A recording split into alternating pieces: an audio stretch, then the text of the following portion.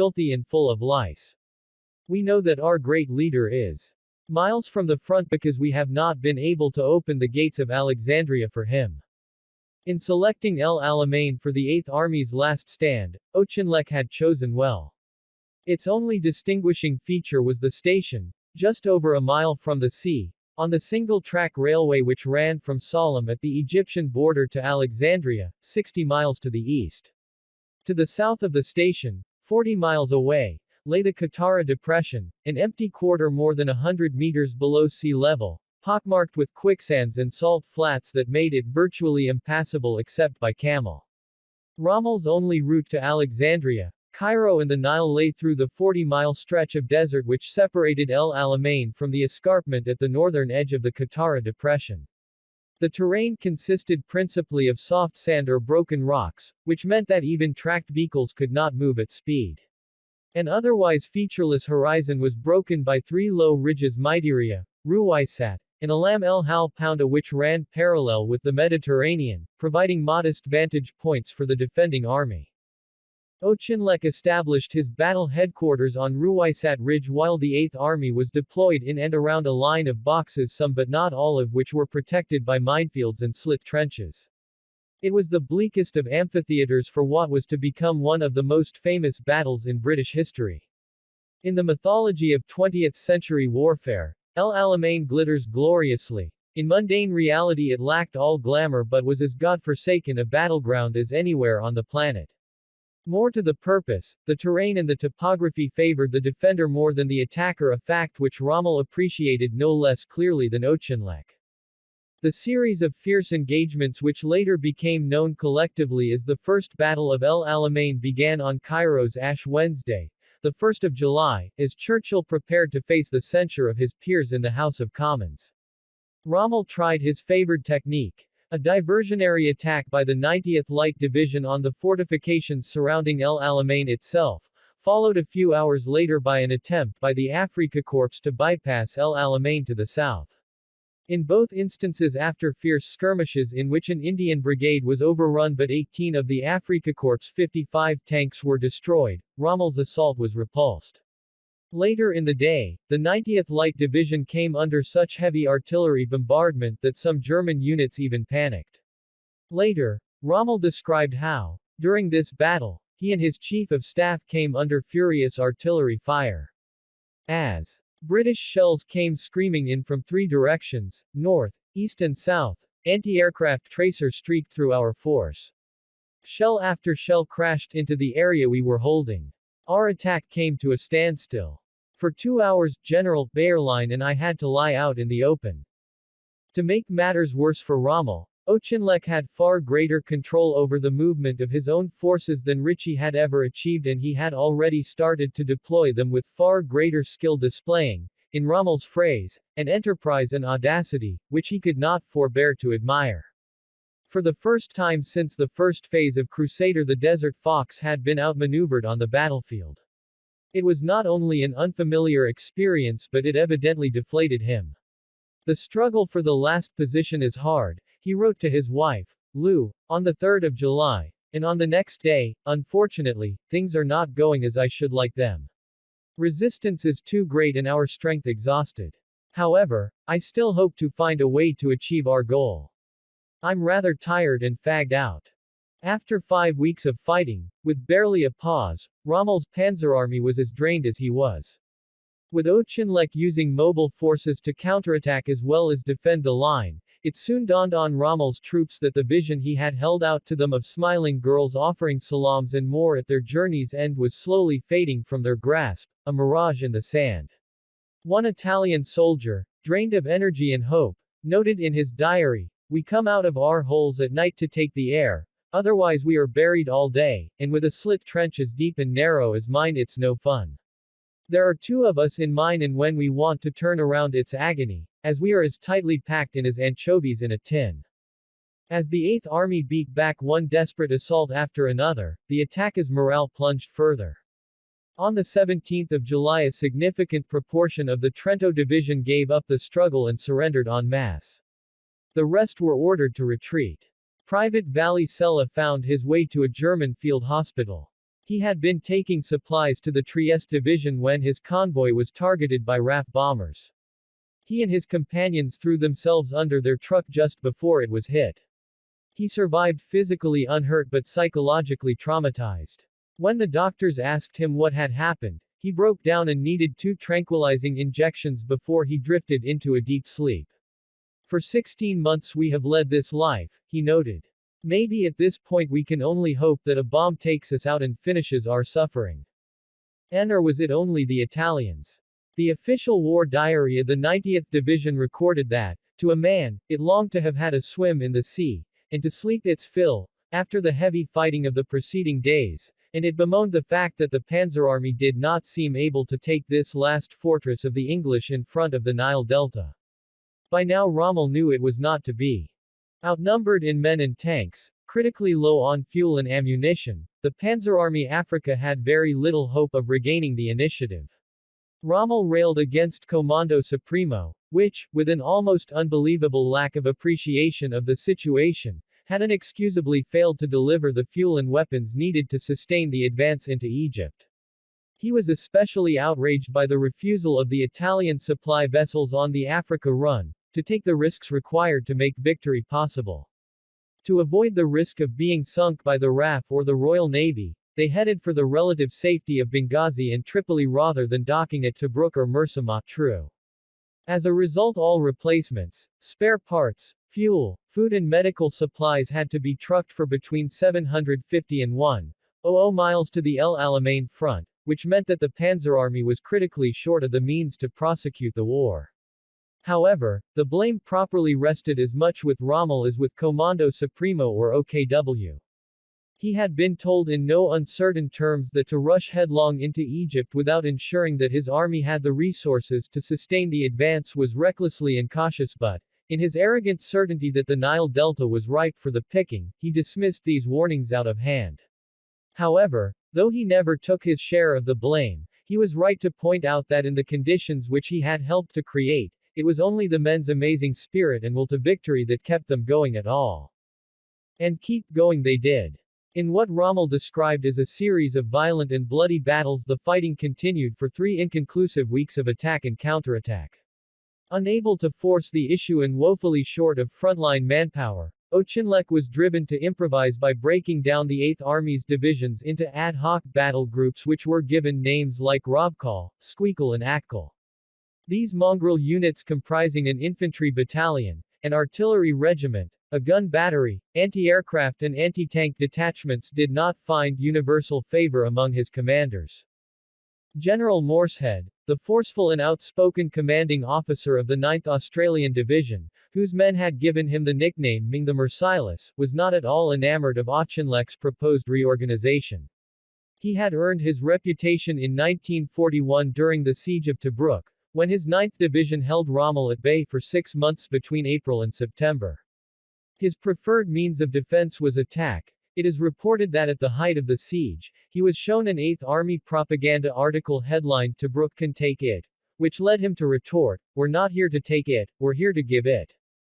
Now he was equally forthright when Auchinleck asked him to break up his 9th Australian Division into battle groups and to send 1 brigade forward at once. By Morshead's own account, their conversation went as follows. Auchinleck: I want the brigade right. Morshead: You can't have that brigade. Auchinleck: Why? Morshead: Because they are going to fight as a formation with the rest of the division. Auchinleck: Not if I give you orders. Morshead: Give me the orders and you'll see. In the course of this challenge, Morshead threatened to use the authority vested in him as the commander of a Commonwealth division to consult the Australian government, with which Churchill had an exceptionally prickly relationship, before complying with Auchinleck's instruction. Mindful, if resentful, of these diplomatic niceties, the commander-in-chief chose to relent. This was not an isolated incident. There were other debilitating conflicts involving the 8th Army's senior commanders about strategy and tactics, structure and organization, clear evidence that for all his resolve and inventiveness, Auchinleck's multinational force not only lacked cohesion and clarity of purpose but was often dysfunctional as well. Auchinleck's inability to coordinate his defenses or concentrate his forces for an effective counterattack meant that the Eighth Army was unable to seize the initiative. Nonetheless, the First Battle of Alamein was marked by great fortitude. Moorehead's Australians had a well-deserved reputation for pugnacity and forthrightness. Private Bill Lohman, an infantryman, required to liaise with an armored brigade, was unimpressed by the Valentine tanks on which they rode into battle but admiring of their crews. These fellows were bloody heroes. They were going to take on the 88s and bigger tanks. Their tanks were still painted green, not camouflaged for the desert. British armor was crap taken into action by heroes. Our platoon commander was killed and the platoon sergeant had both legs blown off, and asked to be shot. Another private in the same battalion, Peter Salmon, described marching towards the enemy guns. The Germans concentrated their fire but the chaps kept going. The only people who stopped were people who picked up a rifle, stuck it in the ground by the bayonet, and put a helmet on top to mark where chaps were wounded, and walked on. Everybody is frightened, but you keep going to do the job. The numerous engagements along the Alamein front made quite extraordinary demands on the minds and bodies of the participants. In a scene reminiscent of the First World War, Vernon Northwood, a company commander serving in the 9th Australian Division, detected 2 truckloads of men setting up an 88mm gun in the moonlight only 40 yards from his own trenches. I turned my company to face them, and said we must go in with the bayonet. We could see men taking up positions to defend the gun, we had to act quickly. I was shouting like a madman. You have to get yourself into a state of frenzy. I heard this noise behind me, all my men shouting and screaming. I only got a few paces. I took a bullet through the top of my steel helmet, above my forehead and scraped the top of my scalp, then one through the top of my arm. I thought I would lose it. It was like being kicked by a horse. Then wham, one through my neck, a fresh wound. I was thrown down and dropped my rifle and bayonet. Northwood survived. His men reached the enemy gun emplacement and the Germans fled. A fortuitous consequence of the attack at Telephone El Asa was that an Australian battalion, the 224th, captured one of the most vital units under Rommel's command, the cluster of radio antennae and trucks which comprised an invaluable listening station in the desert, known as the Long Range Reconnaissance Company 621, and operated by Captain Alfred Seebohm. By eavesdropping on the 8th Army's radio traffic, Seebohm was able to transmit detailed battlefield intelligence directly to Rommel. So poor was British wireless security and so sharp was Seebohm's team that Lieutenant Hertz, the captain's second in command, had been able to joke, "We don't have to bother much about ciphers, all we really need are linguists, the sort who were waiters at the Dorchester before this war started." The loss of this service was devastating. On the morning of the 10th, Rommel had asked for Seebohm's latest reports only to be told that Company 621 feet was no longer in contact. "Where is the company positioned?" Rommel asked. His liaison officer showed him on the map. "Then it is futch lost." Rommel expostulated in fury. Although the 8th Army commanders had been dumbfounded by the extent to which Seebohm had been tracking their every move, they were now swift to stop the flow of leaks. As a result, Rommel was for the first time blind. Combined with the fact that his Gut Kell, Colonel Fellers, had been silenced by Bletchley Park's discovery, the loss of Seebohm's battlefield intelligence made it impossible for him to devise his own tactics in the light of what was happening on the other side of the line. His magical intuition had deserted him, and with it, his ability persistently to outfox his adversary. He could still seize the initiative, but he had lost an invaluable asset. The fingertip feel, which made him appear indomitable, would never return. Amid the heroism, there was a fatal combination of confusion and poor coordination. Spurred on by their commanding officer's rallying cry, "Let's make this a balaclava, boys," the 23 Armored Brigade charged through a gap in a minefield to be confronted by deadly anti-tank fire followed by a panzer counterattack. Casualties were severe. Tom Witherby, a gunner in the 46th Royal Tank Regiment, saw great clouds of black smoke. Then the wreckage of the attack coming back. The tank wounded, half naked. Mortar bombs falling. There must have been a kind of madness at the army command, a feeling that this was a once-and-for-all chance to drive the enemy back and that all risks must be taken in the hope of success.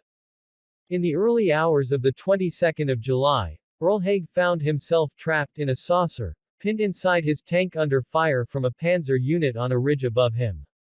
Shells were now landing all round us. I saw a New Zealander dreadfully wounded below the waist crawl pitifully towards my tank. Our 2-pounder gun had no chance.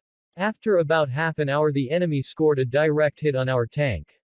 Smoke and flames came from the engine and my crew of 3 and I bailed out, thankful to be alive and not wounded. Haig leapt into a slit trench as the panzers advanced and surrounded the brigade. We rose from our trenches with arms raised in surrender, he noted, observing that several of the German soldiers who took their surrender would have been happy to exchange places rather than remain on the battlefield. For you the war is over, he quoted them as saying before they left wearily to return to the front line. Towards the end of the month it became increasingly apparent that, while Rommel had lost any chance of breaking through the El Alamein line, the 8th Army was incapable of destroying the Panzer Army. Again and again with some justification, Auchinleck blamed this frustrating impasse on one fundamental cause: the lack of enough well-trained troops to keep up the impetus of the attack. His resolve was not in doubt. I was firm in my intention to go on hitting the enemy whenever and wherever I could with the aim of destroying him where he stood. But, helped by the fact that the trickle of supplies to his front line was once again starting to look more like a flow, Rommel's panzers did not fall back. As a result, according to von Mellenthin, a great opportunity for the British soon passed. It was, he wrote, still possible for Auchinleck to defeat us, but every day increased his difficulties. Rommel was less sanguine. His letters home, as the First Battle of El Alamein approached a sputtering denouement, reveal a pervasive and uncharacteristic sense of foreboding. On the 12th of July he wrote that, though a very serious situation was being overcome, the air was still electric with krisis. On the 13th, he referred to another decisive day in this hard struggle. On the 14th, his expectations for yesterday's attack had been bitterly disappointed. It achieved no success whatever. On the 17th, things were going downright badly. It's enough to make one weep. By the 18th, after a particularly hard and critical day, he noted that it can't go on like this for long, otherwise the front will crack. Militarily this is the most difficult period I've ever been through. But Auchinleck's failure to make a decisive breakthrough somewhat restored Rommel's spirits. By the 26th, he felt able to write, "The worst of our troubles are disappearing." His intuition was well founded.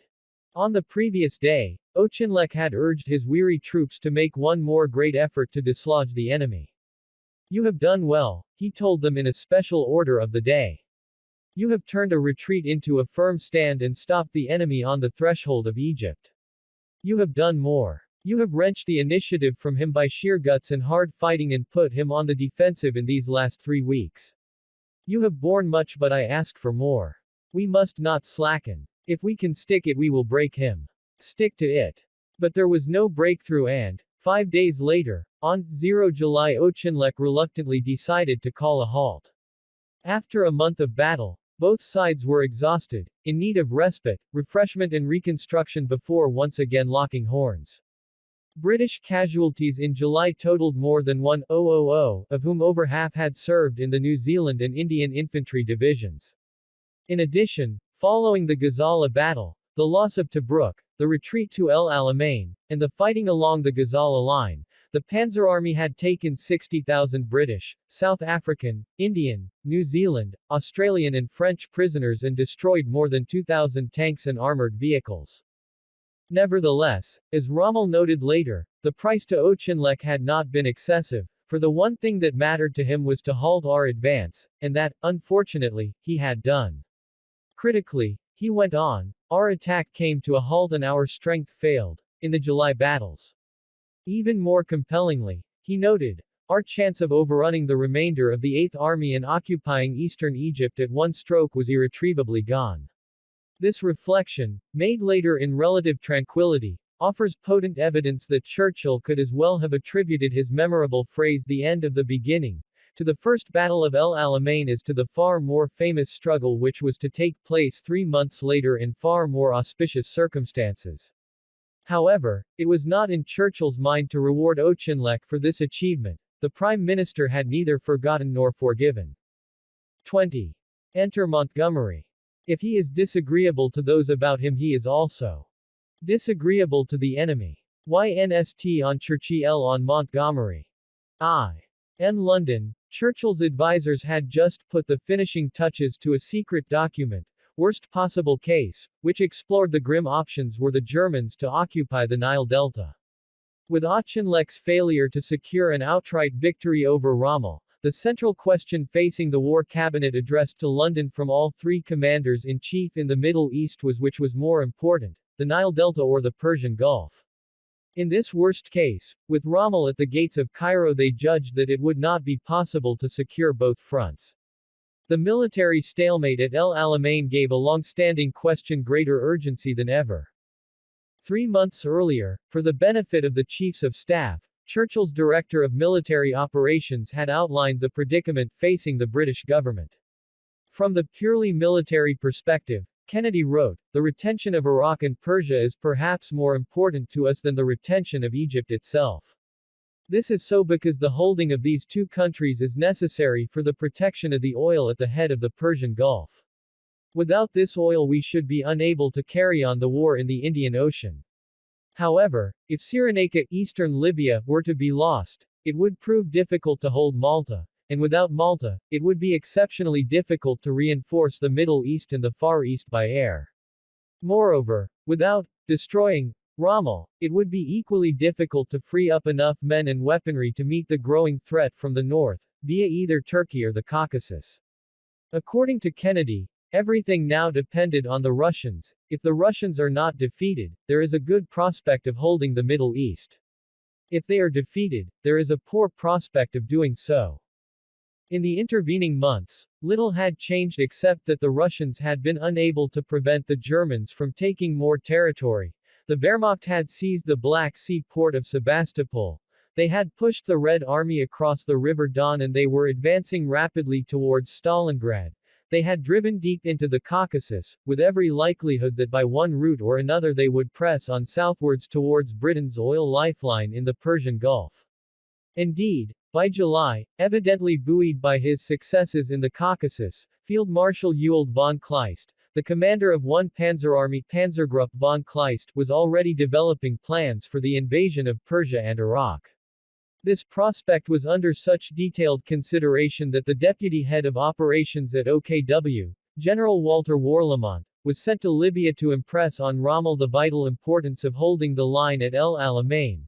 In due course, he told Rommel, he and Kleist would be instructed to launch a coordinated pincer movement to throttle the British in the Middle East. However, like Rommel, Warlimont knew that the Panzer army's hold on the El Alamein line was exceedingly tenuous.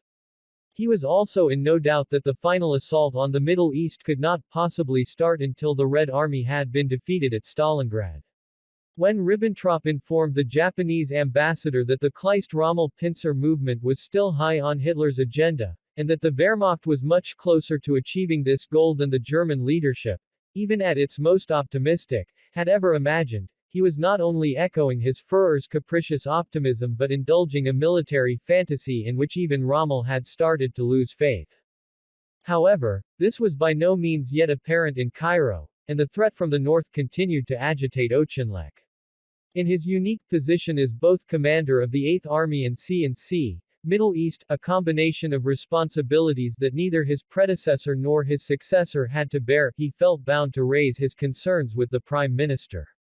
Churchill gave him short shrift, replying brusquely, on the 12th of July, that the only way in which a sufficient army can be gathered in the northern theater is by your defeating or destroying Rommel and driving him at least to a safe distance. It must be recognized, however, that if you do not succeed in defeating and destroying Rommel, then there is no possibility whatsoever of making a sufficient transference to the north, and we shall continue to be entirely dependent on the Russian front holding. Although Churchill judged that the Wehrmacht would not attack Persia before October, the dilemmas posed by this possibility were by no means theoretical. Moreover, As Niall Barr has pointed out, they were of fundamental importance in shaping Auchinleck's conduct of the fighting at Alamein during July, 1942 feet. In his reply to Churchill, Auchinleck conceded, "I quite understand the situation. My aim is to destroy him as far east as possible. Unless we can destroy the German forces here and so be enabled to transfer troops to Persia, we stand to lose Iraq and the oil should the Russian front break." But the strategic challenges facing both Auchinleck and Churchill did not go away as easily as either of them would have wished. On 17 July, Kennedy was summoned to a meeting at number 10, where the Prime Minister sat in the cabinet room with his back to a big fire, wearing his romper suit, and smoking a fat cigar, as they pored over a sketch map of the El Alamein battlefield. They were joined by Eden as they discussed the prospects of victory. Apparently concluding that the British had so far been saved by the Italians, Churchill said lugubriously, "If Rommel's army were all Germans, they would beat us, and, reflectively, much hangs on this battle." Afterwards, Kennedy and Brooke worked out a theoretical timetable for a possible German advance into Persia and explored various plans for defending the Gulf oil supplies, even if Auchinleck had to evacuate the delta. Later Kennedy noted that this focus served to show how narrow we considered the margin to be between defeat and victory in the Middle East. With the benefit of hindsight, some historians have judged this emphasis on the German threat to Persia and Iraq to be misplaced or exaggerated. At the time it seemed to be a very present danger, which is one of the reasons El Alamein was totemic for both sides. As Brooke noted with justifiable asperity, that the threat did not materialize is no evidence that I had exaggerated its importance. It was due solely to the fact that Hitler missed one of the great opportunities of the war. It remains baffling that, even today, some historians dismiss the Middle East and the Mediterranean as peripheral theaters in the Second World War merely because Hitler was unable to see that they were pivotal. For Churchill, however, there was more at stake than even the Persian oil fields. During this month of July, when I was politically at my weakest and without a gleam of military success, I had to procure from the United States the decision which, for good or ill, dominated the next 2 years of the war. On the 18th, Roosevelt's Chief of Staff, Marshall, accompanied by the stridently Anglophobic Chief of Naval Operations, Admiral King, and the President's confidant, Harry Hopkins, arrived in London for what promised to be an exceptionally uncomfortable round of negotiations. 10 days earlier, after an exhaustive rehearsal of the arguments with the Chiefs of Staff and the War Cabinet, Churchill had written to Roosevelt without the constructive or perfidious ambiguity which had colored the earlier dialogue between the two sides. Armed with advice that, with 47 Wehrmacht divisions in Central Europe and 27 in France, the Germans could comfortably see off a cross-channel landing by 30 Allied divisions without drawing a single unit from the Russian front, he informed the President baldly, "No responsible British General Admiral or Air Marshal is prepared to recommend Sledgehammer as a practicable operation in 1942. Explaining why his chiefs thought that the operation would not be a sound, sensible enterprise, he stated. With even greater clarity, it may therefore be said that premature action in 1942, while probably ending in disaster, would decisively injure the prospect of well-organized large-scale action in 194.3. Though he carefully refrained from saying so, a premature landing in France, even if it were militarily practicable, would have jeopardized the British position in the Middle East and placed the very survival of the British Empire in question, thus ruining his entire war strategy. Instead he argued somewhat shakily that the proposed Allied landings in North Africa, offered by far the best chance of effecting relief to the Russian front in 1942. Then, exaggerating shamelessly but flatteringly, he went on to tell the President, "This has all along been in harmony with your ideas. In fact it is your commanding idea." Finally, after this classic example of high diplomacy, he delivered the coup de grace. Here is the true Second Front of 1942.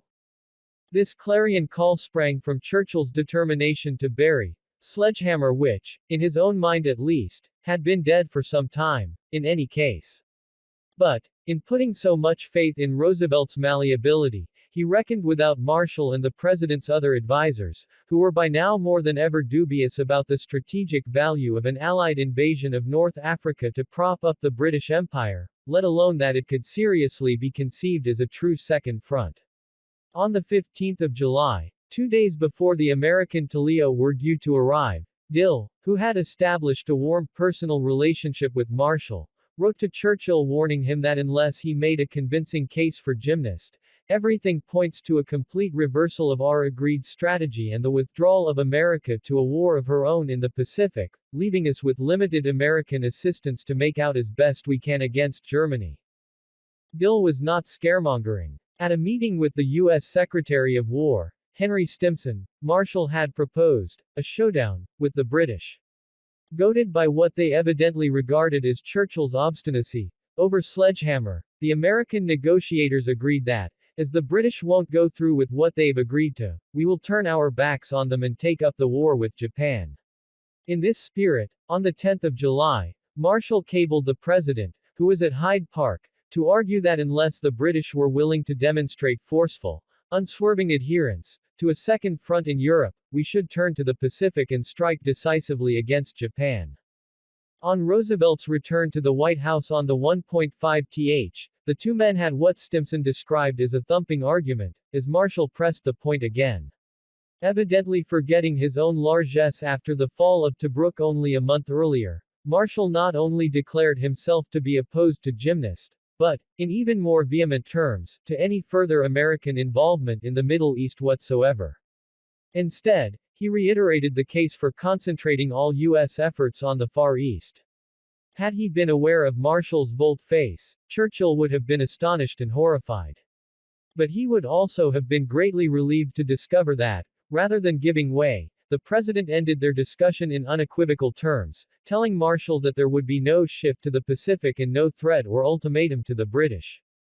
To settle the matter once and for all, Roosevelt dispatched Marshall, Hopkins and King to London with written instructions requiring them to reach immediate agreement on definite plans for 1.942 and tentative ones for 1.943 or 1.944. The president's overriding priority was to have U.S. ground forces in action against the Germans during 1.942, and now that Churchill had ruled out Sledgehammer for that year, he ruled this should be either by the dispatch of troops to support the British in Persia, Syria and Egypt, or via landings in North Africa to drive in against the backdoor of Rommel's armies. In either case, the task he set them was to save the Middle East.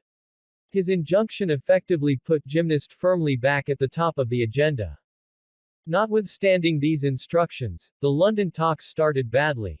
Churchill was furious to learn that, rather than attending upon him first, his American visitors planned to proceed their negotiations with an off-the-record briefing from their British military counterparts. Knowing that Brooke's commitment to Gymnast was less wholehearted than his own and suspecting that Roosevelt was driven principally by domestic political imperatives, he was so suspicious that when he met his most sympathetic transatlantic interlocutor, Harry Hopkins, he could not refrain from berating his unsuspecting visitor for what he clearly felt to be a break of courtesy and protocol. According to Hopkins, he even tore pages from a book of Army regulations to prove the point that the British chiefs of staff were under his command. The Prime Minister threw the British Constitution at me with some vehemence, the puzzled emissary reported back to the President, adding dryly, "It is an unwritten document, so no damage was done." Not yet knowing Roosevelt's mind, Churchill's momentary attack of paranoia was a measure of his anxiety about what might be settled behind his back by edgy subordinates at a point when all he had striven for in the last 2 years appeared to depend on winning over Marshall and his colleagues in the days ahead. As his physician, Lord Moran, noted, "My diary for 1.942 has the same backcloth for every scene. Winston's conviction that his life as Prime Minister could be saved only by a victory in the field. That victory could only come in the Middle East and only with American support." The talks began in earnest on the 20th of July. Clearly ignoring their orders from the President to save the Middle East, Marshall and King not only reiterated the case for Sledgehammer but also argued that military action against the Japanese in the Pacific should precede the invasion of North Africa. Brooke and his team countered the Americans point by point. Much the same happened on the following day, leading the SIGs to note wearily in his diary, "Disappointing start. Found ourselves much where we started yesterday morning." The next day, they failed to break the impasse yet again. Marshall said that he would have to consult the president as though he was quite unaware of Roosevelt's written instructions, which were very probably held securely in his briefcase.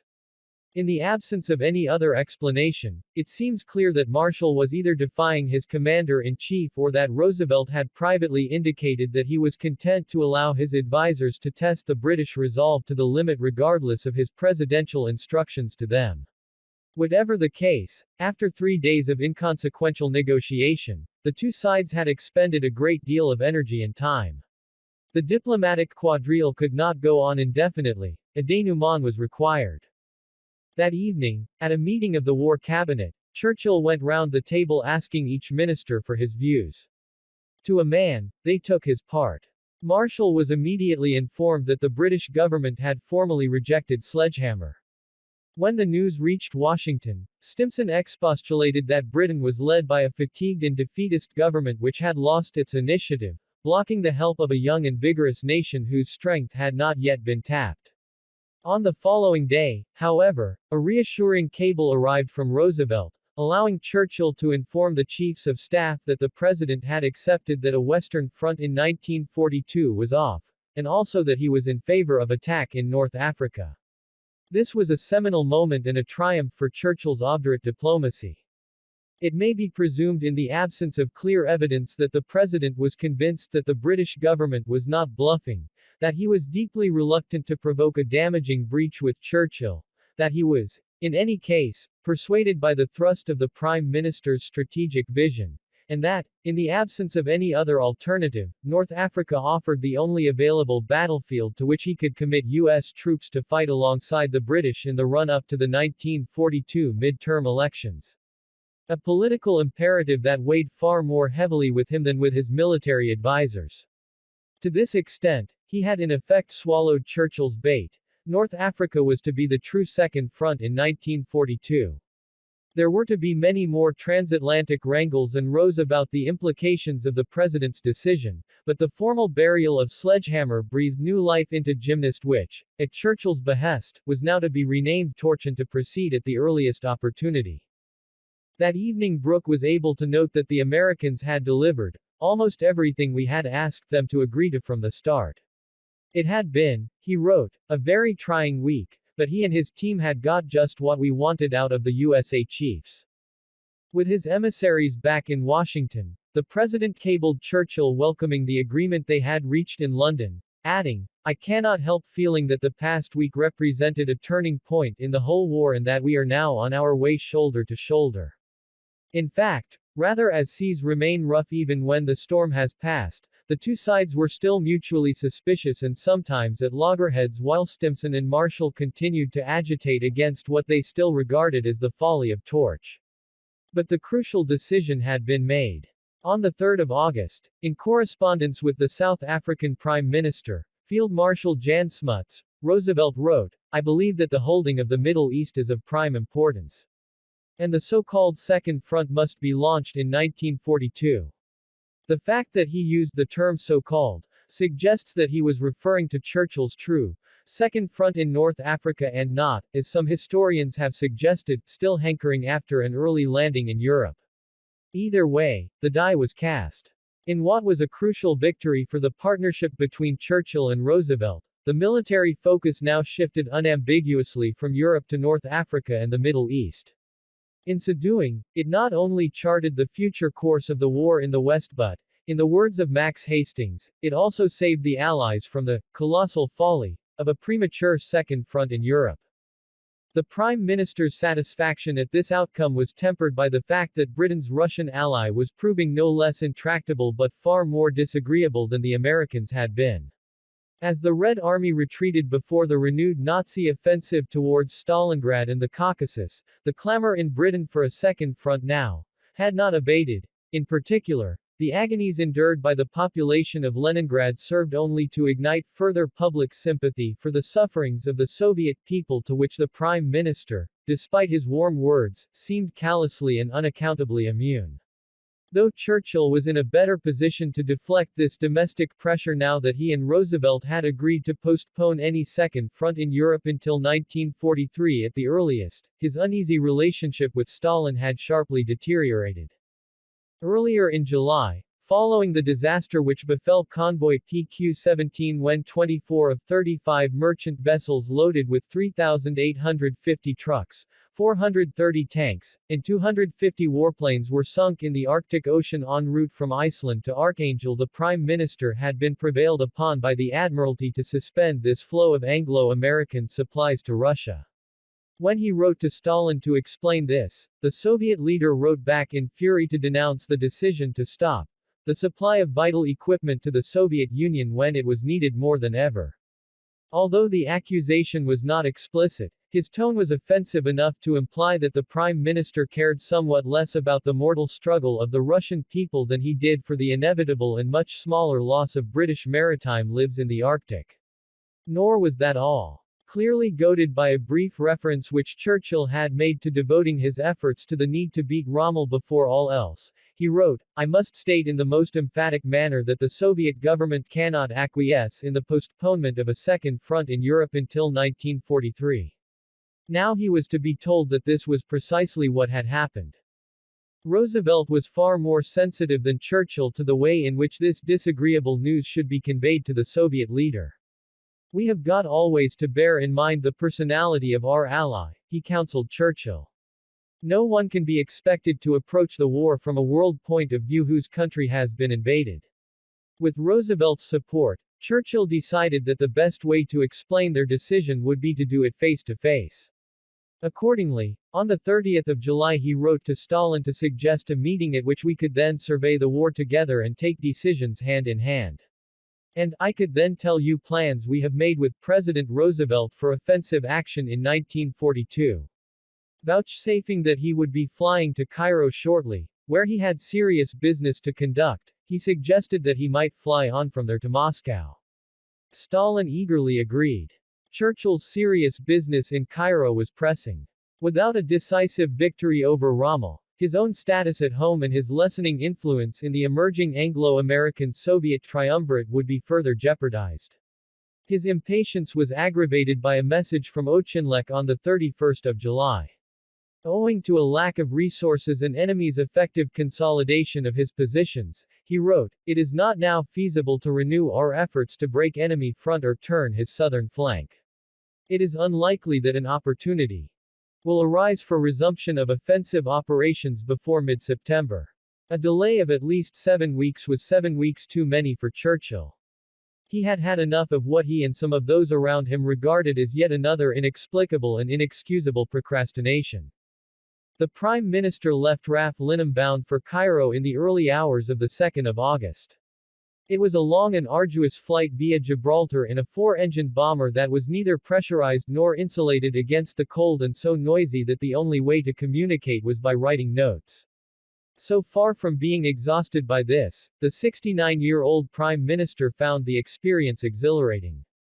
As they flew over Upper Egypt, he was enchanted by the endless winding silver ribbon of the Nile stretched joyously before use and energized at the prospect of being the man on the spot, at the front. Brooke, who had flown in separately from Malta, was more circumspect. Big decisions were about to be made and he foresaw troublesome times ahead. The precise course of events in the next few days is riven by conflicting and bitterly contested versions from the principal protagonists and their competing apologists. What is not in dispute is that Churchill was on the warpath, that he wanted radical change, and that he had long ago lost faith in Auchinleck. Churchill himself intimated in his memoirs that he did not rush to judgment before reaching Cairo. But when Brooke stopped off in Malta on his way to Egypt, he had told Lord Gort, who had replaced the ailing and eccentric Dobby as governor 2 months earlier, about the plans for a new command in the Middle East, and on their very first evening in Cairo, Churchill kept his cigs up until the early hours to argue back and forth about Auchinleck's future. In a reversal of his previous contention, he now proposed that Auchinleck should surrender his command of the 8th Army to concentrate on his overriding responsibilities as C&C, Middle East. As Brooke had already advocated this, their discussion moved to Auchinleck's successor as 8th Army commander. Churchill favored General Strafer, Gott, a veteran officer with a reputation for buccaneering optimism. Gott had commanded the 7th Armored Division, the Desert Rats, during Compass and Brevity before being promoted to command 13th Corps, which had been prominent at Gazala and most recently during the First Battle of El Alamein. He was not universally admired. The South African official historian of the Second World War was to write, "It has not been unknown for a commander to pass from disaster to disaster, but it is quite without precedent for any commander to pass from promotion to promotion as a reward for a succession of disasters." But others revered him. Michael Carver was not alone when he wrote, "I worshipped him as the ideal of all that I believed that a senior officer should be." But Brooke believed Gott was worn out after nearly 2 years in the desert as a frontline commander and that he needed a break. Thus balked, Churchill suddenly and casually suggested that Brooke should himself take command of the 8th Army. Professing that the Prime Minister's suggestion gave rise to the most desperate longings in my heart, the SIGs nonetheless failed to rise to the bait. Doubting his own qualifications for such a testing role, he consulted the South African Prime Minister Field Marshal Smuts, a most delightful old man with a wonderfully clear brain who, as the most trusted of all his fellow leaders, had been asked by Churchill to join them in Cairo. Smuts advised Brooke to stay at his post, where his presence was much needed. Somewhat relieved, the SIGs duly rejected Churchill's proposal. Someone else would have to be found to lead the 8th Army into battle.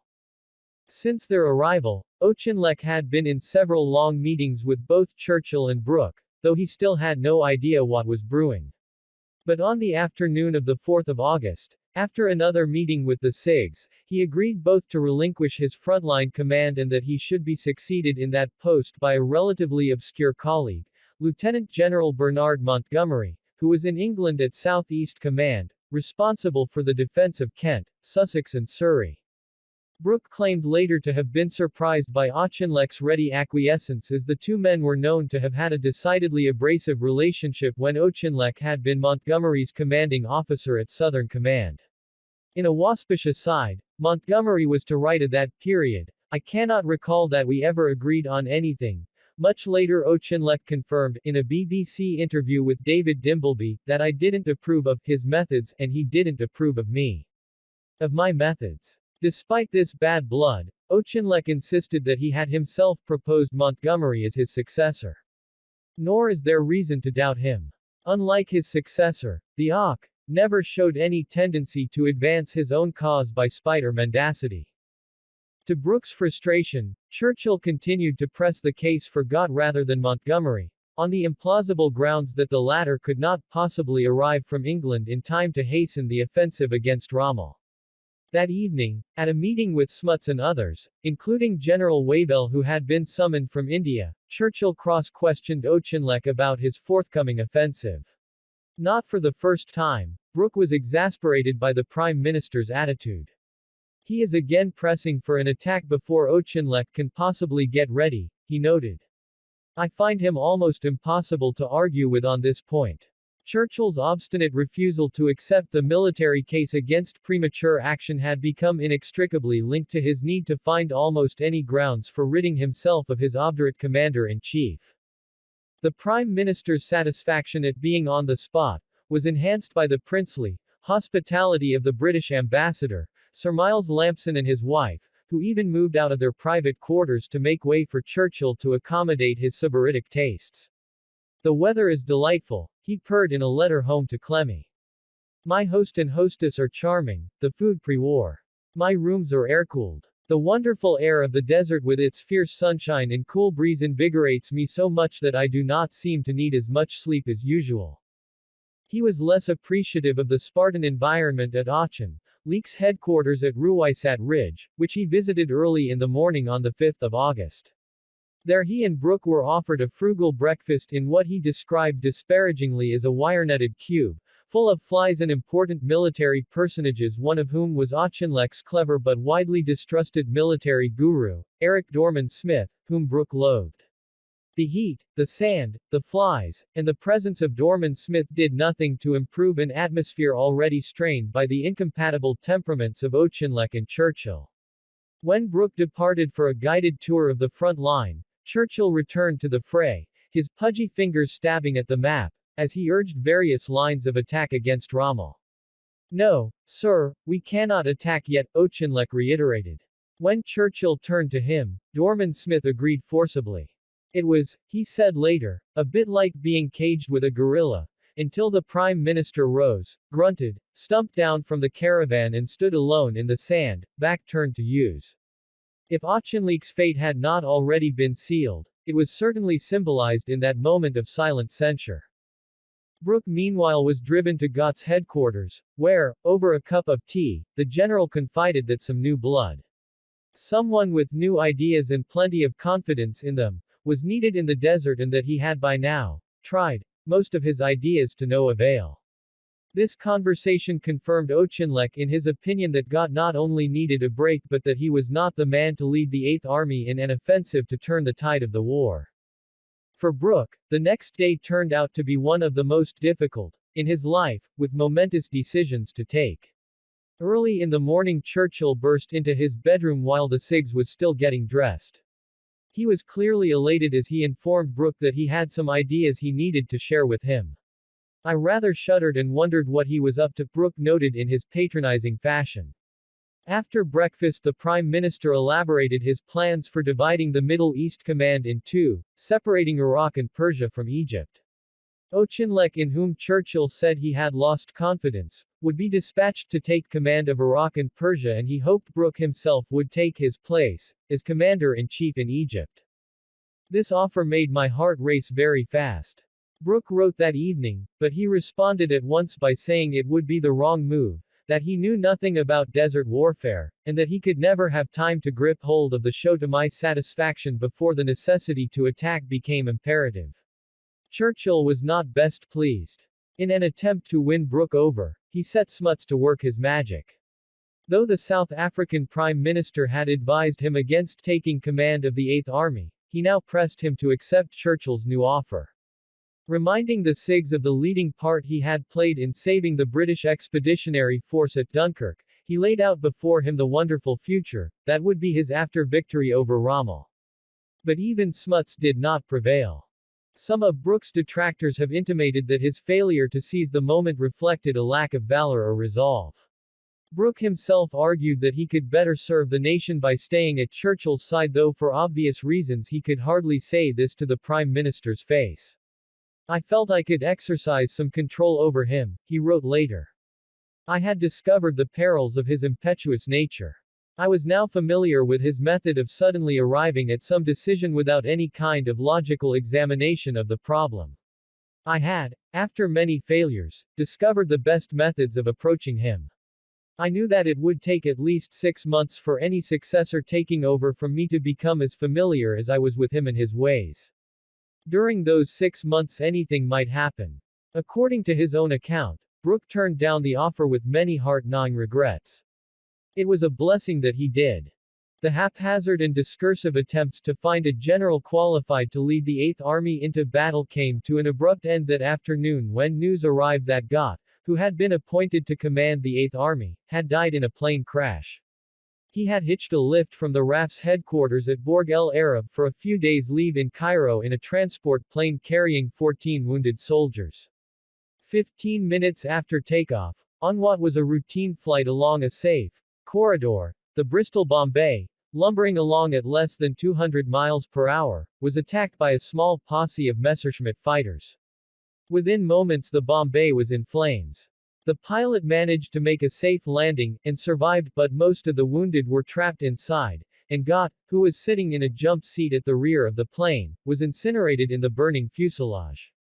The news of his death shocked and grieved Churchill, who, only the day before, in the course of a long drive with the 13th Corps commander, convinced himself, as he wrote to Clemmy, that he was blessed with high ability, charming simple personality, and that he was in no way tired as was alleged. There was now only one possible candidate left. A telegram ordering Montgomery to proceed to the Middle East was dispatched forthwith to the War Cabinet in London. Churchill knew that the new commander of the Eighth Army was a dyspeptic personality whose self-esteem knew few bounds, but he was also, in the Prime Minister's judgment, a highly competent, daring and energetic soldier. Furthermore, he wrote to Clemmy, if he is disagreeable to those about him he is also disagreeable to the enemy. On the 8th of August, Colonel Ian Jacob, the Prime Minister's military assistant secretary, later to be appointed Director General of the BBC, carried a letter from Churchill to 8th Army headquarters to inform Auchinleck that he was to be removed from his command. For Jacob, who liked and admired Auchinleck, it was like going to murder an unsuspecting friend. That evening the commander-in-chief asked Brigadier de Gangand, his director of military intelligence, to go for a walk with him.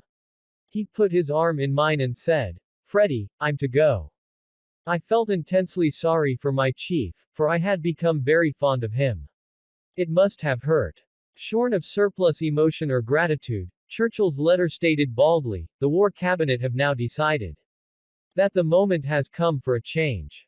Expressing the hope that Auchinleck would accept the lesser command of the 10th Army in Iraq and Persia with the same disinterested public spirit that you have shown on all occasions, Churchill informed him that his successor as C&C, Middle East, would be General Alexander, who had just been designated to lead the British First Army in the torch landings under the overall command of General Eisenhower. When Jacob reported back to the Prime Minister that his disagreeable task had been accomplished, he found Churchill pacing about his quarters with his mind on one thing and one thing only. Rommel, Rommel, Rommel, Rommel. He kept repeating, what else matters but beating him 7 feet. Auchinleck displayed little outward emotion as he contemplated his downfall, although he later conceded that his notice of dismissal had come as a shock to him. Many years later, in an interview with the broadcaster David Dimbleby, he confessed to being slightly humiliated but not hurt by Churchill's decision, which by the latter's account he accepted with soldierly dignity. Brooks' version is rather different. Auchinleck, he noted at the time, was in a highly stormy and rather unpleasant mood when he arrived in Cairo on 1 August, wanting to know why he had been sacked. Unsurprisingly, Brooks' explanation that it was mainly lack of confidence in him was not well received. Later that afternoon, following a long conversation with Churchill, at which they discussed the 10th Army Command, Auchinleck was still apparently in an unpleasant mood. When he finally turned down the offer, Brooke noted coldly that he made an error of judgment because the Persia-Iraq front was the one place where he might restore his reputation. Their conversation took place on the embassy lawn in Cairo, and the two men were observed by Churchill's physician, Charles Moran, who was reading a book in the shade of a tree in another part of the garden. That evening he wrote in his diary, I could not hear what the Sigs was saying, nor could I see the expression on Auchinleck's face, but I did not need any help to follow what was happening. Auchinleck sat with his forearms resting on his thighs, his hands hanging down between his knees, his head drooping forward like a flower on a broken stalk. The whole attitude expressed grief. The man was completely undone. After a time they got up and went into the house. I tried to get on with my book, but I was somehow made miserable by what I had seen. Brooke was unmoved. Accusing Auchinleck of behaving like an offended film star, he wrote later that it would have been a more soldierly act to accept what he was offered in war.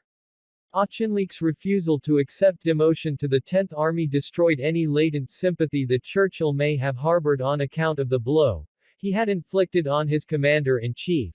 It is for him to settle whether he wishes to render further service to the Crown, he commented dismissively when he received the news. Auchinleck himself insisted that his decision to turn down the new command was not taken in pique or anger, though he would never forget the slight humiliation, but because I had a certain amount of pride and I did not think that I should have the same professional control over others after having stepped down in command. Instead he decided that he would retreat to India, his spiritual homeland, where, a year later, he was to take up his previous role as Commander-in-Chief of the Indian Army. But his humbling in Egypt had not yet been fully accomplished. Harold Alexander arrived in Cairo on the 9th of August, followed 2 days later by Bernard Montgomery.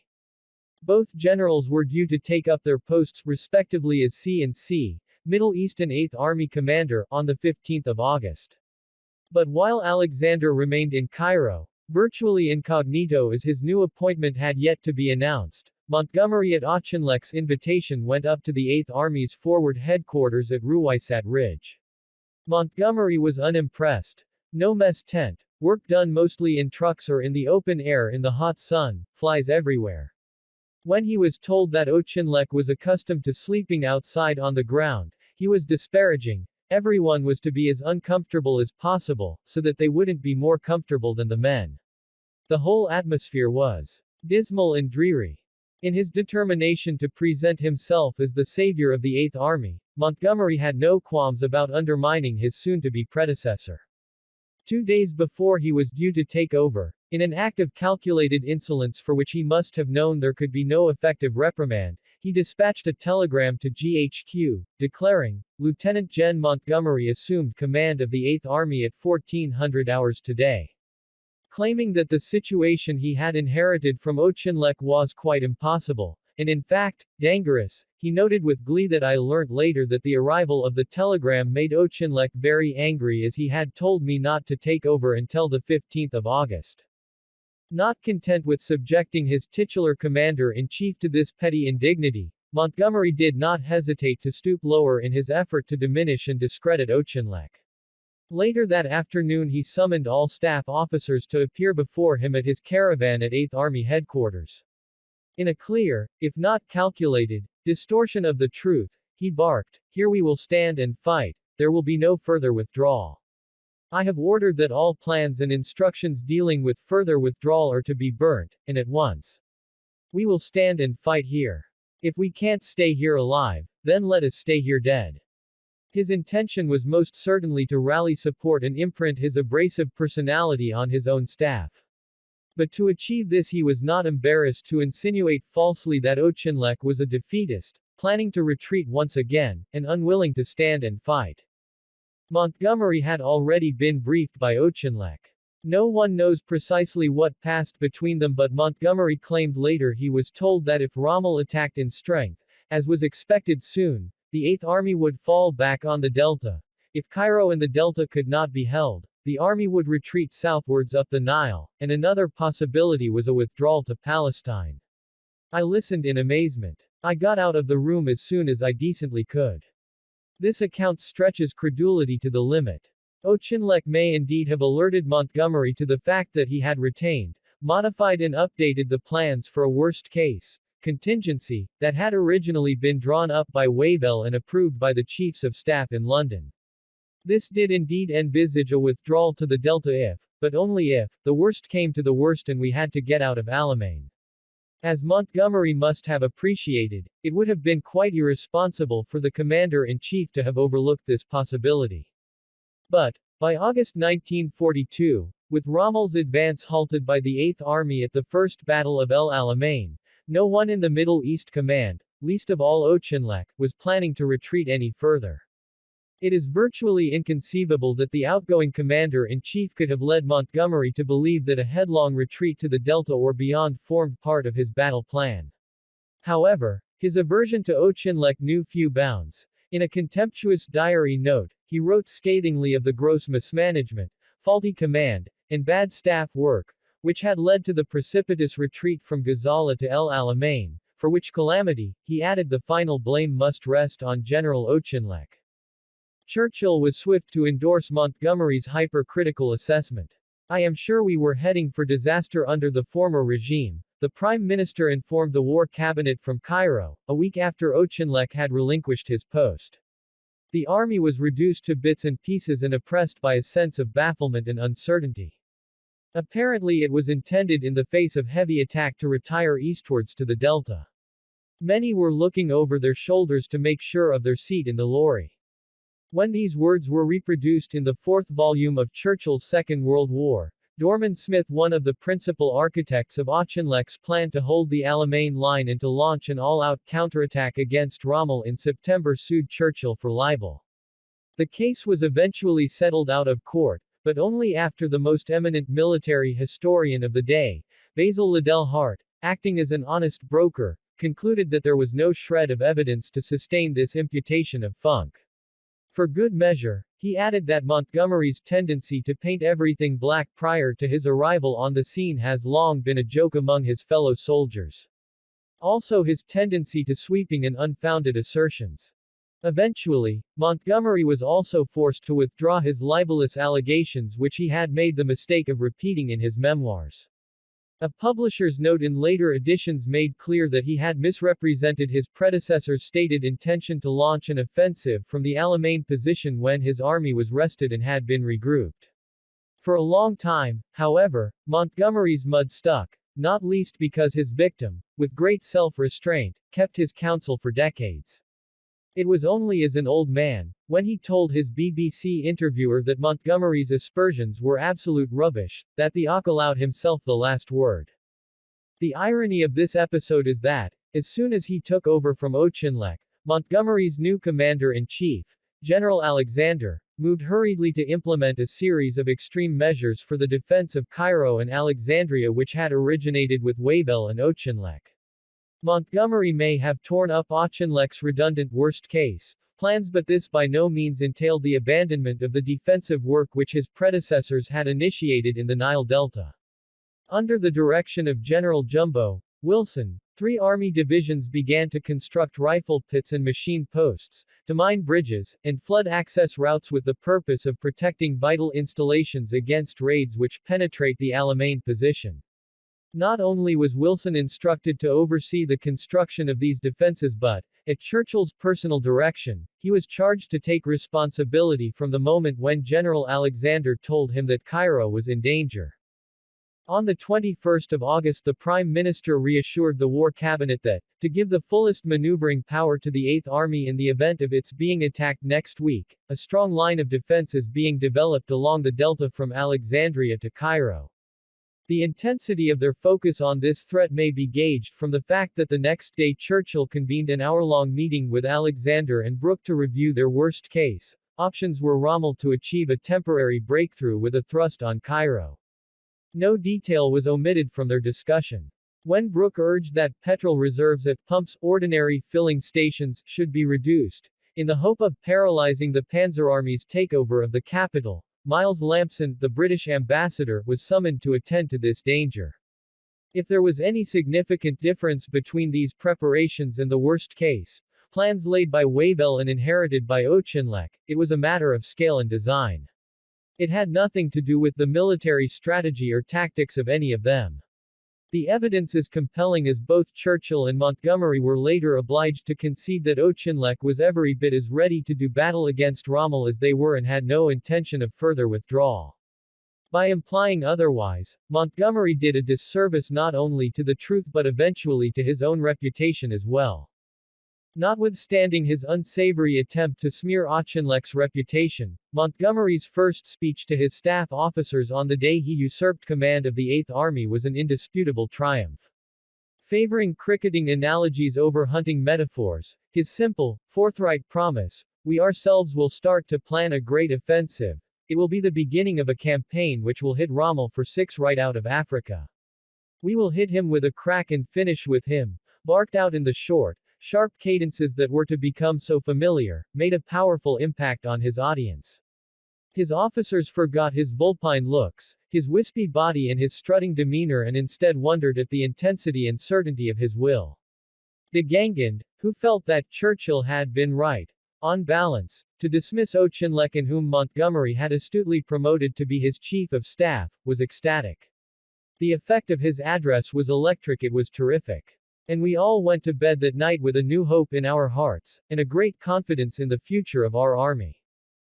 By this time, the Prime Minister and his party had left Cairo for Moscow, flying via Tehran to reach the sullen, sinister Bolshevik state 2 days later.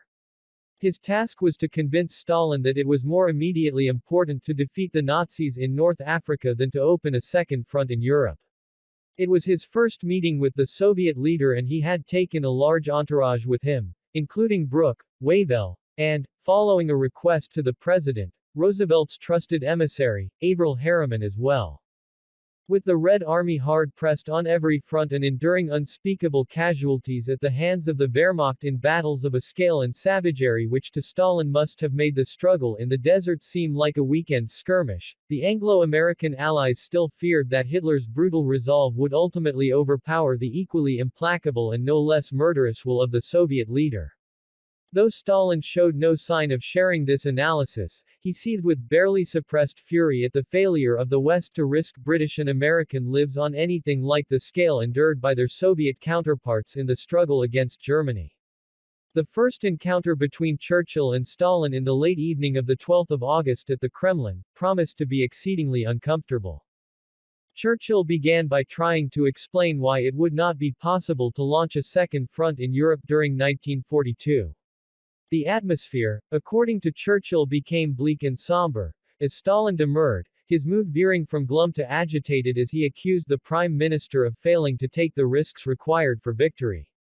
Why were we so afraid of the German 7 feet? Churchill recorded him as demanding, before going on to declare that it was important to blood your troops in battle to discover their true worth.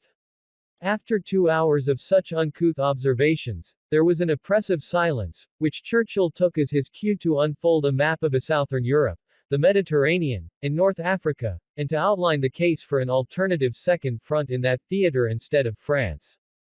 At this point, according to Churchill, Stalin became intensely interested, as the Prime Minister outlined his Mediterranean strategy. In September, the British would win in Egypt, and in October, North Africa would fall to Torch. Throughout this period and beyond, the panzer divisions in France would be pinned down against the risk of an Allied attack across the Channel.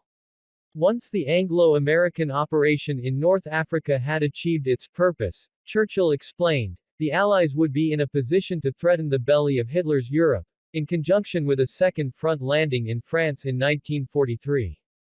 To illustrate his point, Churchill drew a picture of a crocodile to show how the Western Allies would simultaneously attack the soft belly of the crocodile as we attacked his hard snout.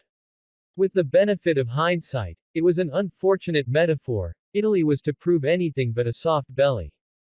However, it conjured a vivid image which demonstrated beyond peradventure that the Mediterranean, including the Middle East and North Africa, was pivotal to the overall Allied strategy.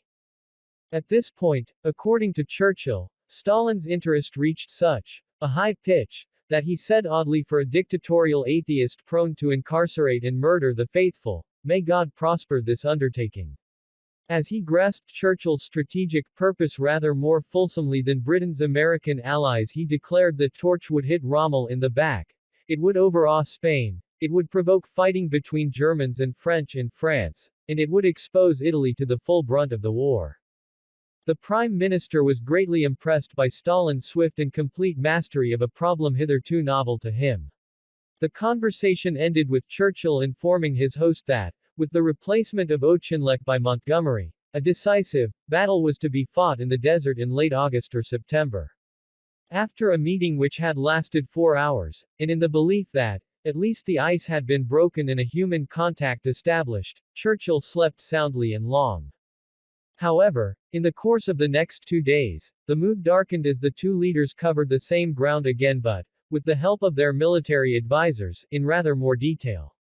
On several occasions, Stalin went out of his way to be exceptionally offensive by implying that the Western Allies lacked the conviction and courage to fight with the same resolution as Soviet soldiers. Churchill responded with matching vehemence.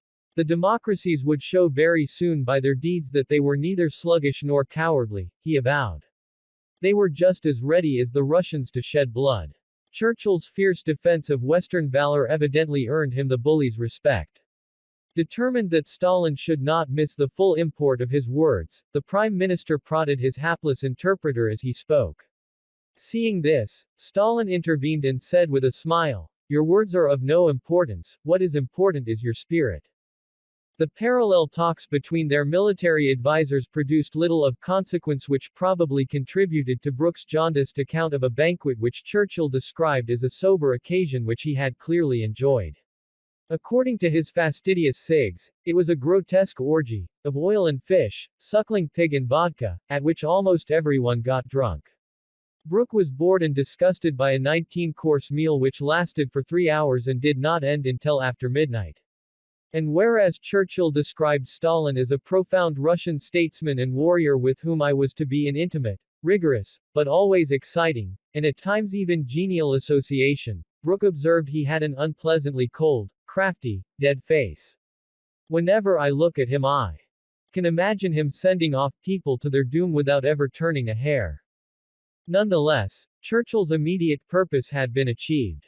On the 17th of August, after leaving Moscow, he was able to inform Roosevelt that, despite their grievous disappointment about the postponement of the Second Front, the Russians have swallowed this bitter pill.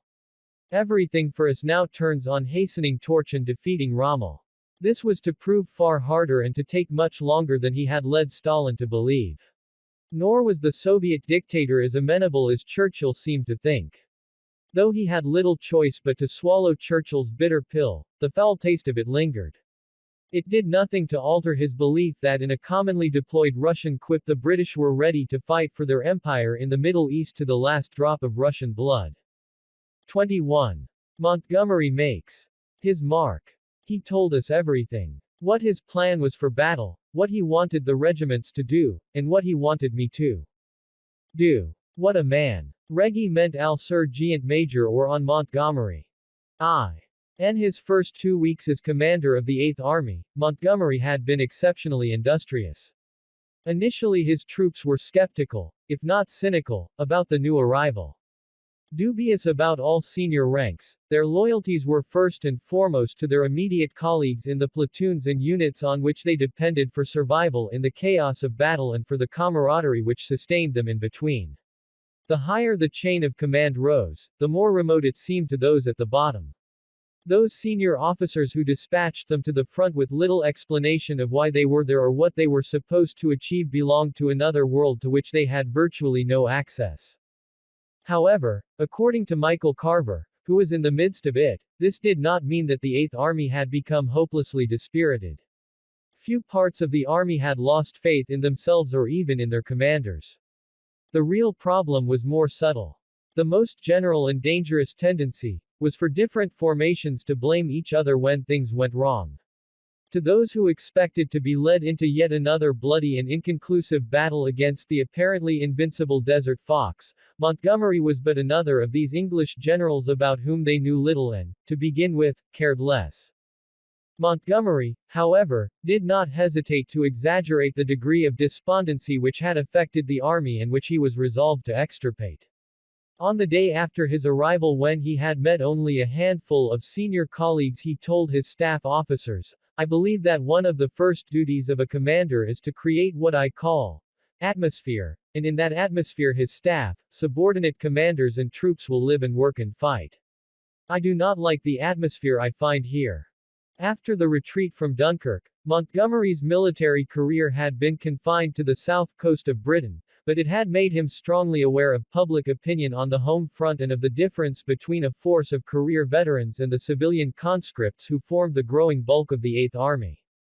With his inimitable combination of chutzpah and conviction, Montgomery embarked on a hearts and minds campaign to win the personal allegiance of the men under his command. Appreciating more clearly than his predecessors that the soldiers needed sound reasons to put their lives on the line, he was confident that they were biddable. But they had to know what was going on, and what you want to do and why, and when.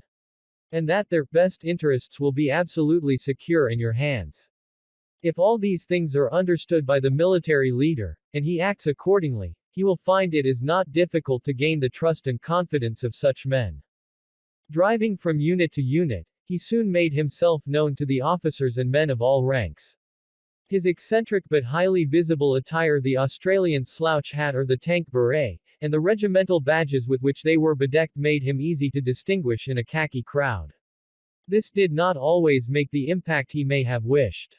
He was wearing this Australian hat, with all the badges that were around the brim, and a pair of Bombay bloomers, hockey D-rill shorts, which were a lot wider than normal. Sergeant James Fraser, serving in the Royal Tank Regiment, noted. Now, dressed in that hat and shorts, and with his thin legs, he looked like matchsticks in a pair of boots. Very high-pitched voice, and he didn't look like a general at all.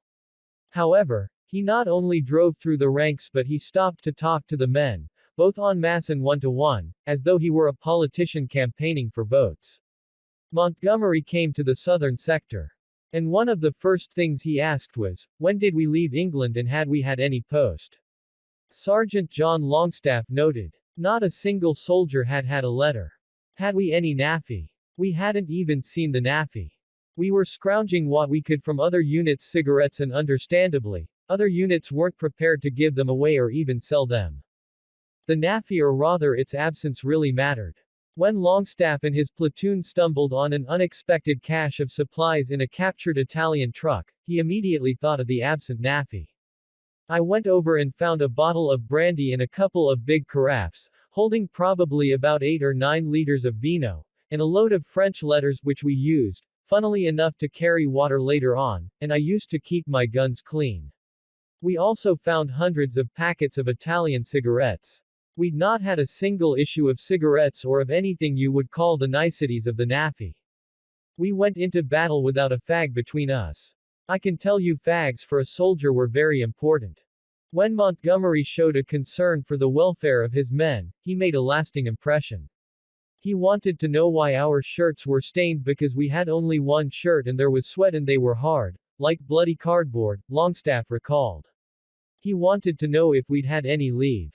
Nobody had had any leave at that stage. He made sure his adjutants took note of everything. He wasn't talking to the officers, he was talking to the riflemen. He was sitting inside little dugouts with the lads. Not everyone succumbed to this public relations blitz. Montgomery was a bit of a bullshitter, one British infantryman concluded, adding, but I think that was part of his act, and very effective, I think. He had to publicize himself and build up a reputation against Rommel. We all thought the world of Rommel. If you were opposite Rommel, you expected something to happen. He did have a very demoralizing effect on British troops. He was a bloody good general. But, by comparison with what any senior officer before him had essayed, Montgomery put on a masterly performance that captivated his audience. He told us everything. What his plan was for bat, what he wanted the regiments to do, and what he wanted me to do. What a man, an admiring regimental sergeant major said after one such personal encounter with the 8th Army commander. Of course, Montgomery did not tell his men everything. Most of his time was spent preparing a detailed plan of campaign for Rommel's next offensive, which, thanks to ultra-intercepts, he knew to be imminent. The origins of this plan were to become a matter of lasting dispute between acolytes of Montgomery, who would claim that it was entirely his own creation, and devotees of Auchinleck, who believed that the upstart newcomer had merely appropriated his predecessor's strategy and then taken the credit for it when it worked. In the history of the Desert War, there is no greater confusion and contention than over the nomenclature used to identify the 3 main battles fought at or around El Alamein between July and November.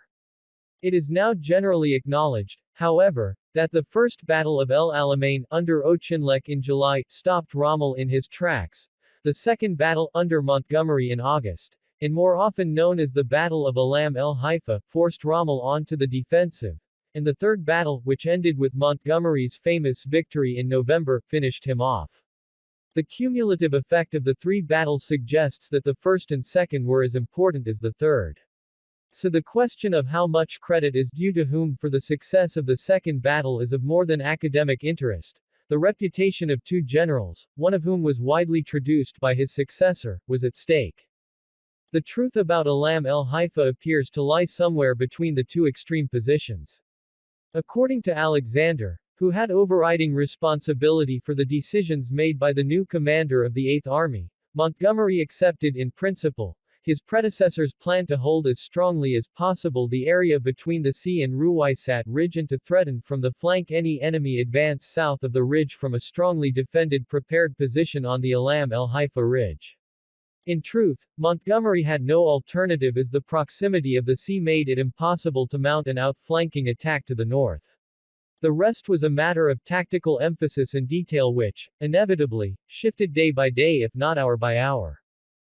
Following the retreat to the Alamein line, Auchinleck, working to guidelines devised by Dorman Smith and Gott had drawn up a blueprint both for the defense of that position and for the counter-offensive against the Panzer Army which he had planned for September.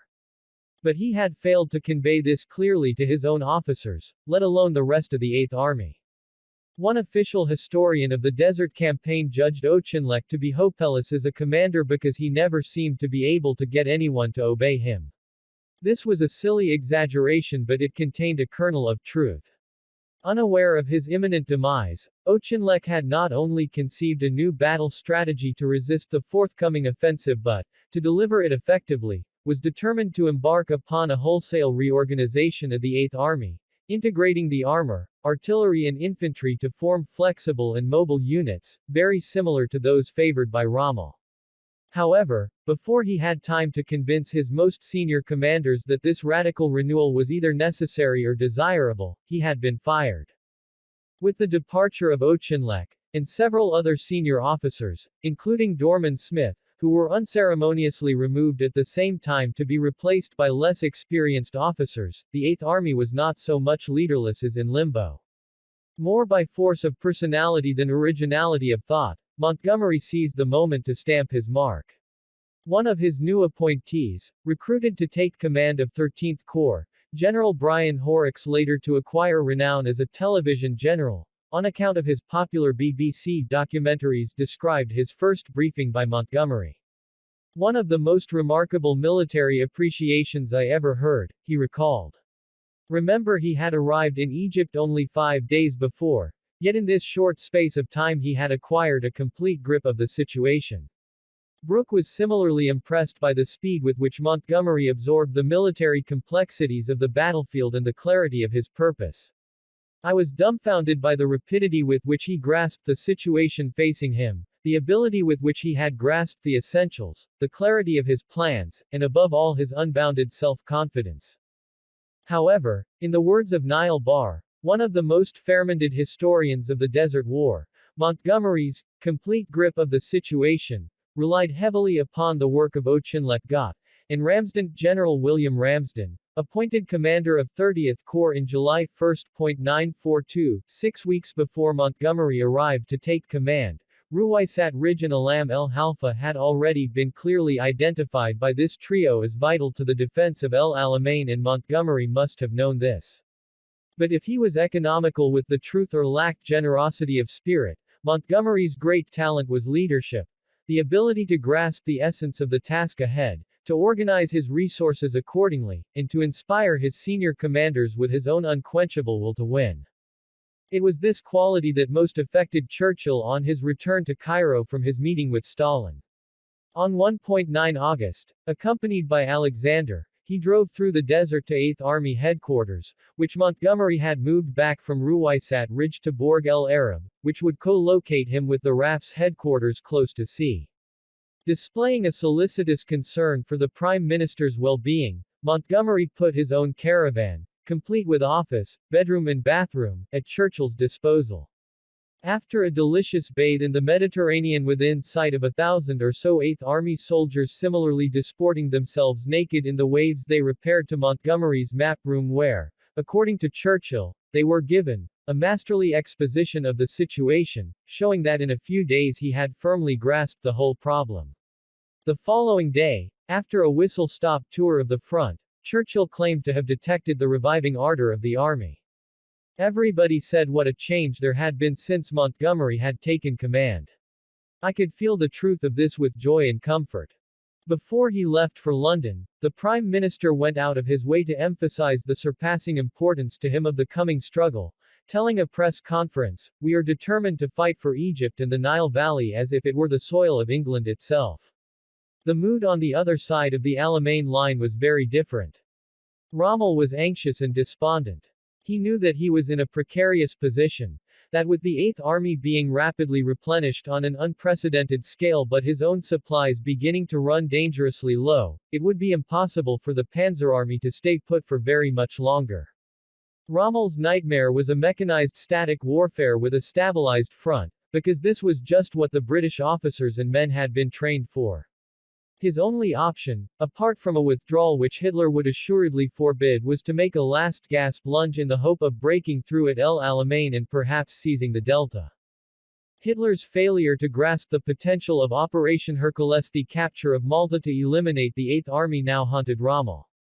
For a while in the early summer, despite Hitler's half-hearted commitment, it had looked as though a combination of U-boats and German bombers, flying from Sardinia and Sicily and supported by the Italian Navy, might just vanquish the British in the Mediterranean. By the end of July, as a result of these combined operations, Malta was once again on the verge of collapse. On the 11th of August, to avert this disaster, a convoy of 14 British merchant ships, loaded with vital supplies and escorted by 2 Royal Navy battleships, 3 aircraft carriers, 7 cruisers and 32 destroyers, headed from the Atlantic through the Straits of Gibraltar bound for the Grand Harbor at Valletta. As they entered the Mediterranean, they came under furious bombardment from the air and the sea. By the 13th, 5 of the British warships had been sunk or put out of action and 9 of the merchant vessels had gone to the bottom with a total loss of 350 British lives. But the gamble had not been in vain. 5 of the supply ships made it to Malta, though the most important of them, the tanker Ohio, was so badly damaged that it limped into harbor lashed to 2 other vessels to prevent it from sinking. Although he did not yet realize it, the safe arrival of this convoy not only saved the British garrison but torpedoed the lingering visions of victory to which Rommel clung, albeit with a conviction that diminished by the day. The last chance to destroy the Eighth Army by transforming Malta from a British to an Axis garrison had been irredeemably lost. Rommel complained bitterly to Berlin and to Rome about his predicament and in particular about the refusal of Comando Supremo to deliver urgently needed supplies, without which he was virtually imprisoned on his side of the El Alamein line. In early August, the Italian convoys responsible for supplying the Panzer Army barely managed to deliver enough supplies to Tripoli, Benghazi and Tobruk to meet its daily requirements. Its frontline units were chronically short of men, weapons and ammunition, their tanks and trucks, 85% of which were captured American or British vehicles, were running out of spare parts, and an acute lack of fuel was crippling the prospect of a sustained offensive. Undetected by the Axis powers, ultra-decrypts from Bletchley Park provided Alexander with precise details of all shipping movements between Italy and North Africa, to a level that Wavell and Auchinleck had never enjoyed. As a result, the RAF managed to sink more Axis tankers than reached their destination. Rommel was rapidly running out of options. With retreat out of the question, he resolved to press forward, urged on by Comando Supremo, in the quixotic personage of Cavallero, who had hitherto almost invariably been averse to offensive action and whom he had previously dismissed as a weak-willed, office-chair soldier. At this point, on the 20th of July, after waiting in vain to be granted an audience with the commander of the Panzer Army, Mussolini flew back to Rome. However, evidently trusting that in due course he would still be called upon to enter Cairo in glory, he left his belongings behind in Derna and presumably his white charger as well. 4 weeks later, on 17 August, calling for the destruction of all British forces to the west of the Delta, as well as the seizure of Alexandria, Cairo, and the Suez Canal, he gave orders for Rommel's offensive to be renewed. This was hubris on stilts.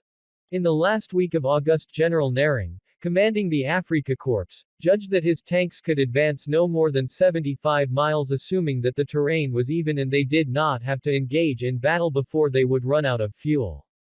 Rommel's most senior staff officers were aghast at the prospect of an offensive without the resources required to sustain it. Knowing that the commitments made by Berlin and Rome to deliver the means to achieve even a limited victory were most unlikely to arrive on schedule, they urged him to call off the action.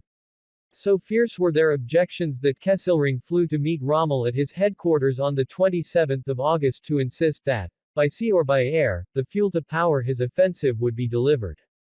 Thus pressed by Kesselring on behalf of Hitler, and by Cavallero on behalf of Mussolini, Rommel decided to open his offensive on the 30th of August.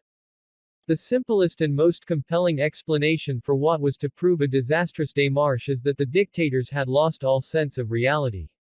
However, this assessment is based on the somewhat dubious assumption that the two dictators had once been endowed with this useful quality of mind. The reality is that Mussolini had long inhabited a zone of his own where, psychologically, white chargers were to the fore, while Hitler's obsession with the conquest of Russia was as pathological as his global vision of a thousand-year Reich. For a long time, I have had everything prepared, he told Albert Speer during an exultant tour d'horizon in August. As the next step, we are going to advance south of the Caucasus and then help the rebels in Iran and Iraq against the English. Another thrust will be directed along the Caspian Sea toward Afghanistan and India. Then the English will run out of oil. In 2 years we'll be on the borders of India. 20 to 30 elite German divisions will do. Then the British Empire will collapse. From the Führer's perspective, it was not beyond the bounds of reason still to imagine that von Kleist's 1 Panzer Army might storm through the Caucasus to strangle the British Empire. Somewhat more prosaically, Rommel knew that his last chance of contributing usefully to his leader's global delusions was to break the British at El Alamein before the arrival of the 300 Sherman tanks which had been promised by Roosevelt after the fall of Tobruk. He also knew that the enterprise was hazardous in the extreme. If Hitler and Mussolini had made dreams their master, Rommel had no choice but to risk it all on tilde me turn of pitch and toss. To stack the odds against him even further, the Panzer Army, which was already under strength, was stricken by sickness and diarrhea. Rommel himself had been very unwell. In a letter to his wife Lou at the beginning of the month, he had confessed to feeling very tired and limp, a lassitude that he could not shake off and which frequently confined him to his bed. By the 26th of August his aide-de-camp, Lieutenant Berndt, felt bound to write personally to Lou, alerting her to the state of the Marshal's health. Pointing out that her husband had been in the desert for 19 months, which was longer than any other officer over the age of 40, Berndt warned that in addition to a heavy cold and the digestive disturbance typical of Africa, he had recently shown signs of exhaustion which have caused great anxiety to all of us who were aware of it. According to Bayerlein, Rommel was having frequent attacks of faintness, but was trying with all his strength to remain on his feet. His medical advisor, Professor Horster, had signaled Berlin to inform OKW that he was not in a fit condition to command the forthcoming offensive. But as no one else of comparable stature was available, he had little choice but to rouse himself for the fray. On 0 August Rommel duly issued his fateful order for the day. Today, the army, supported by new divisions, will attack once again in order finally to destroy the enemy. I expect every soldier in my army to give his all in these decisive days. Long live Fascist Italy. Long live the Greater German Reich. Long live our great Führer. The tone of his letter to his wife on the same day was far more subdued. It's been such a long wait worrying all the time whether I should get everything I needed together to enable me to take the brakes off again, he wrote. Many of my worries have by no means been satisfactorily settled and we have some very grave shortages. But I've taken the risk. It was a risk born of desperation. By eavesdropping on British radio frequencies, Rommel and his senior commanders knew that the forces at Montgomery's disposal were not only superior to his own in almost every respect, but ready and waiting for the Panzer Army's last gasp offensive.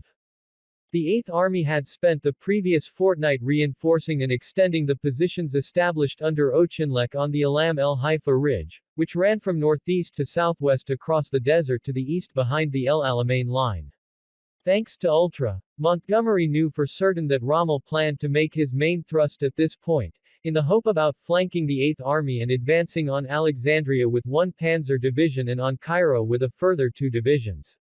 But at Alam el Haifa, as a result of Montgomery's fastidious preparations, they would be confronted by a formidable array of military firepower: 400 tanks, 300 anti-tank guns and 240 field guns, dug in at key points on the southwestern edge of the salient, directly in the path of Rommel's advancing army. Garrisoning Alam el Haifa had been exhausting work. W. R. Garrett, a private in the 44th Division, newly arrived from Britain, described the reality of war with a piquant precision to match the misery. Our rations were bad, corned beef and biscuits and little else served with a sprinkling of sand and garnished with flies. half a gallon of brackish water for all purposes per man per day. This inevitably led to stomach disorders, a raging thirst and filthy clothes. Above all in terms of torment were the flies. Flies swarmed round us all day, seeking moisture in our eyes, mouths and ears. The work was demoralizing. Picks and shovels were our only tools and were soon blunted on the unyielding rock. We welcomed the night and a respite from the torment and toil and sweat. We welcomed the sunrise for its relief from the night's chill. Cuts and abrasions, and there were many, were constantly covered in flies and sand and developed into desert sores that festered and refused to heal. If bandaged, the flies would penetrate between the folds and search for blood.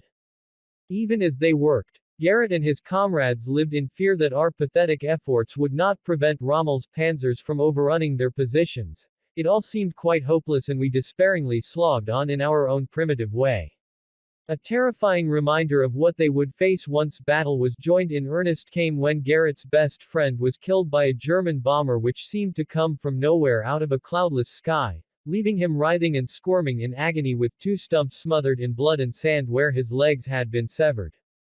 Just after midnight on the 31st of August 1942, with a full moon overhead, de Gangend was woken to be told that Rommel's advance had begun. I felt very hit up, because I realized the importance of the issue, he wrote, and in addition it was the first big battle that the 8th Army had fought since I had become its chief of staff. De Gangend decided to wake Montgomery. Excellent, excellent, he said and went back to sleep. Rommel's progress was soon hampered by a belt of minefields which were deeply buried and protected by booby traps. As the panzers nosed their way through this treacherous terrain, the sky was soon as bright as day as pathfinders released flares to guide wave upon wave of RAF bombers who dropped their loads with pinpoint accuracy on Rommel's men. The advance was further disrupted by a simple but effective ruse. At de Gangend's direction, a young intelligence officer with 7th Armored Division, Captain Peter Vaux, compiled a false, going map. The going maps were much like charts of the ocean, color-coded to show where the going was good, indifferent, or impassable. They were invaluable aids to navigation. Many of these maps had already been captured by the Germans. De Gangend decided that they should be allowed to capture another, but it would be falsely coded to trick them into wallowing in deep sand, at a point where the map suggested it was possible to go at a good gallop. Vaux was given the task of ensuring that this precious document duly fell into the hands of the enemy. By one account, Vaux arranged for a scout car containing the tea-stained, folded and refolded, map to be driven towards a German outpost where the crew abandoned it and fled as soon as it came under fire. In de Gangend's version, the scout car was deliberately blown up on a mine. In either case, the trick worked.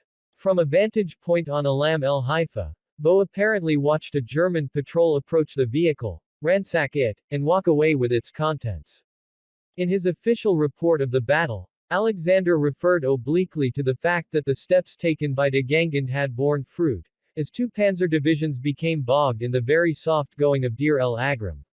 Von Mellenthin later confirmed that the false going map was accepted as authentic and served its purpose in leading the Afrika Korps astray.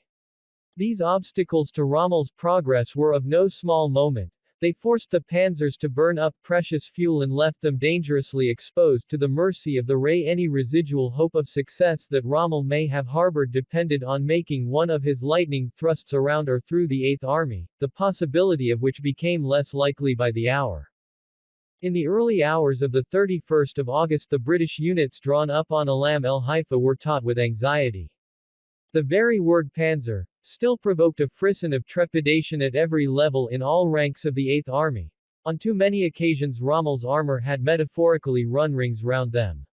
Montgomery's order that the tanks on Alam el Haifa had to resist the temptation to move but instead remain in their positions, dug in and hull down, was unequivocal, but their crew's officers and men instinctively felt themselves to be sitting targets.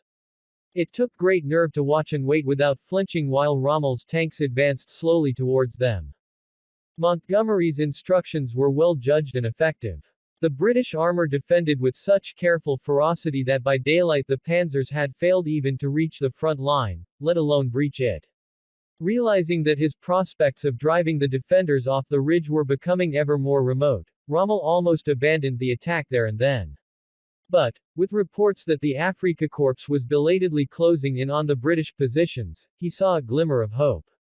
Despite the fact that the balance of forces was heavily weighted against him, Montgomery had almost twice as many tanks at his disposal, 700 to 450, of which 240 on the Axis side were inferior Italian models. There was still a chance, which was all that the Desert Rat had ever needed, that the panzers might break through.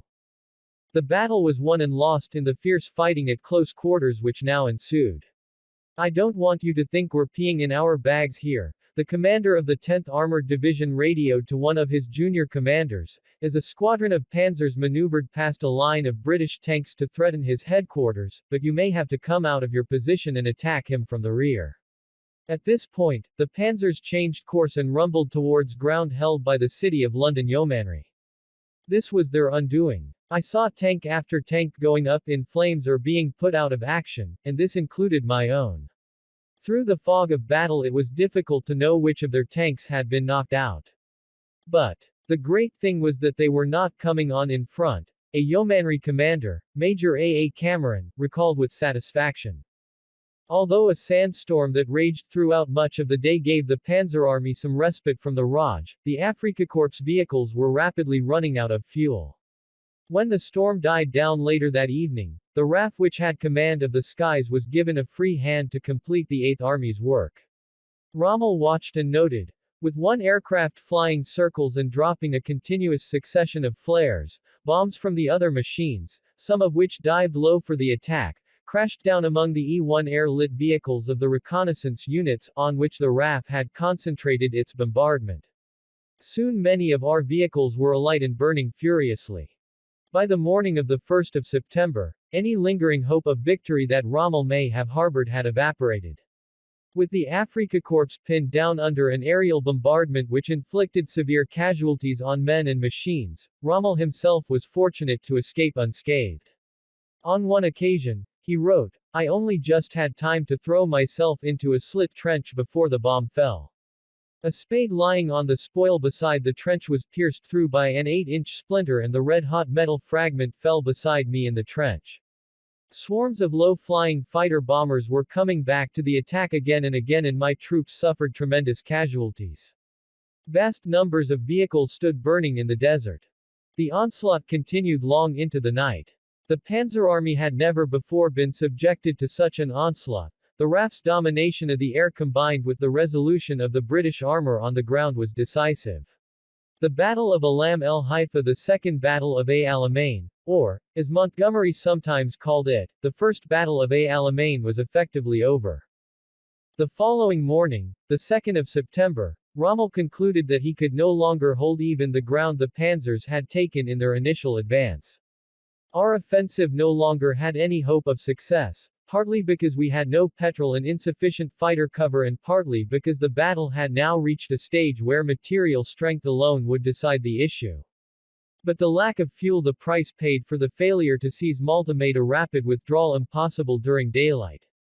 As a result, the Afrika Korps was subjected to an intense bombardment not only from the air but from the 8th Army's gunners on the ground, who, on average, landed 10 shells on the Panzer Army for every one fired in reply. The bombardment continued throughout that night. By the 3rd of September, Rommel's troops had retreated to the start line from which they had advanced on Alam el Haifa 3 days earlier. They left behind some 50 tanks, 50 pieces of artillery and 400 ruined vehicles. Up to this point, Montgomery had resisted the temptation to go on the offensive. Now, though, he initiated a cautious counterattack codenamed Operation Beresford against the retreating German and Italian divisions. To the south, the New Zealand Division assailed the German 90th Light Division on one flank and the Italian Trieste Division on the other. It was a hard-fought engagement in which both sides sustained heavy casualties.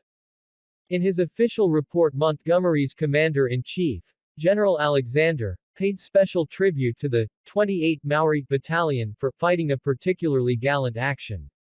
The New Zealanders were widely regarded by both sides to have formed the toughest and fiercest units in the 8th Army, but, after this engagement, Rommel took a dimmer view of their prowess on what he otherwise judged to be a remarkably chivalrous battlefield. When the commander of the 6th New Zealand Brigade, Brigadier George Clifton, was captured, he was taken to Rommel, who believed that the New Zealanders had been responsible for frequent and flagrant breaches of the Geneva Conventions. Repeated cases had occurred of prisoners and wounded being massacred by this particular division, he charged. According to Rommel, Clifton replied rather airily that this was probably due to the large numbers of Maoris in their ranks. Adding circumstantial weight to Rommel's complaint, a brigadier in the New Zealand division wrote later of the exceptional number of Germans and Italians killed in this encounter. If Rommel's allegation was true, it was one of the few incidents of its kind in the Desert War. Although it is faintly ridiculous to romanticize a bloody conflict with tanks and artillery as though it were a medieval encounter between knights in armor, any abuses perpetrated by either side in the desert paled into insignificance by comparison with the atrocities committed by all sides in Europe and the Far East. Rommel and Clifton evidently established a personal rapport, and the German was amused when Clifton told him that he and his men had been ashamed to be captured by an Italian unit. The Italians were about to surrender and in the act of removing the bolts from their rifles when a German officer arrived on the scene. He stiffened their resolve, and as a result Clifton's unit found itself surrendering instead. Rommel was even more entertained by the fact that his Priscip, or a courageous and likable man, managed soon afterwards to escape from captivity via a lavatory window. Clifton was recaptured and taken to Italy, where he escaped from internment at his 5th attempt, dressed as a merchant sailor. Subsequently he was captured again and taken to Germany, where he finally made it to Allied lines on his 9th attempt at escape, despite being wounded on the 8th. Notwithstanding its early promise of success, Operation Beresford, like so many earlier battles in the desert, petered out amid a shambles of poor planning, broken communications, inept coordination, lost battalions, burning vehicles and near panic. Officers and men were caught in the open, dive-bombed by Stukas and raked by artillery fire. The Royal West Kent Regiment, fresh from Britain and without experience of desert warfare, suffered grievously in this mayhem. Most of its senior officers were killed or wounded and 2 of its battalions were routed, the survivors fleeing to the relative security of the positions held by the New Zealanders. As the stragglers made it back to safety, Major T.H. Bevan noted bleakly that the exhausted arrivals all had the same story, that it was bloody murder out there. But Rommel's panzer divisions, which had fought themselves to a standstill, were in no condition to take advantage of the 8th Army's brief but devastating setback. By the time Operation Beresford had been called off, Tahei Panzer Army still had no alternative but to retreat. By the evening of the 5th of September, the Middle East Commander-in-Chief reported, Rommel's slow and stubborn withdrawal had brought him back to the area of our minefields. Here he turned to stand, and it was clear that he intended to make a strong effort to retain this much at least of his gains. Losses on both sides had been heavy: 2,900 casualties in the Panzer Army, 1,750 in the 8th Army, but there was no doubt that Rommel had suffered by far the greater military setback. If the first Battle of El Alamein had arrested Rommel's advance on Cairo, the second at Alam el Haifa had decisively turned the tide. With the failure of this offensive, Rommel wrote, virtually repeating what he had already noted after the first encounter, our last chance of gaining the Suez Canal had gone. All that remained to settle the matter beyond any possible dispute was the outright defeat of the Panzer Army by forcing Rommel out of the defensive laager which his troops had constructed along the El Alamein line and driving him out of Egypt altogether. It was for this, the Third Battle of El Alamein, that Churchill at once started to agitate with his usual impatience. Rommel had to be routed without delay. 22. Churchill feels the pressure. Victory finds 100 fathers but defeat is an orphan. Count Galeazzo C. Año. T. He PNME minister had returned to London on 24 August following his grueling trip to the Middle East and Moscow, in the confident belief that the planning for Operation Torch was well underway. Instead, he found himself on the receiving end of what he described as a bombshell from Washington, a change of heart by the American chiefs of staff which promised to unravel the whole operation, and thereby torpedo Churchill's entire war strategy, which he had developed with such energetic diligence over the last 6 months. While Churchill had been away, the old divisions between London and Washington over Torch had resurfaced with a vengeance. So far from moving towards agreement on the military details of an immensely complex operation, the American Joint Chiefs were at loggerheads with their British counterparts over virtually every significant part of the plan. On the 6th of August it had been agreed that General Eisenhower should be put in command of Torch, but as though to demonstrate that any agreement between allies is as hard to achieve as a treaty between adversaries, every other issue of any substance was in bitter dispute, from the number of troops required and where they should be landed, to the timetable of the operation and what role should be played by each part of the Allied coalition. Torch had originally been designed as part of a coordinated pincer movement intended to eliminate the Axis presence from North Africa, the true Second Front, which Churchill had promised Roosevelt.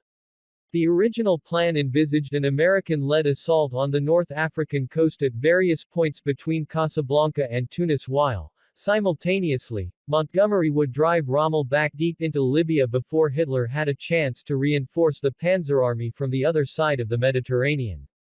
The Allies would thus acquire complete control of the entire North African littoral, the island fortress of Malta would be saved, and, in turn, the soft underbelly of Italy would be fatally exposed to an Anglo-American assault. As he had persuaded Roosevelt and advised Stalin, the true Second Front would have been established in North Africa rather than in Europe. All this was suddenly in jeopardy. In Churchill's absence, the initial character and scope of Torch had been scaled down by the Americans to such a degree as to convince the British that Washington had lost its stomach for a venture about which the American chiefs had always been dubious.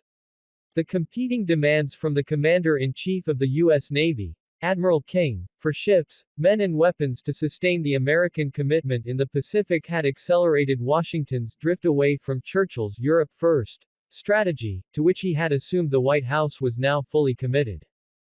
To complicate matters further, the British were fearful that, under pressure from Hitler, General Franco, who was ostensibly a non-belligerent bystander, might soon allow the Wehrmacht to cross Spain to seize Gibraltar, and thereby control the western Mediterranean.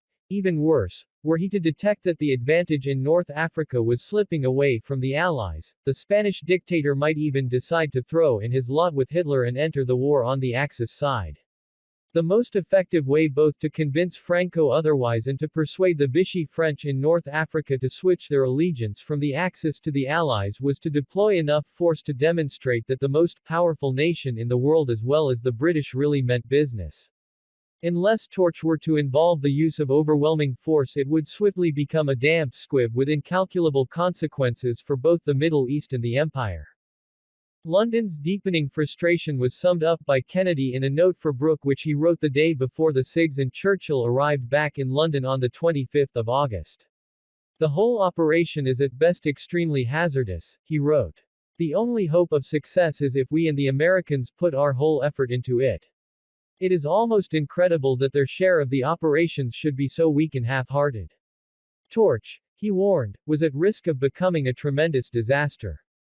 The following day, Kennedy was summoned to Number 10 for an 11 a.m. meeting with Churchill, who was in bed, wearing the dressing gown, a half-smoked cigar was in his mouth, and a glass of water and some papers on the table beside him. When he asked for a progress report on Torch, Kennedy did not spare him. 3 times as many troops were required as had been allocated, the American contribution was quite inadequate, and their reluctance to do more was, he judged, a sign that our strategic policies were diverging.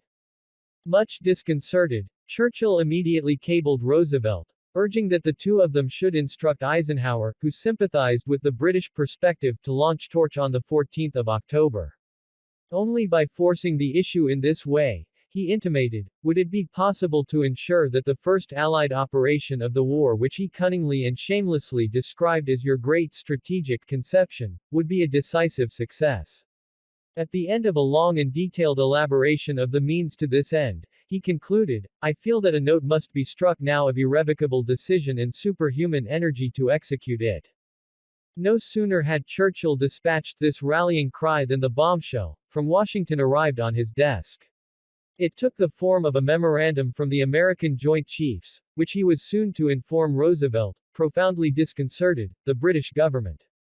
Their message, though implicit, was straightforward. They were unwilling to put their troops at great risk in the Mediterranean by launching a major assault on Algiers, which Churchill and his advisers regarded as an essential precondition for defeating the Germans in North Africa. By limiting the operation to a landing at the port of Oran in western Algeria and the city of Casablanca on the Atlantic coast of Morocco, as the Americans had proposed, would, Churchill informed the president, be making the enemy a present not only of Tunis but of Algiers. We are all convinced that Algiers is the key to the whole operation. Roosevelt's response, which arrived 3 days later, was far less emollient than the Prime Minister might have hoped. The President not only made it clear that he differed with the Prime Minister on matters of strategic substance, but he also raised a new issue which was bound to aggravate Churchill's distress. Though the Americans shared the British concern that Franco might soon allow the panzers to transit Spain en route to North Africa, Roosevelt was more worried about the impact of the landings upon the Vichy French in North Africa, who were firmly entrenched in Morocco, Algeria and Tunisia with 125,000 troops that were still under the tutelage of the Nazis. Judging the British to be loathed by the Vichy French to such a degree that, in Andrew Roberts's phrase, the Stars and Stripes might be welcomed in North Africa whereas the Union Jack would be fired on, the President was blunt. I feel very strongly that the initial attacks must be made by an exclusively American ground force. The operation should be undertaken on the assumption that the French will offer less resistance to us than they will to the British. I would even go so far as to say I am reasonably sure a simultaneous landing by British and Americans, who had maintained diplomatic relations with Vichy France, would result in full resistance by all French in Africa, whereas an initial American landing without British ground forces offers a real chance that there would be no French resistance, or only a token resistance. The only crumb of comfort for Churchill in Roosevelt's disagreeable message was that he similarly hoped that the target date for the landings could still be met, though, somewhat reprovingly, he commented that the precise timing was not for either of them to determine but for the Commander-in-Chief, General Eisenhower. So far from resolving the disagreements between the British and Americans, this initial exchange led to a to and fro of toughly worded cables in which neither held back from expressing their discomfort with the other's position. Their correspondence was peppered with such phrases as "this sudden abandonment of the plan on which we have hitherto been working will certainly cause grievous delay. Churchill. The 1st of September, or I feel that the operation is herein outlined as far as I can go towards meeting your views, Roosevelt. The 3rd of September. The tension between the two leaders was a reflection not only of the competing pressures on them but also from their differing perspectives, the fact that Torch was of surpassing importance for them both. The stakes could hardly have been higher. Torch's Commander-in-Chief, General Eisenhower, was caught between his loyalty to his superiors in Washington and his sympathy for the British. We are undertaking something of a quite desperate nature and which depends only in minor degree upon the professional preparations we can make or upon the wisdom of our military decisions, Eisenhower noted in his diary. In a way it is like the return of Napoleon from Elba. If the guess as to psychological reaction is correct, we may gain a great advantage. If the guess is wrong, it would be almost as certain that we would gain nothing and lose a lot. Torch could easily have collapsed under the weight of the differing priorities and the self-regard by which both nations were animated. The tone of the correspondence, on both sides, contained more than a hint of resentful national pride. Churchill, for whom this episode marked the first unambiguous demonstration of the fact that he was now the junior partner in a grand alliance, was both bruised and dismayed by the unexpected turn of events. On the 4th of September he could not resist drafting a long letter to Harry Hopkins, his own good friend and the President's closest confidant, complaining that he was deeply perturbed by the way Torch was being knocked about, and above all at the needless delays which add so much to our joint troubles. In the end, the letter was never sent. On the same day, a cable arrived from Roosevelt in which he avowed we are getting very close together. Notwithstanding his senior status in the alliance, he negotiated a way through the strategic thickets which threatened to jeopardize the project by demonstrating that readiness to compromise which marked him out as a great statesman. The Americans would, after all, land at Algiers alongside the British as well as at Oran and Casablanca. Churchill was relieved and gratified. We agree, he replied on the 5th of September, even suggesting that the British Army's highly trained troops under Eisenhower's command could disguise themselves from the Vichy French by wearing U.S. Army uniforms. They will be proud to do so, he avowed. When he heard this, Roosevelt cabled simply hurrah, and Churchill responded okay, full blast. But, as though to confirm Britain's diminished authority, the Prime Minister wrote once again to Roosevelt a few days later, in cunningly submissive terms. In the whole of torch, military and political, I consider myself your lieutenant, asking only to put my viewpoint plainly before you.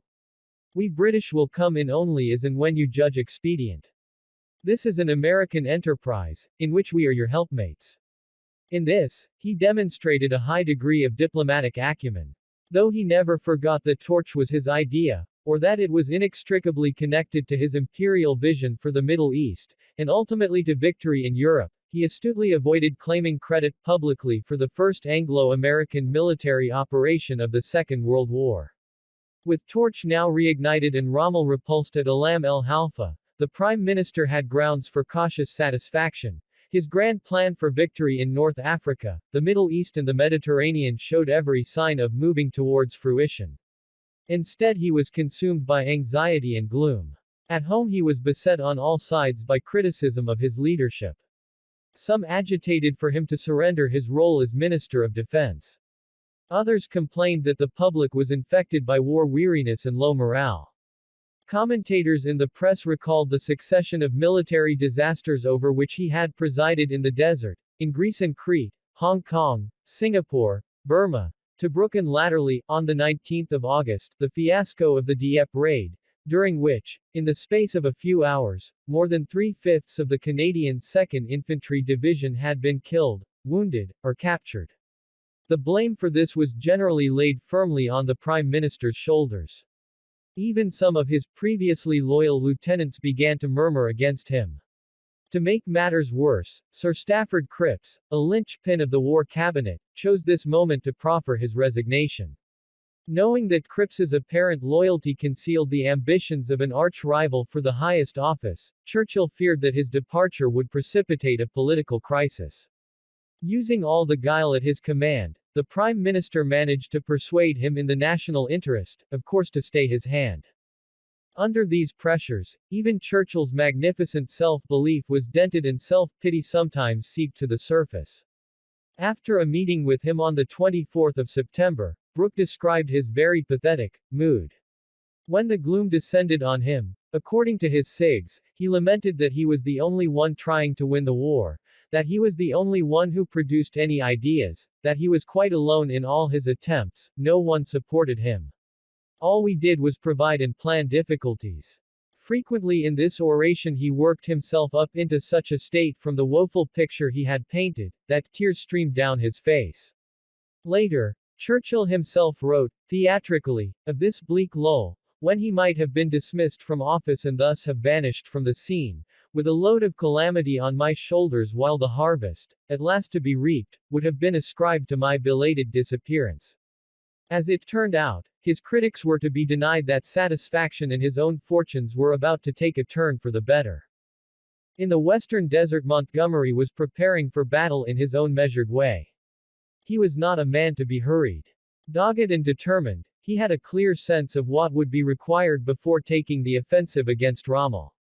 I would concentrate on 3 essentials: leadership, equipment, and training. We had just won a decisive victory, but it had been a static battle. I was not prepared to launch the troops in an all-out offensive without intensive prior training. Although he wrote in self-congratulatory terms about the action at Alam el Haifa or the Battle of Alamein, as he occasionally referred to it, claiming that there was no difficulty in seeing Rommel off, the victory had not been as easily achieved as he liked to boast. In particular, the shambles of Operation Beresford, in which one British brigade alone suffered more than 700 casualties within the space of 24 hours, contributed more than 1,000 of the 1,750 who were killed, wounded or captured in the course of the 5-day action. This rate of attrition not only provided salutary testimony to the human cost of offensive warfare but served warning about the soaring rate of casualties which might be expected in the large-scale offensive for which the Eighth Army was now training in earnest. Montgomery's resolve was not in doubt. Fanatically driven, obsessively focused, clinically organized and pathologically egotistical, he was not a clubbable colleague. But he knew what he wanted from the Eighth Army and he would not rest until he got it. Every soldier under his command, from generals to corporals, would rehearse rigorously and repeatedly until the general was satisfied they were ready for the offensive. There was little respite. Under the previous regime, an Australian infantryman recalled Riley, when troops usually went out of the line to a rest area. You either dug holes all day and guarded dumps all night or you trained all day and guarded dumps all night. By contrast, under Montgomery, you trained all day and then you trained all night. Not every day and every night but almost. The Eighth Army was susceptible to neither blandishments nor oaths, but Montgomery offered something else, the icy precision of an outsider who had arrived to create order, discipline and certainty. In this respect, an otherwise stern critic, Corelli Barnett, likened him admiringly to Florence Nightingale putting a hospital in order. He was brutal with those he regarded as incompetent or who failed to meet his exacting standards. His reprimands were severe. He dismissed platoons of brigadiers and unit commanders with cavalier disdain for their feelings and even the most senior officers were dispatched with a rare disregard for their self-esteem. After Alam el Haifa, General Ramsden, who had been appointed to command 30th Corps by Auchinleck, asked to take 4 days' leave in Cairo. Montgomery genially gave his consent. 36 hours later, he was summoned back urgently to 8th Army headquarters at Bourg el Arab. Supposing that the offensive must be imminent, he went to see Montgomery, who abruptly informed him that he was to be replaced by General Sir Oliver Leese. When Ramsden remonstrated, Montgomery said coldly, "This is war, adding for good measure, "You're not exactly on the crest of a wave, Ramsden." Montgomery's charmless manner won him few friends but his allies in the Eighth Army, those who admired his clarity of purpose and who trusted his conviction, were numerous. That he not only knew his own mind but made sure that others knew it as well inspired confidence. His sympathetic biographer, Nigel Hamilton, has conceded that Montgomery was braggartly, vain, rude, dogmatic, and impossibly self-righteous but likened him to the leader of an adopted tribe, providing not only leadership, but reassurance, confidence, and protection.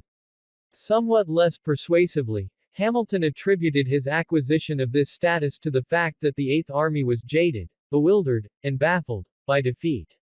Jaded they may have been, tired they certainly were, but Auchinleck had not left his successor with the ramshackle, broken, lost tribe that Montgomery's apologists describe. Far more corrosive were the rivalries and envies which had long beset the upper echelons and had seeped through to the rank and file of an army drawn from so many diverse sources. These were too deeply embedded to be expunged overnight, but Montgomery at least gave the impression that, under his leadership, victory would be theirs so long as they were willing to follow his lead and obey his orders. He was helped in this by the fact that, unlike so many other British officers, he plainly did not derive his authority from his membership of the British upper classes. Fox-hunting metaphors were alien to him, though he would repeatedly promise to hit the enemy for 6. Likewise the snobberies of the cavalry officers' mess or the guards' club, in which gentlemen had inherited a place at the top of a table to which only the vulgar would even refer.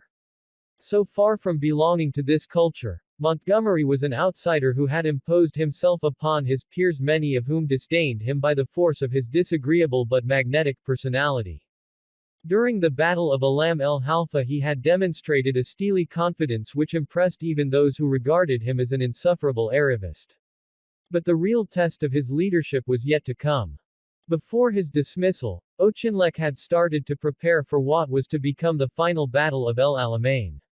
Whether or not Montgomery adopted his predecessor's battle plan has been contested by warring historians as bitterly as if their own academic reputations mattered as much as those of the generals over whose bodies they have fought with such ferocity. It is a sterile pursuit. If Montgomery derived his conceptual framework for the offensive from Auchinleck, he would never have seen fit to acknowledge his debt. If he did not, it is beyond doubt that their focus would, in any case, have been remarkably similar essentially because they faced the same logistical and territorial constraints. Of more strategic significance was a very real difference of perspective between them. As C&C, Middle East, as well as commander of the Eighth Army, Auchinleck's responsibilities had been far greater than those with which Montgomery was tasked. While Montgomery's exclusive focus as a battlefield commander was on Rommel and the destruction of the Panzer Army in Africa, Auchinleck had to give his attention equally to the defense of the northern as well as the eastern front. From that perspective, the defeat of Rommel was one part of a far more complex scenario than Montgomery ever had to contemplate. As commander of the Eighth Army, Montgomery had no strategic responsibilities of any kind.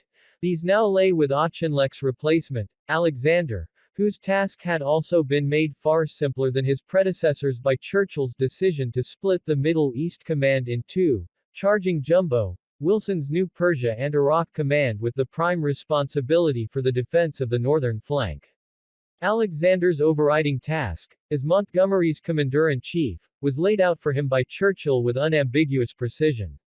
Your prime and main duty will be to take or destroy at the earliest opportunity the German-Italian army commanded by Field Marshal Rommel, together with all its supplies and establishments in Egypt and Libya. Nothing was to distract either him or Montgomery from that purpose. For Montgomery, nothing else mattered. This obsession made a swift and powerful impression on Wendell Willkie, Roosevelt's former opponent in the 1940 U.S. election campaign, who had since broken with the isolationist wing of his party to become a special envoy for the president. Warned by Roosevelt that by the time he reached the Middle East, Cairo might have fallen into German hands, Willkie arrived in the Egyptian capital on the 4th of September. He was soon subjected to all manner of rumor and counter-rumor about the British predicament in the region. He was thus mesmerized by the wiry, scholarly, intense, almost fanatical personality of General Montgomery, who kept insisting in a quiet voice that, so far from facing any kind of crisis, Egypt has been saved. On a tour of the front, interrupted only by a lunch of sandwiches and flies, he was dazzled by the Eighth Army commander's amazing mastery of military detail as again and again he demonstrated more knowledge of the deployment of troops and tanks than the relevant unit commanders he met. When Montgomery assured him that the Eighth Army's superiority in tanks and planes meant that it is now mathematically certain that I will eventually destroy Rommel, Willkie did not doubt this for a moment, and he was right. For the first time in the Desert War, the Eighth Army had the preponderance of firepower required for victory. He relayed this glowing assessment to a White House which still harbored grave doubts about the Eighth Army's prowess and remained anxious lest a Nazi pincer movement from the Caucasus and the desert might yet strangle the Middle East. This did much to reassure the president that his decision to press ahead with torch which he cabled to Churchill on the same day as Willkie's awestruck meeting with Montgomery had not been so ill-judged as his principal advisers had feared. But the key word in Montgomery's secret briefing was eventually. Like Wavell and Auchinleck before him, he had no intention of being rushed into a premature offensive until his men were so well trained, armed and supplied as to ensure victory. But, unlike his predecessors, who eventually succumbed to Churchill's sustained war of attrition against them, he had time on his side. Auchinleck's ultimate and capital offense had been his point-blank refusal to launch an offensive before the middle of September. No such sword of Damocles hung over Montgomery, who not only was a newcomer who had just won a defensive battle, at Alam el-Haifa, but who also represented the beleaguered prime minister's last throw of the military dice in the desert. Nonetheless, he was still to feel the goad from Downing Street. In a prescient note, while the good news about Alam el-Haifa was still being digested in London, Brooke wrote on the 8th of September, "My next trouble will now be to stop Winston from fussing Alex and Monty and egging them on to attack before they are ready. It is a regular disease that he suffers from, this frightful impatience to get an attack launched." As Brooke knew only too well, the Prime Minister was driven by both political and strategic demons. On the 9th of August, in a note to the First Sea Lord, pressing him to accelerate the delivery of the Sherman tanks which had been promised by America after the fall of Tobruk and were now on their way to Alexandria, Churchill wrote of the immense importance of beating Rommel as a prelude to Torch. In part, the immense importance he ascribed to this preemptive victory sprang from the plausible belief that if the Panzer Army were to be destroyed at El Alamein, victory in Operation Torch would be far easier to accomplish. But there was another factor.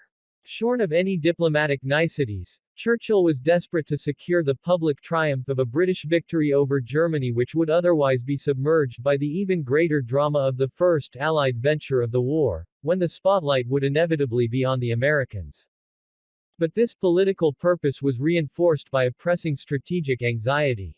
Warned by the Turkish ambassador that Ankara was losing the willpower to resist, the diplomatic pressure coming from Berlin following Hitler's seizure of Sebastopol from the Red Army in July, Churchill sought urgently to stiffen Turkey's resolve. On the 28th of August he therefore instructed the chiefs of staff to make provision for more war material, to be dispatched from Egypt to Turkey by the end of October.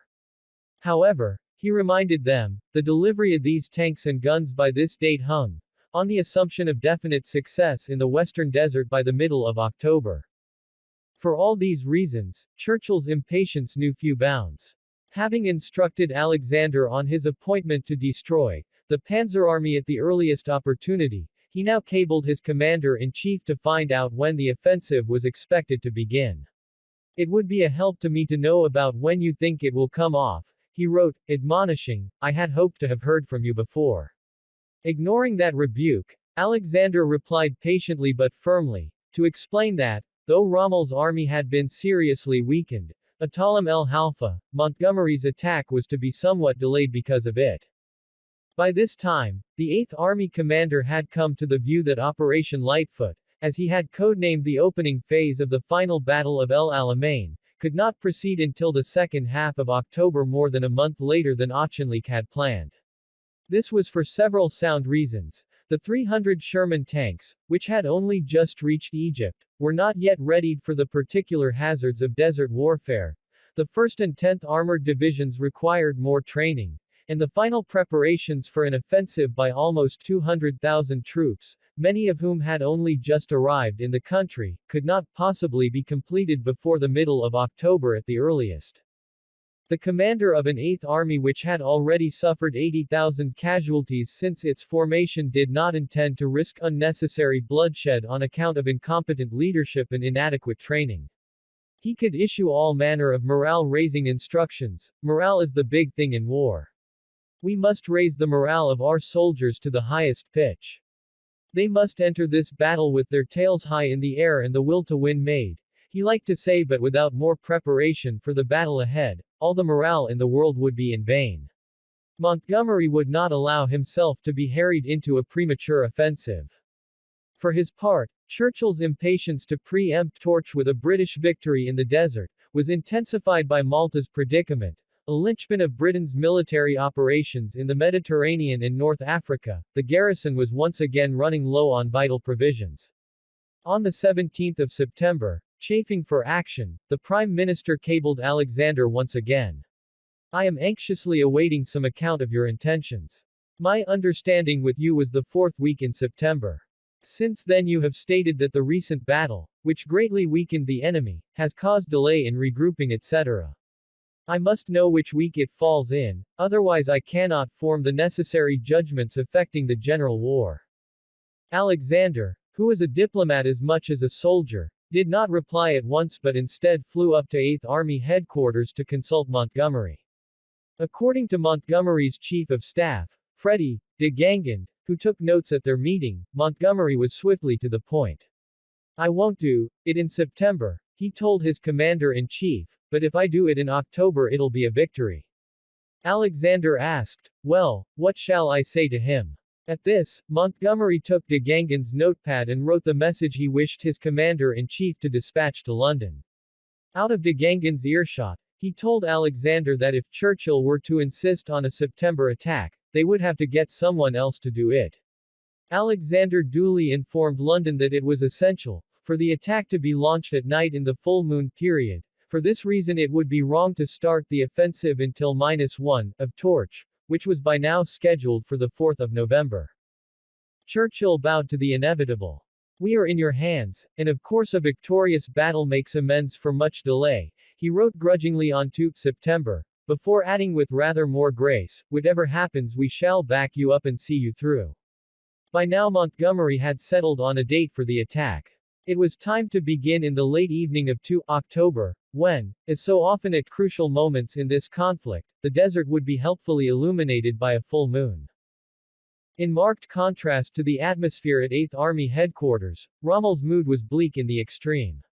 In the days following their retreat from Alam el Haifa, the Panzer Army began strenuously to fortify a line, which ran along a 40-mile front between the sea and the Katara Depression, a mere 8 miles to the west of the 8th Army's forward positions. On the face of it, the Axis forces had the advantage. As Rommel was to explain, we constructed our defensive system to ensure that the Panzer Army could hold out against even the heaviest British attack. Once the British crossed the no-man's land between the two armies, they would find themselves entering a minefield, laid with some 500,000 explosive devices. Beyond the minefield, they would face the artillery, tanks and motorized divisions of the entire Panzer Army, a formidable if not impenetrable barrier. But fortifications alone would not be enough to stop what Rommel described, for the benefit of both Hitler and Mussolini, as the finest troops of the British Empire. His confidence sapped by what he called the Battle of Supplies, which he now had to wage with new violence, against both Comando Supremo and OKW, Rommel nonetheless did what he could to alert the Axis leaders to his worsening predicament. The immediate cause of this crisis was the intensity and impunity with which the Royal Navy and the Royal Air Force bombarded both the Italian convoys and the North African ports held by the Axis powers. For some months the Panzer Army had received only 40% of what its commander regarded as their absolute minimum needs. Observing this shortfall, logistics officers in the German General Staff concluded that it had become impossible to sustain the African theater.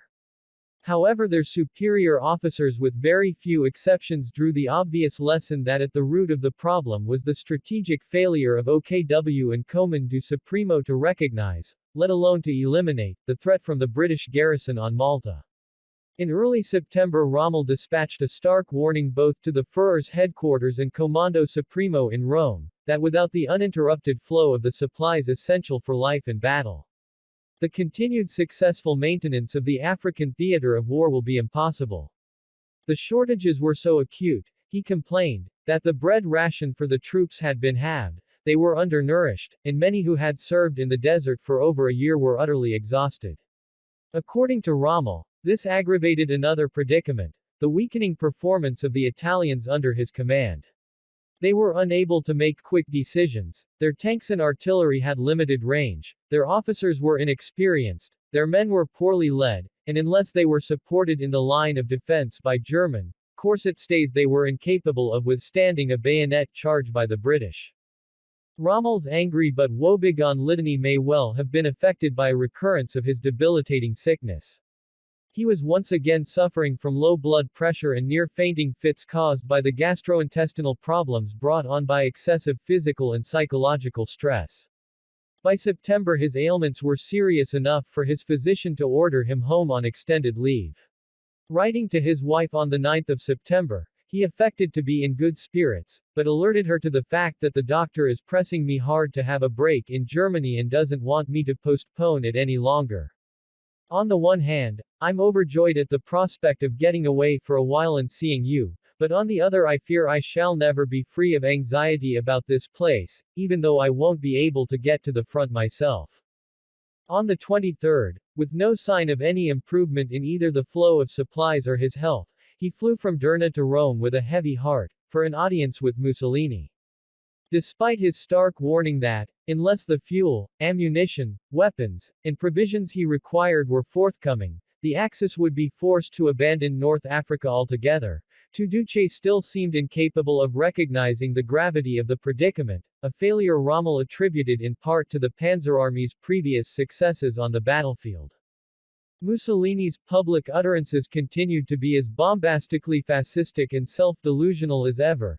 The Americans posed no threat to the Axis because they were more interested in making money than war. He would in due course preside over a peace settlement, as a result of which Italy would soon be able to direct the whole life of Europe. In private he was far less assured. Comyn do Supremo had delivered him a pessimistic diagnosis of Axis prospects in North Africa which, for once, even he was unable to ignore. During the summer, when their staffs warned of an imminent Anglo-American invasion of North Africa which, coincidentally, they also referred to as a second front, both Mussolini and Hitler ridiculed the suggestion. In a letter to Duce in early August, the Führer went so far as to write, "I consider this second front idea to be totally insane." Quite what was in Mussolini's mind is impossible to discern. By his own account, Duce continued to believe, like many in OKW, that a great pincer movement with the Germans storming the Caucasus and Rommel's German-Italian armies conquering Egypt, would bring ultimate victory. However, Comando Supremo's prescient anxiety about a second front in North Africa, which they also advised would almost certainly lead to an invasion of southern Italy, clearly affected him. So much so that, by the autumn, he had already been persuaded of the need to reinforce and, if necessary, impose a formal occupation on Tunisia to repel any possible Anglo-American landings on the African shore of his Mediterranean lake. When Rommel's failure at Talim el Haifa was reported to him, he lapsed into what his foreign minister, Ciano, described as a black mood, during which he said nothing at all about Egypt for 3 days. When he finally gave vent to his dismay, he not only indulged in one of his periodic attacks on the army, with which everything was going wrong on all fronts, but also vented his anger specifically at Rommel. As always, Ciano noted dryly, "Victory finds 100 fathers but defeat is an orphan." Mussolini's capricious behavior was doubtless exacerbated by his persistent ill health. The gastroenteritis by which he had long been afflicted in times of crisis now flared up so sharply that he was sometimes unable to conceal the pain. He lost a great deal of weight, which made him seem aged and haggard. On his return from his ill-fated visit to North Africa, where he had suffered acutely, he was diagnosed with amoebic dysentery, the prescribed cure for which failed to achieve its purpose. It was noted that he was increasingly stricken by indecision and that his once elephantine memory was deserting him. One of his physicians even feared that his ill health had been so aggravated by the stress of war that his days on earth were numbered. None of this was allowed to be mentioned in public. Any suggestion that his health was failing him was forbidden, and foreign journalists knew that to refer to it was to court instant expulsion. On the 27th of September, after an absence of 3 weeks, Ciano had a meeting with Mussolini, at which he noted his father-in-law's loss of weight. Otherwise, he found him calm and clear-minded, though depressingly aware that military events, the stouter-than-expected resistance by the Red Army at Stalingrad, where Italian troops were tied down alongside the Wehrmacht, as well as the humiliation in Albania and the setbacks in North Africa had cut deeply into the morale of the population. Ciano himself had just had a meeting with Rommel, who told him that he was about to take a 6-week break from the front, prompting Mussolini to observe that the Panzer Army commander would never return to the desert and that he was physically and morally shaken. As Ciano observed morbidly, "We are starting the winter with a state of mind in which, at the worst, we should be at the end of the winter." Rommel left Rome for Berlin bearing vague assurances of future supplies and a farewell injunction from Mussolini to the effect that it was imperative to seize the Nile Delta before the arrival of the Americans. In Berlin he discerned that a spirit of optimism still prevailed. In an attempt to prick this bubble of complacency, Rommel did not waste time on the niceties but instead laid out his troubles, reiterating that without greater support and more supplies of every kind it would not be possible even to hold on in North Africa, let alone defeat the Eighth Army. His list of demands included 11,000 reinforcements, to be drawn from the Wehrmacht and the Italian army, in addition to an unspecified number of thousands required to bring every unit of the Panzer Army up to strength, and 17,000 replacements for those members of his Afrika Korps who were exhausted by long service in the desert, more bombers and fighters to restore parity with the RAF and to deny Malta to the British, more submarines and motor torpedo boats, and more shipping to carry the many thousands of tons of fuel, ammunition and provisions needed to sustain the line at El Alamein. If these demands made sense in their own terms, Rommel must have known that they would be regarded as quite unrealistic, even preposterous, when every available Axis soldier, tank and aeroplane was being thrown at the Red Army, which was showing a degree of resistance on all fronts which Hitler had not anticipated. Berlin appeared to be in denial about the situation at El Alamein. At one point, when Rommel stated that the RAF had shot up my tanks with 40 shells, Göring retorted ludicrously, "That's completely impossible. The Americans only know how to make razor blades." Rommel replied, "We could do with some of those razor blades, Herr Reichsmarschall." To avoid any further dispute, he produced one of the offending shells which had been fired at a tank from a low-flying RAF bomber, killing almost the entire crew. Hitler, focusing on gesture rather than strategy, seized the opportunity to present Rommel with the Field Marshal's baton which he had bestowed on him after his triumph at Tobruk the previous June. The ceremony took place in the Reich Chancellery, where obsequious courtiers noted that Rommel committed a faux pas by failing to remove his gloves before shaking hands with the Führer. Afterwards, Goebbels, as propaganda minister, made sure that Rommel was suitably feted by the German populace. He was paraded alongside Hitler at the Berlin Sports Palace, where the Nazi Party staged a winter help rally and where, by his account, he was somewhat alarmed to be greeted by an ecstatic crowd. There was also a press conference at which, with a bravado that he certainly did not feel, he found himself declaring, "We are now 100 kilometers from Alexandria and Cairo and have the gateway to Egypt in our hands. We intend to go into action. We did not go all the way there in order sooner or later to be pushed back. You can be certain of one thing, we shall hang on to what we have." The ambiguity in this declaration of intent, which promised in one breath to advance, but in the next, not to retreat, was not apparently noted by his fans at the stadium. His speech not only served its rousing purpose but led Goebbels to note in his diary both that Rommel was just the sort of National Socialist general that we need, and that Hitler had declared his youngest field marshal to be gifted with personal courage and exceptional imagination, that would make him the future commander-in-chief of the army. None of this adulation impressed Rommel or solved his predicament. Despite abundant evidence to the contrary, the Führer's planning staff continued to believe that the Panzer Army's position on the Alamein line was secure and unaccountably that, in any case, Montgomery would not attack until early in 194.3. By this time, they told themselves, Rommel would be strong enough to turn the tables once again and advance on the Delta. This complacency, betrayed in an official memorandum which stated, inter alia, that OKW does not consider the offensive has failed, on the contrary it reckons with its resumption, was shared by Hitler, who continued to believe that the Eighth Army would be unable to break through Rommel's defenses.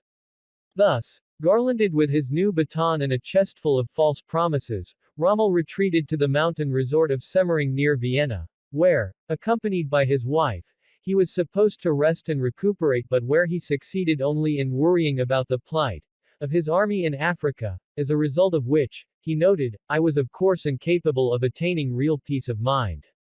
If a small platoon of eminent historians, heavily armed with the wisdom of hindsight, had been in Churchill's shoes or commanding the Eighth Army on that night, the famous Battle of El Alamein that was about to commence would never have taken place.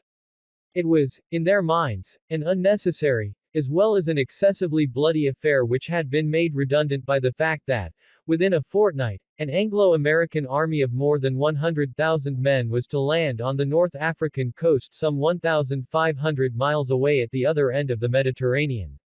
Torch, they argued, would have forced Rommel to rush back from El Alamein to confront this far greater threat to the Axis position in North Africa. In these circumstances, all that Montgomery would have had to do was to wait for this moment and then give chase, harrying the Panzer Army all the way back to Tunis and beyond until it found itself squeezed into surrender from the west and the east by the combined power of the two Allied armies.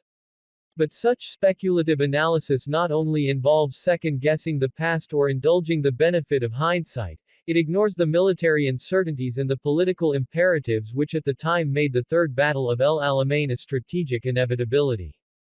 In London, it was still feared that the Wehrmacht might yet drive through the Caucasus to threaten the Middle East from the north.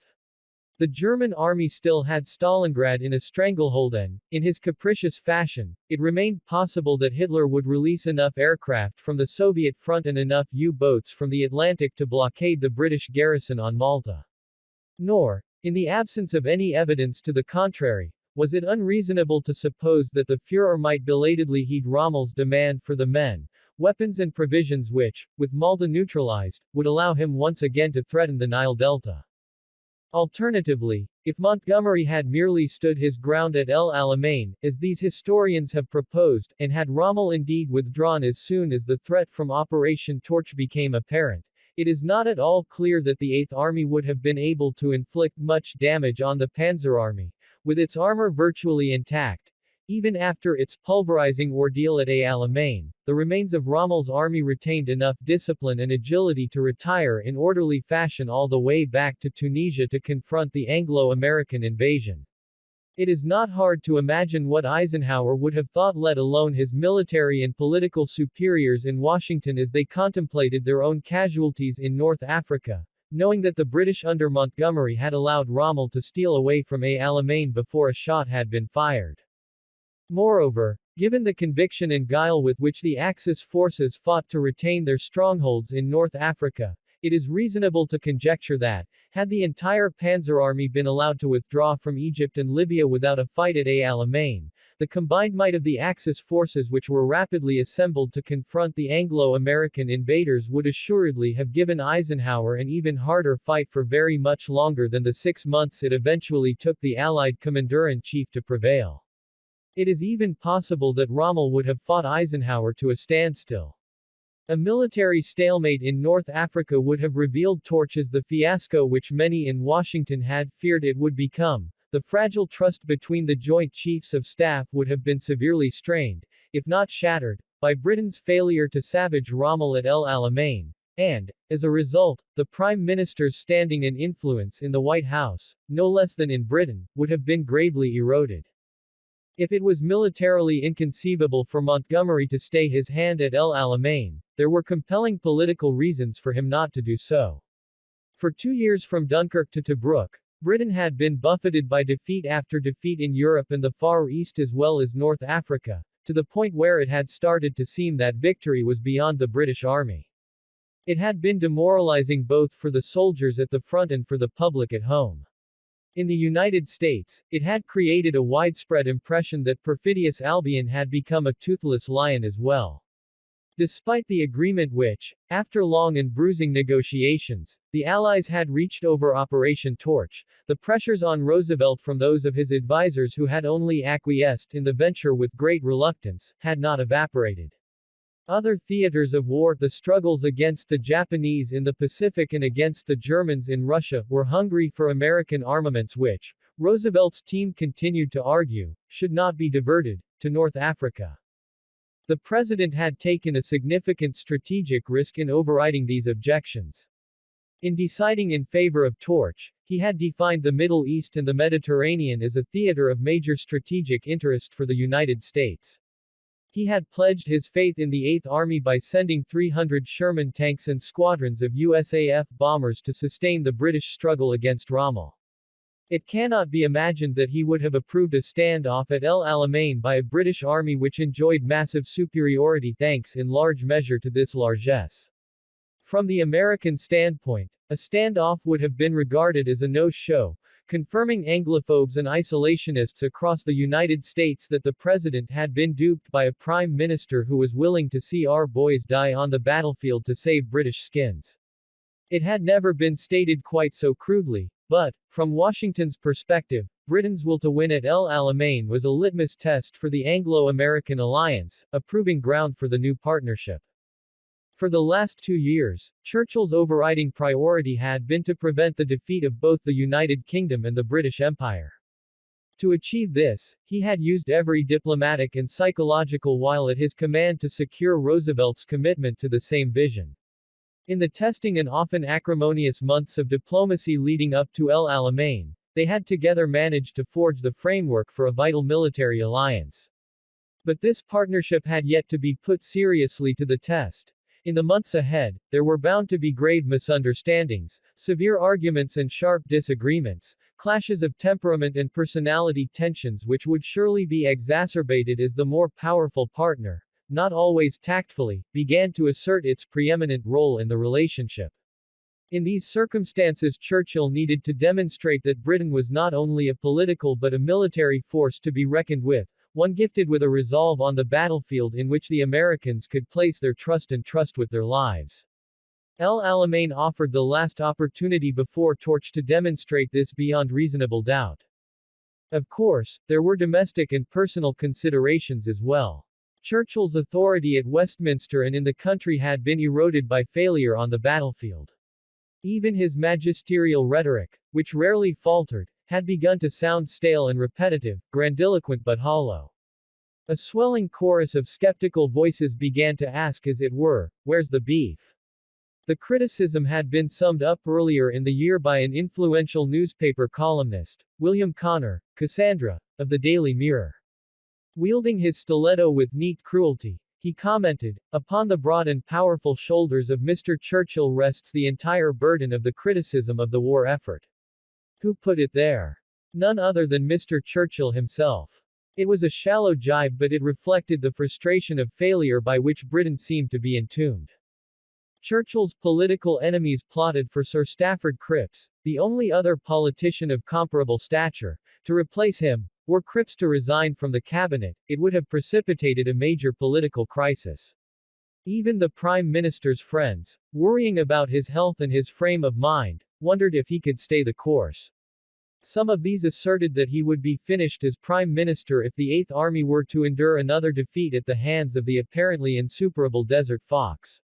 Brendan Bracken, Churchill's Minister of Information, an acolyte who devoured gossip from the corridors of power like a vulture at a carcass, had convinced himself, if we are beaten in this battle it's the end of Winston.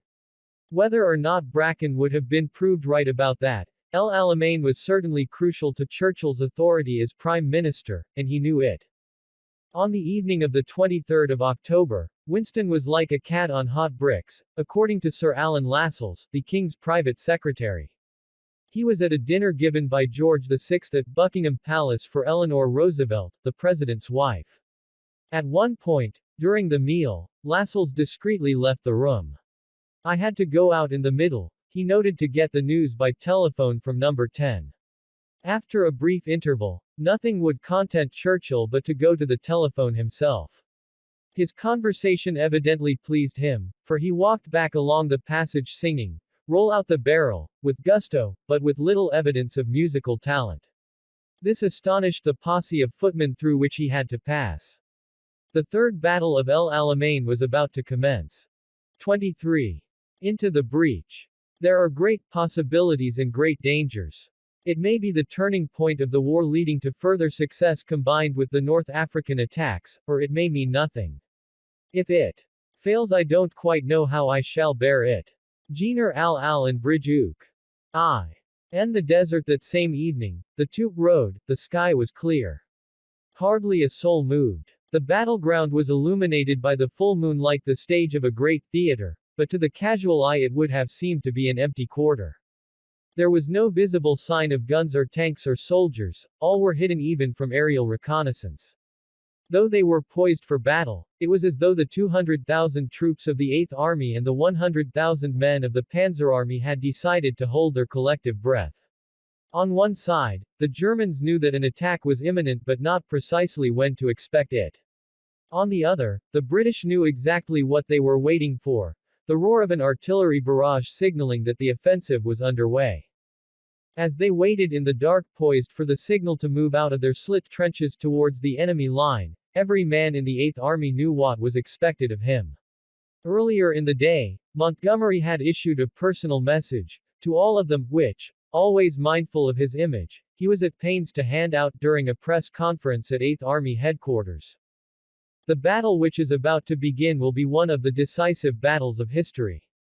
It will be the turning point of the war. The eyes of the world will be upon us, watching anxiously which way the battle will swing. We can give them their answer at once, it will swing our way. All that is necessary is that each one of us, every officer and man, should enter this battle with the determination to see it through, to fight and to kill, and finally, to win.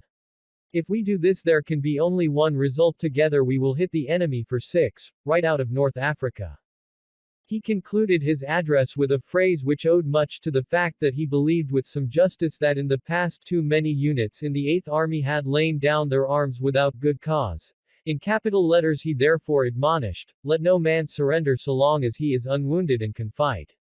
Earlier, in briefing his senior officers, he warned that the coming battle would be a killing match, which might last 10 days and in which, he said privately, more than 13,000 British and Commonwealth troops would be killed or wounded. De Gangand was once again impressed by Montgomery's confidence and by the impact of his words, especially when he declared, everyone must be imbued with the burning desire to kill Germans. Even the Padres, 1 per weekday and 2 on Sundays. The two armies were very far from evenly matched either in quality or number. The Panzer Army numbered 108,000 men, split evenly between its German and Italian components. The 8th Army, with contingents from Britain, Australia, New Zealand, South Africa and India, as well as the Free Greek and French units, 220,000 men in total, was more than twice as large. But the more decisive imbalance was in armaments, both on the ground and in the air, where British superiority was technically as well as numerically overwhelming. More than 900 tanks, including the newly arrived Shermans, versus some 500 tanks, of which only 200 were panzers of various vintages and the rest outdated Italian models, more than 2,000 pieces of artillery and anti-tank guns versus 1,200, and at least 530 serviceable RAF fighters and bombers with 650 others in reserve versus a force of 350. Luftwaffe planes, a superiority which, following a series of devastating raids by the RAF, had left the Luftwaffe virtually unable to play any role in the Battle of El Alamein. Despite these numerical advantages, the quality of the fighting men on each side, the manner of their deployment, and their resolve remained critical to the equation. In these respects, a large question mark still hung over the 8th Army. To a far greater degree than Rommel, Montgomery was hampered by the outmoded traditions and multinational structure of his forces, some of which not only lacked any experience of desert warfare but, despite the intensive training to which they had been subjected, were not yet ready to meet the demands he was about to make on them. He also lacked flexibility in their deployment. It was impossible for him to restructure or reorganize the various elements of the 8th Army, drawn from the Empire and the Dominions as well as from Britain, without the approval or the consent of the principal commanders who were answerable ultimately to their own governments. And, like Auchinleck before him, he could not count on every one of his divisional commanders to obey his orders without question. Even some British officers, for all his inspirational leadership, felt free on occasion to question and even to ignore his instructions. A striking example of this had arisen earlier in the month when the commander of 10th Corps, General Herbert Lumsden, the most experienced tank commander in the 8th Army and the only one who had survived Montgomery's call, openly challenged the battle plan for the first phase of El Alamein. Lumsden was the quintessence of the dashing cavalry officer, a fine horseman with famous steeplechasing victories to his name and a recipient of the Military Cross in the First World War, who had already been wounded in the Desert Campaign. His combination of elegance and arrogance could not have been better tailored to irritate Montgomery, and it was soon obvious that the two men could not abide one another. Montgomery's offensive was planned as though it were an updated version of a First World War battle in which the poor bloody infantry left their trenches to cross no man's land under cover of darkness before hurling themselves upon the enemy. In the case of El Alamein, the foot soldiers, thus the unfortunate codename, Operation Lightfoot, were to clear a way through the German mine fields for Lumsden's armored divisions to pierce the enemy front line and then crumble Montgomery's term, Rommel's forward defenses, so that the tanks could break out in the early hours of the morning to drive through a multi-fractured front line. However, at a meeting of 10th Corps, from which Montgomery was fortuitously absent, Lumsden and his divisional commanders decided that the plan was unworkable, that the logjams and roadblocks which would inevitably impede the advance were bound to leave their tanks trapped in the open and dangerously exposed to enemy fire. Lumsden wanted his tank units to be free-wheeling and independent, not hog-tied to the slow progress of the 8th Army's foot soldiers.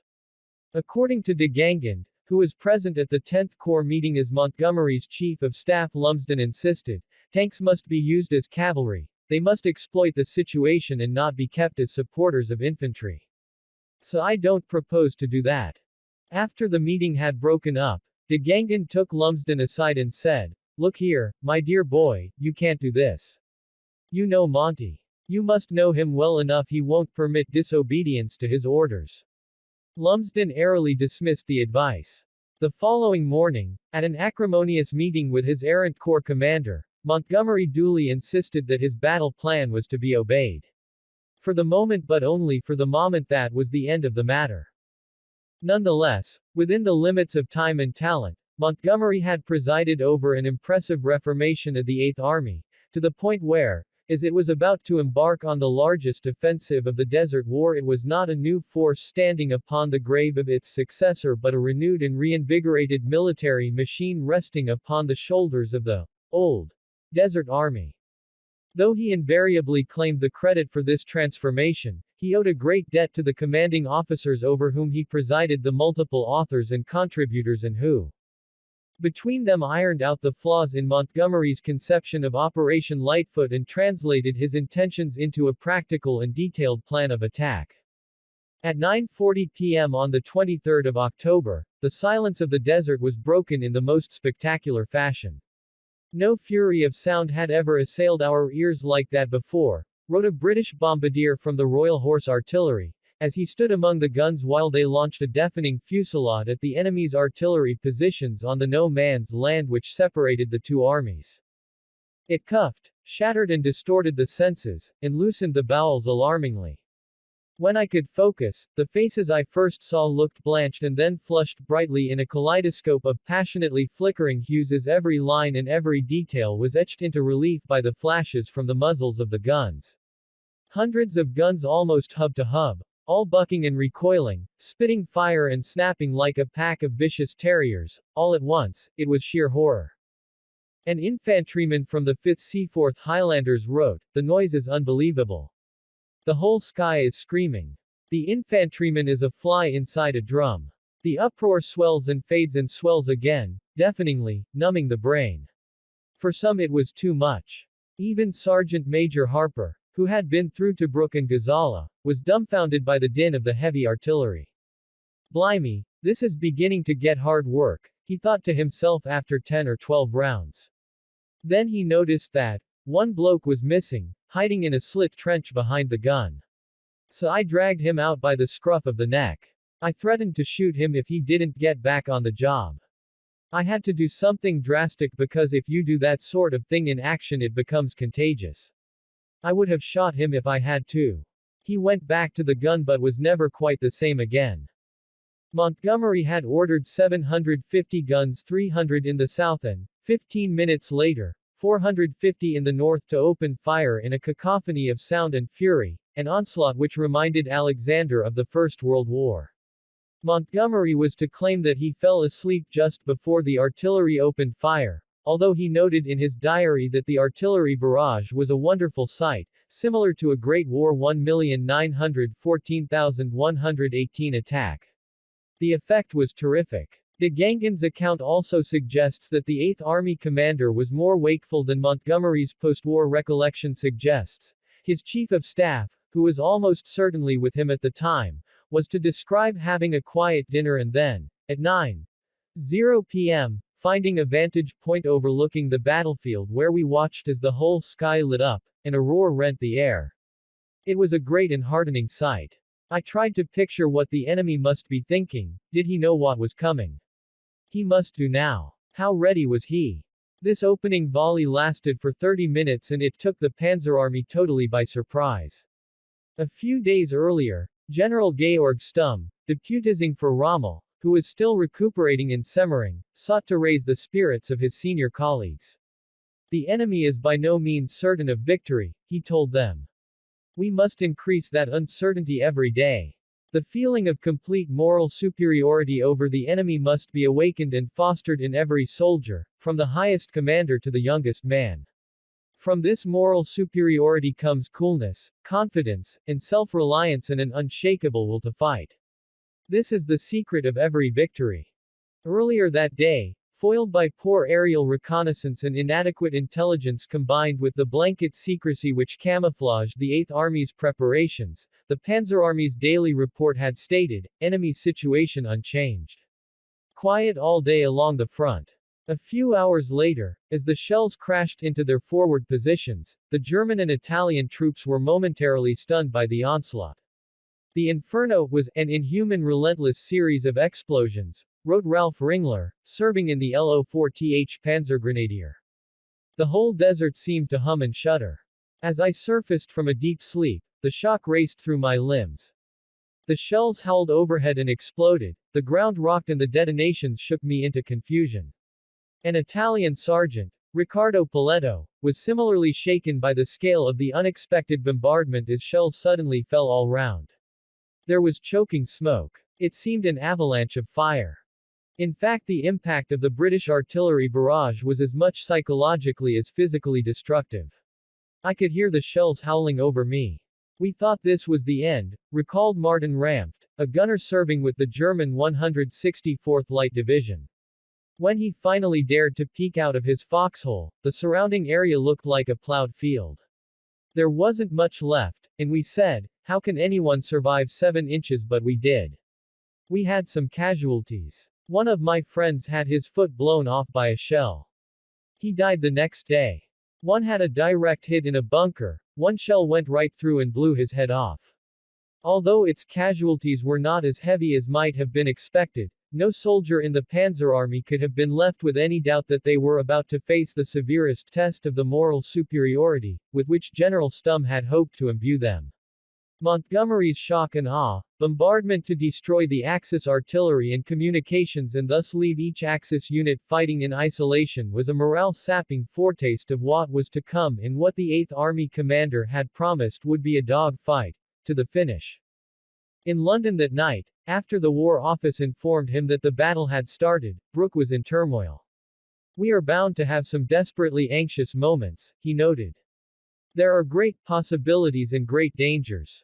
It may be the turning point of the war leading to further success combined with the North African attacks, or it may mean nothing.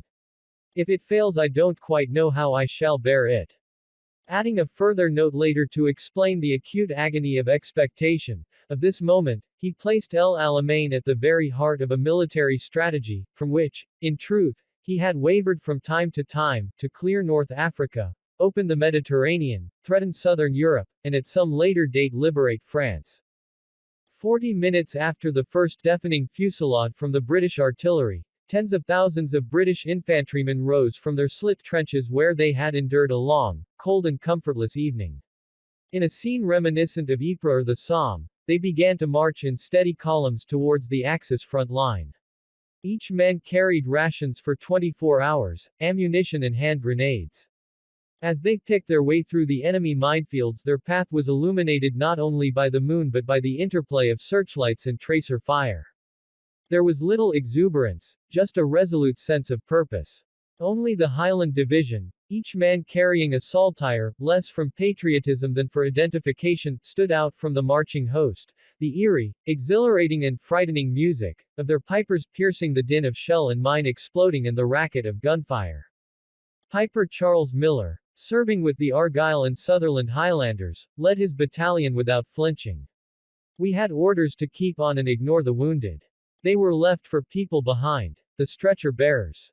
It was a matter of not showing to your pals that you were frightened. Pipers are very important to a Scottish regiment. We had to play the boys in, there were quite a lot of casualties among the pipers. The stretcher bearers, who had the gruesome task of picking up the dead and wounded, navigated their way through the night by following the bodies lying in their path. The cries of the wounded were piteous against the background venom of shellfire and explosions. One of the casualties has both legs and an arm blown off, one stretcher bearer wrote. While I stand there he regains consciousness and starts pleading, "Kill me, God, please kill me. I find I am incapable," and with tears in my eyes cover the body with a greatcoat, thinking how small he looks. Accompanying the infantry, The engineers and sappers, under intense pressure to maintain the momentum of the advance, swept the sand for mines. It was not always done by the rule book. I walk along like this, and I give a kick here and a kick there, an Australian engineer explained. They were as thick as thieves, these mines, and booby traps in between them. A sapper described the peculiarly lethal impact of the mines. When a foot trod on the detonator, there were two distinct explosions.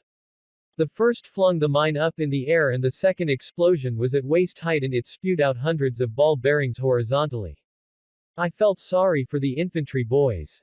They had to walk across the minefield and take up defensive positions to keep the juries off while our lads got to work. The killing match, as Montgomery chose to describe the battle, became just that.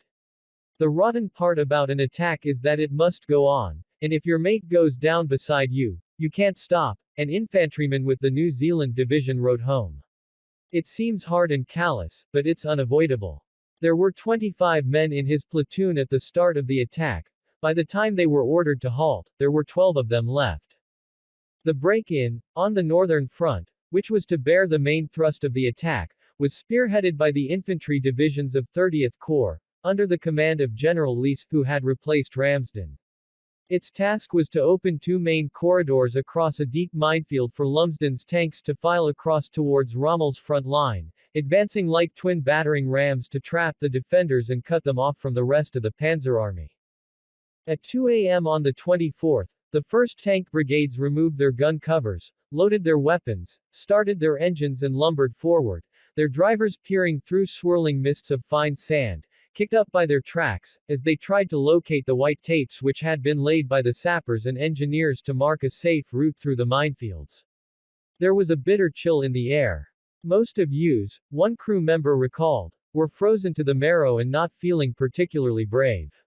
The first flush of excitement had given place to the knowledge that in a very few hours we would once more be at grips with the enemy armor and that the slaughter would begin all over again. For Lightfoot to succeed, it was essential for Lumsden's two armored divisions to cross the minefields to take up positions at the very front of the battle line before dawn to avoid being exposed to a blizzard of enemy fire with no room to maneuver or turn round and with no means of escape. It was a precise and inflexible plan which allowed for virtually no errors or unforeseen hazards. And that rigidity of purpose and design was almost its undoing. Although the infantry advancing along the southern corridor towards Maitiria Ridge initially made good progress, overrunning the Panzer Army's forward defenses in their path and crossing more than 5 miles of desert, they were brought to an abrupt halt as they reached the ridge by the discovery of a scatter of mines about which they had no advance knowledge. As the starlit night gave way to the dull gray of dawn, the advance was further slowed by the stiffening resistance of the Axis artillery. The disciplined reports from brigade and divisional commanders give little indication of the gruesome confusion that now bloodied the battlefront as the enemy guns drilled into Montgomery's infantry. There was a terrific explosion, and something flew past my head, one man reported. It was a leg with a boot on it. A round of high explosive had taken Chalky White's leg off. He was looking at me with astonishment and pointing to the raw, bleeding stump with the white bone sticking through. I went towards him with the idea of helping him, I think. Just then the machine gun opened up again and poor Chalky got it full in the face. Another described his own moment of horror. A bullet smashed into my hand, causing me to drop my rifle. I felt something boring into my shoulder and a taste of blood in my mouth. Nearly everyone seemed dead or dying, and I ran away from the senseless slaughter, unable and unwilling to stay and let myself be shot full of holes like a colander. As dawn broke, the 1st Tank Squadron to reach Maitiria Ridge found itself in the direst possible predicament, unable to break out, and caught in the crosshairs of the Axis artillery. With his characteristic penchant for understatement, de Gangand wrote later, Maitiria Ridge was a very unpleasant place to be, and very fierce fighting took place. With less restraint, a crew member in one of the tanks described the moment when suddenly all hell broke loose. Every kind of tracer fire came flying towards us from all directions. The tank crews waiting behind in the packed gaps through the minefield saw armor-piercing tracer shells screaming from all over the place towards A Squadron's tanks, then the explosions of tanks blowing up, sheets of flame as they caught fire, and the dull cherry red of red-hot tank turrets. Soon there was a gridlock of vehicles along the ridge with some 200 tanks trapped into immobility along a 2-mile front, unable to advance and unable to retreat. A traffic jam of tanks, trucks, and armored cars, the full panoply of a great army on the march, was soon queued back for 5 miles or more across the congested desert. Without the air supremacy of the RAF, these columns of stranded vehicles would have been sitting targets for the Stuka dive bombers which in the past had posed such a threat to the 8th Army's progress back and forth across the North African littoral. This impasse brought to a head the long-simmering animosities which had bedeviled relations between the 8th Army's armor and infantry and which, despite his much-vaunted powers of command, even Montgomery had been unable to resolve. In this case, General Freyberg, commanding the New Zealand Infantry Division, and General Gatehouse, commanding the 10th Armored Division, held diametrically opposed views about how to escape their predicament. As they were unable to communicate with each other directly for inexplicable reasons, given their crucial roles in Operation Lightfoot, they had to argue with each other indirectly via their respective headquarters. Although Gatehouse had managed to find a measure of security from the enemy fire on the least exposed flank of the ridge, he was determined not to send his tanks forward to face what were certain to be heavy casualties, informing Freyberg bluntly, "Don't want to go out and get AI keyed, anti-tanked, and shelled to hell." Freyberg, who knew much about infantry but little about armor, clearly believed that Gatehouse lacked the will, and even the courage, to take the battle to the enemy. But had Gatehouse yielded to Freyberg's pressure, he would have been responsible for a military disaster of inexcusable proportions. Those tanks fortunate enough to survive the enemy bombardment would have swiftly run out of fuel and ammunition, at which point, without any prospect of replenishment, they would have sat plumply in the sand waiting to be picked off one by one. In vain, therefore, Freyberg kept calling his headquarters to demand that 10th Armored Division be infused with some energy. The advance along the other northern corridor fared no better. As Alexander put it in his formal report, the deployment of 1st Armored Division commanded by General Raymond Briggs was even more seriously held up because the northern lane was still blocked by minefields under fire from the enemy's strongpoints which the Australian and Highland divisions had been unable to overcome. By dawn on the 24th, the 2nd Armored Brigade, following the infantry, was still floundering in the minefield that blocked the northern corridor. The inferno that was the Great Battle of Alamein continued unabated, a padre serving with the Royal East Kent Regiment, the Buffs noted. The appalling din of guns firing and shells bursting, the grim sights of mangled men and twisted corpses, the nauseating smell that was a mixture of sulfur and rotting human flesh, the mental strain from sleeplessness and responsibility, the fear of breaking down in front of the men. A corporal in the Argyll and Sutherland Highlanders, Vernon Scannell, had anguished memories of the voices of those who'd been badly wounded, their voices raised in terror and pain. "I can remember one particular sergeant who'd always seemed to me almost a kind of father figure. He was badly wounded and hearing his voice sort of sobbing and calling for his mother seemed to be so demeaning and humiliating and dreadful." There was no better news from 13th Corps, which had been deployed some 20 miles further south on the approaches to Haimaimat Ridge. During the weeks of preparation before the battle, elaborate efforts had been made to dupe the enemy into believing that the 8th Army's main thrust was to come from this end of the line. Operation Bertram involved the construction of dummy railway tracks, water reservoirs, storage tanks, pump houses, bivouacs, and tanks. One morning at dawn, during these preparations, Major John Harris of the 2nd Derbyshire Yeomanry was standing with his commanding officer watching a squadron of tanks maneuvering nearby. "What's strange about those tanks?" the CO asked. "I don't know. Are they these new Shermans?" Harris replied. His CO said, "They make no noise, they've got no tracks, they are lorries with canvas over them made to look like tanks, a deception first practiced by Rommel on his arrival in Tripoli 18 months earlier." Whether or not these ruses were successful, Rommel's intelligence most certainly believed that the 8th Army's main attack was to come from the south. More weightily, the presence of 13th Corps, under the command of General Horrocks, served false notice on the Germans that the southern flank was indeed as crucial as their intelligence had led them to believe. Horrocks was charged by Montgomery to mount a series of diversionary attacks against the three panzer divisions protecting the Heimat salient to tie them down well away from the northern front where the real breakthrough was planned. To this end, as 30th Corps and the 10th Armored Corps tried to make progress in the north, the 7th Armored Division, under the recently promoted General John Harding, advanced on the Axis forces dug in defensively around the Heimat salient. As Harding's tanks lumbered slowly over what he described as a long, open stretch of heavy sand, towards Heimat, they had to navigate through the minefields by which the approaches to the ridge were protected. If you are stuck in a minefield, he noted, tanks are a dead duck to anti-tank fire. They managed to cross safely to the other side but soon came under heavy fire. To avoid losing too many tanks, Harding decided to call a halt. The Free French Brigade, which was also under Harding's command, had advanced along an escarpment to the south of the ridge until it came under fierce bombardment from the German tanks above. As their own anti-tank guns had been bogged in soft sand, the Free French were unable to return fire and had little choice but to retreat. With his infantry battalions subjected to a similar battering, Horrocks was forced to abandon the assault altogether. This was not what Montgomery had intended. As Harding put it, we were stuck. This was the position for the next couple of days. Nonetheless, these diversionary attacks served some purpose.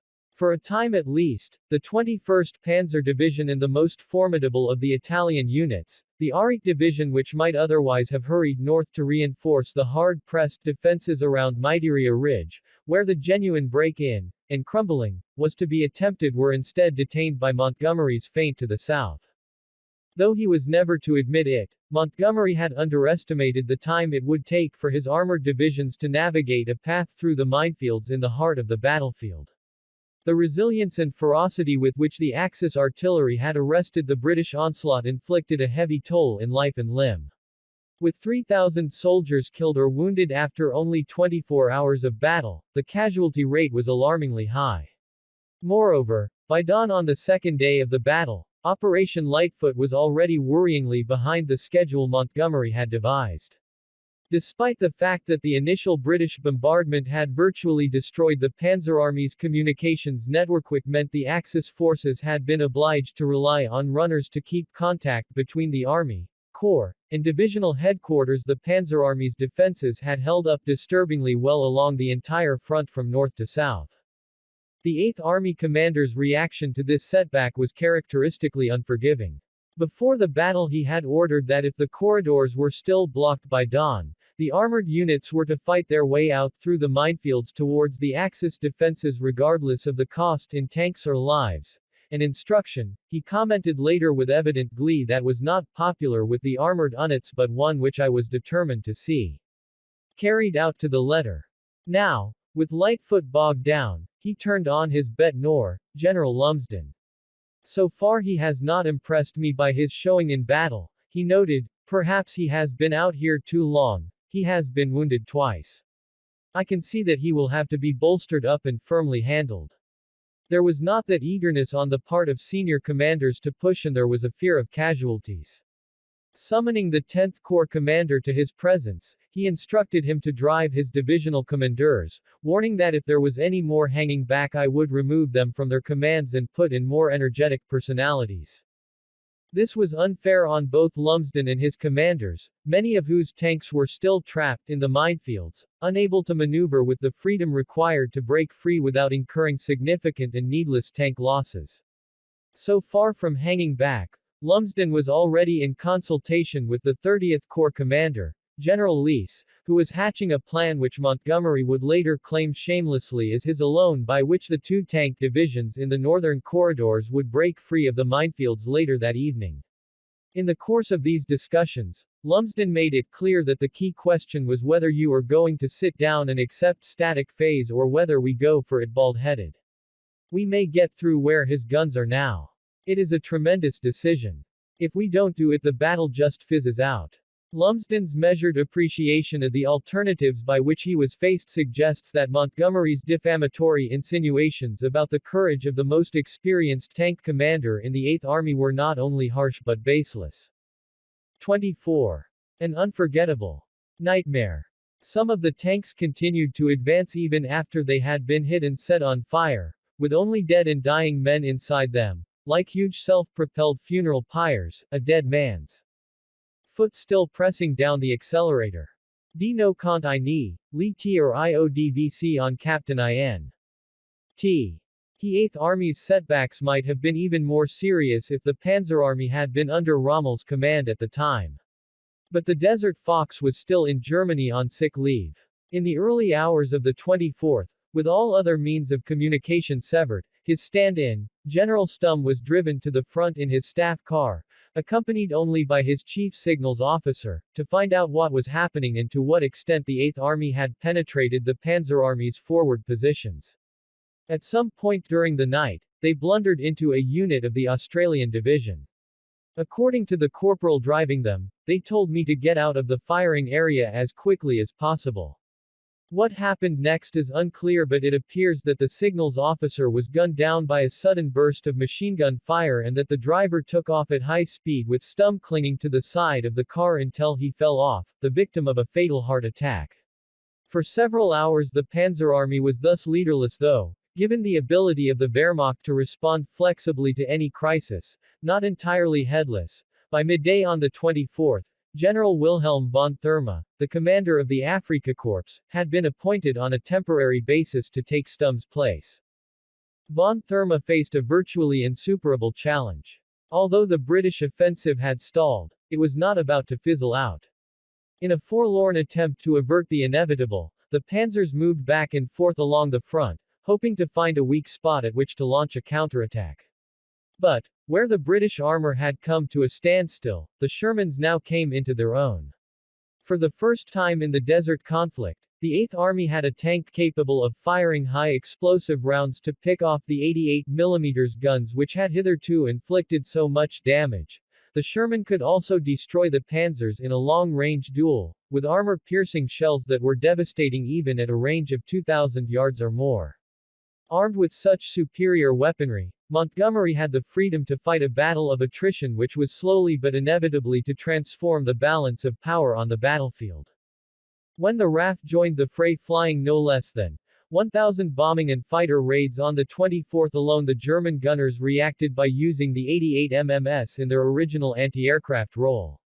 But as their barrels reared up towards the sky, they simultaneously exposed their precise location to the British tanks and artillery, which subjected them to immediate and merciless bombardment.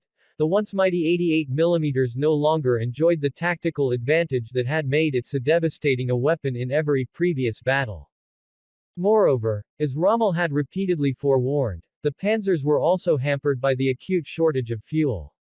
No longer able to range widely and freely to make the lightning thrusts that used to cause such havoc, their need to conserve petrol combined with their relative inferiority in both numbers and technical potency now dramatically limited their ability to secure any tactical advantage against the Eighth Army. With Rommel still on sick leave in the Austrian Alps, OKW followed the course of the battle at El Alamein with mounting concern.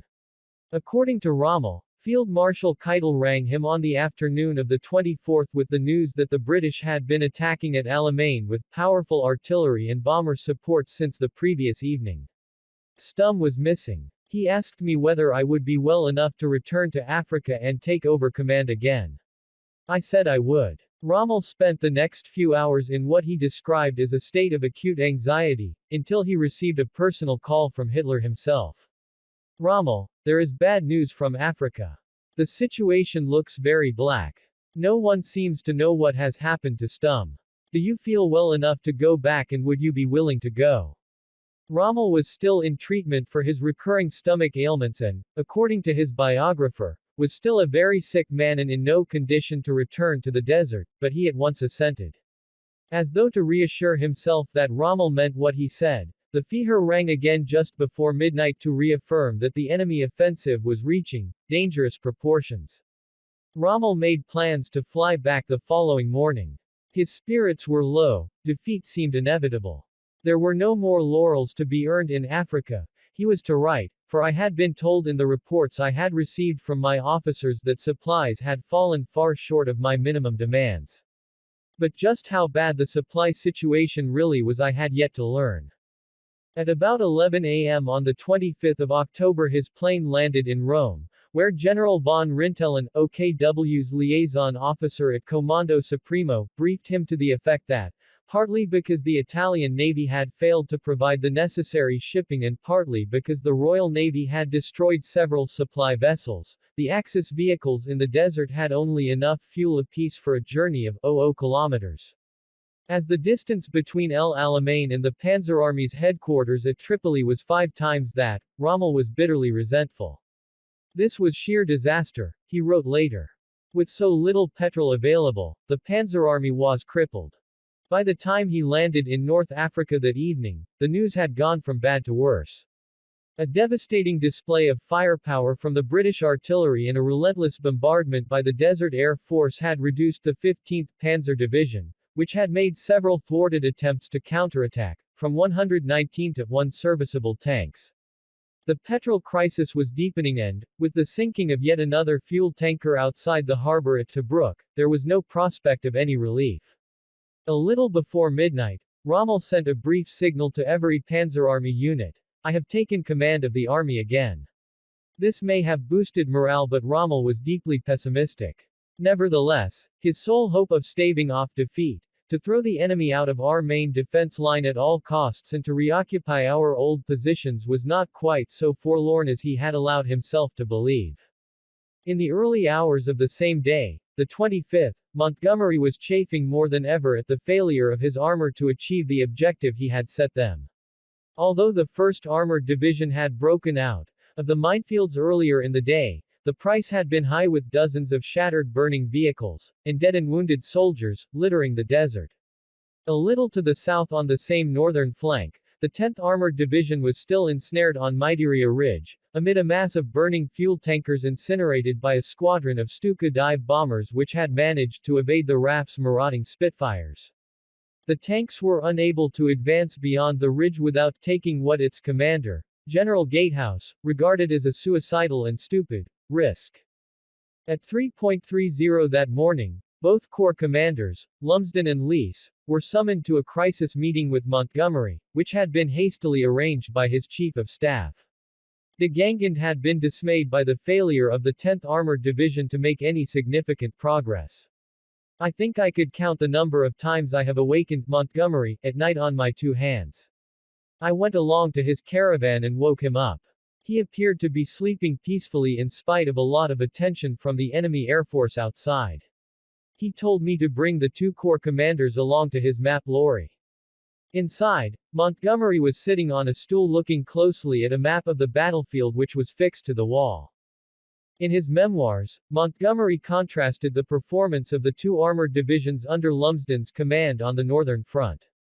Praising the 1st Division, under General Briggs, which was out in the open and was being furiously attacked by the enemy armor, which was exactly what the doctor ordered, he accused the 10th Division, under Gatehouse, of finding excuses to remain hull down on the slopes of Maidiria Ridge, as a result of which though Montgomery failed to concede this his Grants and Shermans were able to repel an all-out attack by the 15th Panzer Division. In the presence of Leese and Lumsden, he refrained from making this crude comparison but although, in de Gangand's phrase, 3 a.m. was not a good time to hold a conference, he merely asked them to explain their situation. This prompted Lumsden to make clear once again that he objected to the role that Montgomery had allotted to his armor. Montgomery's battle plan required the tanks to leapfrog the infantry and advance on open ground in the hope of luring the enemy into a counterattack which would end with the panzers being impaled on the guns of his artillery. Inevitably British tank losses would be severe, but it was, he judged, the only way to achieve victory. Lumsden thought that to use tanks as bait in this way was to invite catastrophe. However, he apparently bowed to Montgomery's demands and, implicitly, also to his fellow corps commander, Leese. Whatever Leese may have said face-to-face during this conference, the gulf between him and Lumsden, respectively personifying infantry and armor, surfaced brutally in a letter he wrote to his wife later that day. I'm afraid they've no stomach for a fight and are not given a lead to have the will to succeed. Sometimes I feel quite ashamed to have been in armor, he had previously served in the Guards. All my infantry think nothing of them. Montgomery then demanded to speak directly to Gatehouse by phone. Though each was to dispute what passed between them, de Gangand reported that Montgomery clearly and quickly made it very plain that there would be no alteration to his orders. The armor could and must get through. In his account of their terse and tense exchange, Montgomery claims to have discovered to my horror, that Gatehouse was at the 10th Division's headquarters some 10 miles behind his leading armored brigades. I spoke to him in no uncertain voice, and ordered him to go forward at once and take charge of his battle. He was to fight his way out, and lead his division from in front and not from behind. Even by Montgomery's standards, this libelous insinuation was cruelly unwarranted. Gatehouse may have lacked strategic perspective, but he was justly renowned as one of the most fearless commanders in the 8th Army, known to have led his units into battle careless of his own safety. His decision to pitch his divisional headquarters well behind the Mitiria front was to avoid aggravating the congestion of vehicles by which the ridge had been saturated, a dangerous chaos of vehicles which Montgomery had failed to foresee and for which he bore significant responsibility. At the end of their pre-dawn conference, when Lees had departed, Montgomery took Lumsden to one side and, by his own account, spoke very plainly to him. Reaffirming that the armored divisions had to break out of the minefields onto open ground, and reiterating that any wavering or lack of firmness now would be fatal, he concluded their exchange by warning that if either he or Gatehouse was not for it, then I would appoint others who were. In short, he required their tanks to extricate him from a critical impasse, the blame for which should properly lie with his overly optimistic battle plan rather than the lack of stomach for a fight, with which he charged them. Nonetheless, despite their profound misgivings, neither Lumsden nor Gatehouse had any intention of disobeying their superior officer. The 10th Armored Division was duly ordered to renew the offensive. The carnage was almost immediate. Within the hour, 8th Armored Brigade came under heavy fire from no more than 400 yards away. Tanks burst into flames, providing a flaring beacon for a swarm of German bombers which inflicted further casualties. According to the official history of the Staffordshire Yeomanry, the scene was an unforgettable nightmare never to be erased from the memory of all those present.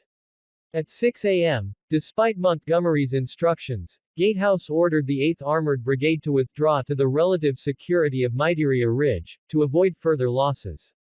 Either he and Montgomery had misunderstood one another or Gatehouse had refused to persist with the suicidal and stupid attack which had already severely depleted his armor for no discernible military advantage. By midday, it was clear that from the British perspective, the general situation was, in Lees's term, critical. The British advance had stalled.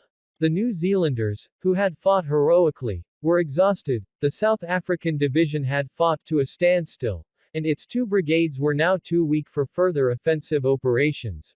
1 brigade only of the Indian Division was as yet capable of a sustained attack, 2 brigades of the Highland Division had had a good hammering, and the armor had lost a lot of tanks and had to be re-equipped for any further offensive action.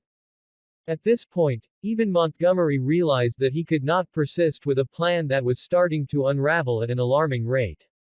Unless he could find some other way of breaking out and crumbling the enemy's defenses, the battle would be stalled indefinitely. Following an urgent conference with his senior commanders at the headquarters of the New Zealand Division at noon, he acted accordingly and with impressive speed. Instead, he ordered 30th Corps to attack to the northwest. Without conceding that he shared any responsibility for the shambles at Mitiria Ridge, he blithely noted that his revised plan entailed a new thrust or axis of operations. A switch of 180 degrees, psychologically perhaps, the physical switch was 90 degrees. A completely new direction of attack, which, he hoped, might catch the enemy unawares. His quick thinking justified his optimism. The Panzer Army was taken wholly by surprise in an operation which marked the real turning point of the Battle of El Alamein. To that extent, Montgomery's decision could fairly be described as a masterstroke for which on this occasion he deserved the credit he invariably gave himself. Over the course of the next 2 days, as the British edged forward, the battle raged with ferocity and bitterness on both the northern and southern fronts. The casualties mounted on both sides, and so did the stress and exhaustion of 24-hour warfare. throughout which the tanks and artillery pounded away with relentless, accurate monotony. On the northern front, the infantry, with the Australians and Scottish Highlanders to the fore, slogged their way forward with extraordinary resolution from minefield to minefield, across open ground, forcing their way into the Axis defenses, often fighting at close quarters, even hand to hand. On one occasion Captain Hugh Samwell, serving with the 7th Argyll and Sutherland Highlanders, overran an Italian position. They took several prisoners. He was standing in the middle of the melee when he heard a shout, "Watch out!" There was a blinding explosion at his feet. Miraculously unhurt, he looked round for the sergeant who was with him. He was on his back, groaning, his leg a tangled messes. One of the Italians, who had come out of the slit trench in which he had been cowering, apparently in the act of surrender, had thrown a grenade at Samwell and his men. By his own account Samwell was overcome with a sudden fury as an absolute uncontrollable temper surged up inside me. I swore and cursed at the enemy now crouching in the corner of the trench, then I fired at them at point-blank range 1, 2, 3, and then click. I had forgotten to reload. I flung my pistol away in disgust and grabbed a rifle, the sergeant's I think, and rushed in. I believe 2 of the enemy were sprawled on the ground at the bottom of the square trench. I bayoneted 2 more and then came out again. Even at El Alamein, the decency and chivalry which distinguished the desert campaign, did not always prevail against the rage of the moment. Some of the fiercest fighting was around Kidney Ridge, a shallow depression to the northwest of Mitiria Ridge which was captured by the 1st Armored Division just before midnight on the 25th. In response, Rommel ordered units of the 15th Panzer Division and the Italian Littorio Division to retake the ridge. As the British poured fire onto the advancing tanks, the desert became an inferno, the memory of which was seared in the mind of one of the Littorio's junior officers, Captain Dino Contini. Some of the tanks continued to advance even after they had been hit and set on fire, with only dead and dying men inside them, like huge self-propelled funeral pyres, a dead man's foot still pressing down the accelerator. A procession of blazing monsters, shaken by explosions and emitting colored flashes as the shells inside went off. The souls of the dead men must have been trapped in their vehicle. How else could a smashed and blazing tank continue to advance towards the enemy? The intensity of the British barrage forced the Axis armor to fall back. By the end of the day, the 15th Panzer Division had been shredded while one Italian regiment lost all but 2 of its 41 M1.3s. Rommel, who had arrived at the front in time to observe the engagement, wrote afterwards with an uncharacteristic blend of horror and bemusement, "Rivers of blood were poured out over miserable strips of land which, in normal times, not even the poorest Arab would have bothered his head about." The battle was no less intense in the air. Late in the afternoon of the 25th, a formation of German and Italian aircraft dived towards a column of British trucks. But some 60 RAF fighters pounced on these slow machines, forcing the Italians to jettison their bombs over their own lines and leading the German planes into a self-immolating attempt to press home the attack, incurring heavy losses in the process. Never before in Africa had we seen such a density of anti-aircraft fire, wrote Rommel. Hundreds of British tracer shells criss-crossed the sky and the air became an absolute inferno of fire. At the end of the day, in a cryptic letter to his wife Lou, he wrote, "Situation critical. A lot of work. After my wonderful weeks at home it's not easy to acclimatize myself to the new surroundings and the job in hand." Moreover, he was rapidly running out of options. The following day, the 26th, Rommel saw no alternative but to order the panzers to renew their attacks on the ridge. Finally realizing that the offensive by 13th Corps, under Horrocks, in the south was probably a diversionary tactic, he summoned the 21st Panzer Division from Haimaimat to reinforce his counter-offensive at Mitiria. It was a calculated gamble as he was horribly aware that the 21st Panzers would not have enough fuel to return to the south if Horrocks were to prove him wrong. But with the British tanks hull down, and the anti-tank guns well dug in on Mitiria Ridge, the panzers made no headway in a tank-to-tank combat of high military drama. During what he described as an exciting day, de Gangin stood by Montgomery's command vehicle listening to a loudspeaker which was tuned into the wireless net, that served the forward tanks. The chatter was instructive. "Look out, Bob, a couple sneaking up your right flank, you should see them any moment now." And then, after a tank commander had given the order to fire, "Well done, good shooting," another blew up, a tank in flames. By the end of the day both 15th Panzer and the Littorio Division had been severely damaged and the newly arrived 21st Panzer Division had been reduced from 106 to 45 serviceable tanks. That evening Rommel wrote to his wife again, "A very hard struggle. No one can conceive the burden that lies on me.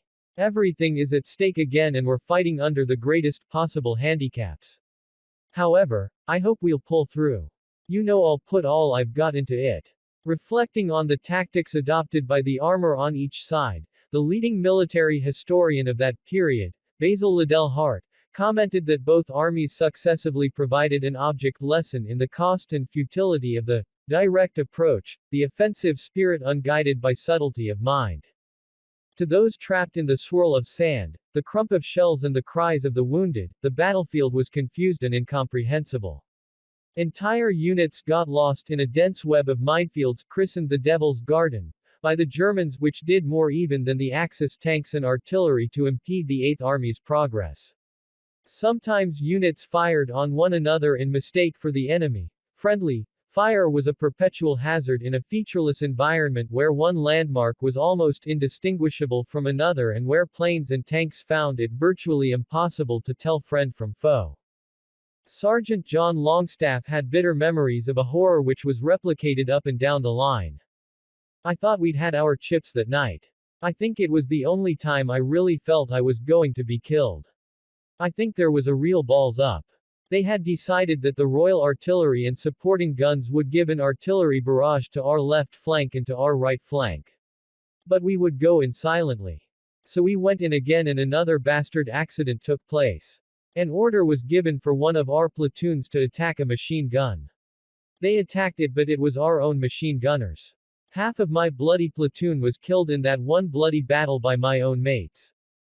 Though the chain of command from Montgomery via Corps, divisional, and brigade commanders prepared and elaborated instructions in great detail, these orders had to be modified, cancelled or ignored by battalion and company commanders in the heat of a battle where contact between one platoon and another was easily lost and where individual units found themselves unexpectedly pinned down or surrounded by enemy artillery. To the soldier at the front, in a slit trench or a tank or a minefield, the battlefield was a great and ghastly muddle. The chaos was eloquently summed up by Michael Carver, serving in the 7th Armored Division, who wrote later, "There was always somebody firing at something and usually somebody being fired at, but who and what it was and why was generally a mystery." While the fighting on the northern front continued near the coast and around Kidney Ridge, Montgomery decided to call a halt to the offensive everywhere else to refresh and regroup his forces. The New Zealand Division, led by General Freyberg, and Lumsden's Armored 10th Corps were both withdrawn from the front at Maitiria Ridge. 30th Corps had endured 3 days of attrition on the battlefield and many of its units were close to exhaustion. Hard fighting had been going for the previous 3 days, Montgomery was to write, and I began to realize from the casualty figures, 4,600 in 30th Corps alone, that I must be careful. Once again, he also had to rethink his battle plan. From ultra-intercepts, he knew that Rommel had now brought the reinforcements from the south up to defend the northern corridor to the west of Kidney Ridge. This meant it would be excessively hard, if not impossible, to achieve a breakthrough where he had hoped.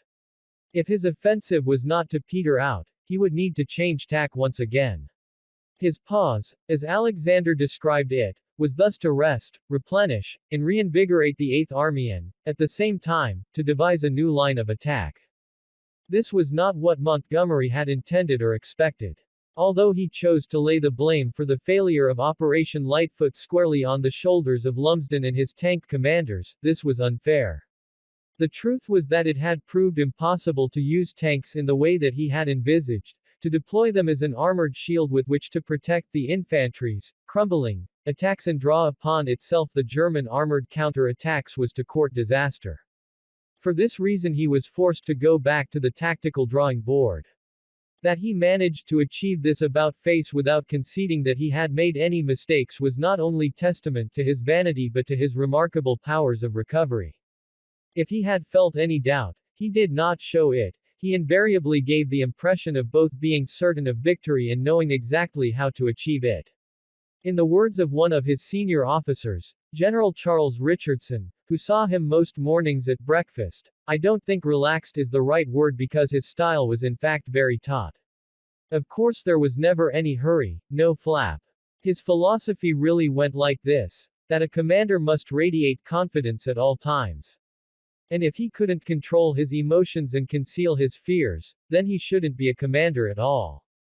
Thus, as he used the pause, which had been imposed upon him to recast the next stage of the Battle of El Alamein, he betrayed no concern at all. In 10 Downing Street, however, the atmosphere was distinctly less sanguine. When the Prime Minister heard about Montgomery's decision to suspend the offensive, he reacted with peevish anxiety. On the 28th of October the Foreign Secretary, Anthony Eden, went for a late-night drink to number 10, where he apparently took it upon himself to tell Churchill that neither Alexander nor Montgomery was gripping the situation or showing the requisite offensive spirit. The Alamein battle, in which so much had been invested, was, Eden advised, petering out. Later that night Churchill drafted a telegram, not a pleasant one, which he sent to Brooke for dispatch to Alexander. In an accompanying message summoning his SIGs to a meeting the following morning, the Prime Minister wrote, "The Foreign Secretary and I are agreed that this or something like it should be sent in view of the evident slowing down of the battle. It is most necessary that the attack should be resumed before torch. A standstill now will be proclaimed as a defeat. We consider the matter most grave." As soon as Brooke arrived at 10 Downing Street, Churchill met him with what the SIGs described as a flow of abuse. About Montgomery. "What was my Monty doing now? Allowing the battle to peter out. Monty was always my, i.e. Brooke's, Monty when he was out of favor. He had done nothing now for the last 3 days, and he was now withdrawing troops from the front. Why had he told us he would be through in 7 days if all he intended to do was to fight a half-hearted battle? Had we not got a single general who could even win one single battle? Etc. etc. When he discovered that Eden was responsible for Churchill's rant, Brooke could barely contain his anger. The strain of the battle had had its effect on me, the anxiety was growing more and more intense each day and my temper was on edge. Why? Brooke demanded, had the Prime Minister consulted his Foreign Secretary when he wanted advice on strategic and tactical matters? At this rebuke from the SIGs, Churchill flared up, reminding him that as Prime Minister he was entitled to consult anyone he liked. Moreover, he would chair a meeting of the Chiefs of Staff at 12:00 p.m. to discuss the issue formally. The chiefs duly met and Churchill at once asked Eden to repeat his criticisms and concerns. The Foreign Secretary obliged. Then it was Brooke's turn. The SIGs did not even attempt to disguise his disdain for Eden, retorting that the Foreign Secretary's view of the battle must have been very superficial, if he had really come to conclude that it was petering out. Outlining Montgomery's reasons for the pause, he laced his comments with sarcasm, wondering icily if the Foreign Secretary had forgotten that the fundamental principle of all strategy and tactics lay in immediately forming new reserves for the best blow. When the South African Prime Minister Jan Smuts added his voice in support, Brooke quelled all doubters. Later that day, clearly chastened if not mollified, Churchill cabled Alexander to congratulate him on the resolute and successful manner in which the decisive battle which is now proceeding has been launched by you and Montgomery. Perhaps because he looked back on his earlier outburst with some embarrassment, Churchill excluded any reference to this incident in an otherwise comprehensive passage in his memoirs. But it was a measure of the intense strain he was under with the date of the torch landings only a little over a week away. It remained of supreme importance to him that Rommel should be beaten at El Alamein before the Americans landed in North Africa. In his congratulatory cable to Alexander, the only hint of his underlying anxiety was when he wrote that torch moves forward with complete secrecy and good fortune, adding, "Your battle continuing at full blast will play a memorable part." In his diary, Churchill's physician confirmed Brendan Bracken's diagnosis that Winston is finding the suspense almost unbearable. When Moran went to give the Prime Minister a sleeping pill, he was warned by the PM's staff that he would find his patient in an explosive mood. They were right. I was with him only a few moments, Moran wrote, but as I left he grunted, half under his breath, if this goes on, anything may happen. Moran found Brooke waiting for him outside. Is the PM all right, Charles? I thought he was going to hit me when he demanded, haven't we got a single general who can even win one battle? Brooke was not nearly so confident about Montgomery's progress as he had declared himself to be at the Chiefs of Staff meeting. I was far from being at peace, he wrote later. On returning to my office I paced up and down, suffering from a desperate feeling of loneliness. There was just the possibility that I was wrong and that Monty was beat. The loneliness of those moments of anxiety, when there is no one can turn to, have to be lived through to realize their intense bitterness. It was these doubts, which were evidently shared in other parts of Whitehall, that had led to Eden's ill-judged interference in matters beyond his competence. But the Foreign Secretary's meddling was not entirely without consequence. While Churchill raged against Montgomery, Alexander and the resident Minister of State, Richard Casey, flew up from Cairo to the 8th Army's tactical headquarters where Montgomery was finalizing his plans for the next and final stage of the battle, which he had codenamed Operation Supercharge. The 8th Army commander swiftly concluded that his decision to draw divisions into reserve had caused consternation in London and that Whitehall thought I was giving up, but left it to de Gangan to tell Casey that Whitehall should not bellyache. When the meeting broke up, Casey made the error of taking de Gangan to one side to ask whether he was really happy about the way things were going. Montgomery's chief of staff did not appreciate this sidelong approach behind his boss's back and said abruptly, "We are certain of success." When Casey suggested that it might be necessary to send Churchill a signal preparing him against the possibility of a reverse, de Gangan exploded, "If you send that signal I will see that you are hounded out of political life." Casey was wise enough firstly to refrain from pointing out that he was not a British politician but an Australian civil servant on secondment, and secondly to bury any thought of cabling the Prime Minister in the proposed terms. Instead he reported that both Alexander and Montgomery fully realize importance of achieving breakthrough at earliest possible moment and are directing themselves strenuously to that end. Later, Montgomery commented dismissively that Whitehall thought I was giving up, when in point of fact I was just about to win. And, for good measure, he added, I never heard what signal was sent to London after the visit and was too busy with Supercharge to bother about it. Had London been fully aware of Rommel's predicament, Casey's visit to the front would have been even less opportune. As he surveyed the remains of his Demesne and the noose that was tightening around him, the Desert Fox was close to despair, as nearly certain that he was about to lose as Montgomery was that he was about to win. By the 27th of October it was already quite obvious to him that the British would destroy us bit by bit as we were virtually unable to move on the battlefield. In the space of 48 hours 2 tankers and 2 ammunition ships had been sunk before reaching the North African coast, leaving the Panzer Army bereft of fuel and ammunition. Not the least ironic aspect of the Desert War is that on the very day that Brooke was driven to pace about his office in an agony of apprehension lest his Monty should fail, Rommel was almost simultaneously pacing back and forth in the sands of North Africa, no less agitated by the near certainty that Montgomery would succeed. Although the Panzer Army's commander had sought to rally his troops, telling them, the present battle is a life and death struggle. I therefore require that every officer and man will give of his utmost and therefore contribute to its success. He knew it was almost certainly in vain. On the evening of the 29th he wrote once again to his wife, the situation continues very grave. At night I lie with my eyes wide open, unable to sleep, for the load that is on my shoulders. In the day I'm dead tired. What will happen if things go wrong here? That is the thought that torments me day and night. I can see no way out if that happens. At that moment, the commander of the 8th Army was in the process of working out how best to ensure that the Desert Fox would find no way of escape. On the 30th of October Montgomery sat in his caravan and wrote out his most secret instructions for Operation Supercharge. As usual, these were a product of collaboration, notably with de Gangan, cool thinking and bold leadership. But, yet again, Montgomery was to refrain from sharing the credit with anyone else. I always wrote such orders myself and never let the staff do it, he was to boast in his memoirs. Not content with such vainglory, he added with comical self-regard, this was the master plan and only the master could write it.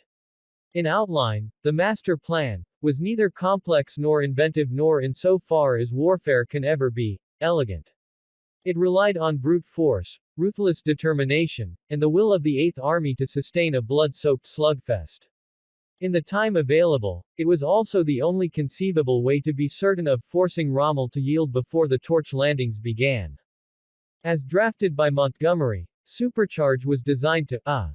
Destroy the enemy armored forces. b. Force the enemy to fight in the open, and thus make him use petrol by constant and continuous movement. c. Get astride the enemy supply route, and prevent movement of supply services. d. Force the enemy from his forward landing grounds and aerodromes. e. Bring about the disintegration of the whole enemy army by a combination of A, B, C, and D. Through ultra-intercepts and precise field intelligence, Montgomery knew that the Panzer Army was in a critical condition. He had no doubts. Supercharge would deliver a staggering blow against Rommel, from which, he asserted, I do not consider he will be able to recover. Montgomery was elated by the approaching climax. So far it has been a complete slogging match, carried out on an enormous battlefield, he wrote in a private letter on the eve of Supercharge. In a letter to Brooke, he boasted, I have managed to keep the initiative throughout and so far Rommel has had to dance entirely to my tune. I think he is now ripe for a real hard blow which may topple him off his perch. It is going in tonight and I am putting everything I can into it. I think we have bluffed him into where it is coming. There will be hard and bitter fighting as the enemy is resisting desperately and has no intention of retiring. I am enjoying this battle. If we succeed it will be the end of Rommel's army. Rommel had persuaded himself that the Eighth Army's final assault would be at the northern end of the front, close to the Mediterranean, as, indeed, Montgomery had initially planned and where, in de Gangen's phrase, the most savage fighting of the campaign, was already in progress. Understandably but fatally, the Desert Fox was about to fall into the trap, the bluff to which Montgomery had referred in his letter to Brooke. The full and final thrust of Supercharge was in a stroke-off tactical brilliance to be launched in almost the opposite direction from that which Rommel now expected. Montgomery had intended to unleash Supercharge on the night of the 1st of October to give Rommel no time to regroup his battered units. But General Freyberg, whom he had chosen to lead the assault, resisted. The commander of the New Zealand Division was regarded by Montgomery as superb. The best fighting divisional commander I have ever known. He has no great brain power and could never command a corps. But he leads his division into battle, going himself in front. The only way to find him in a battle is to look for a group of honey tanks in the NZ area, it will be Freyberg. The grizzled New Zealander may have been of modest intellect but he knew how to organize a fighting unit, especially when the battlefield that was about to embrace them promised to be a valley of death.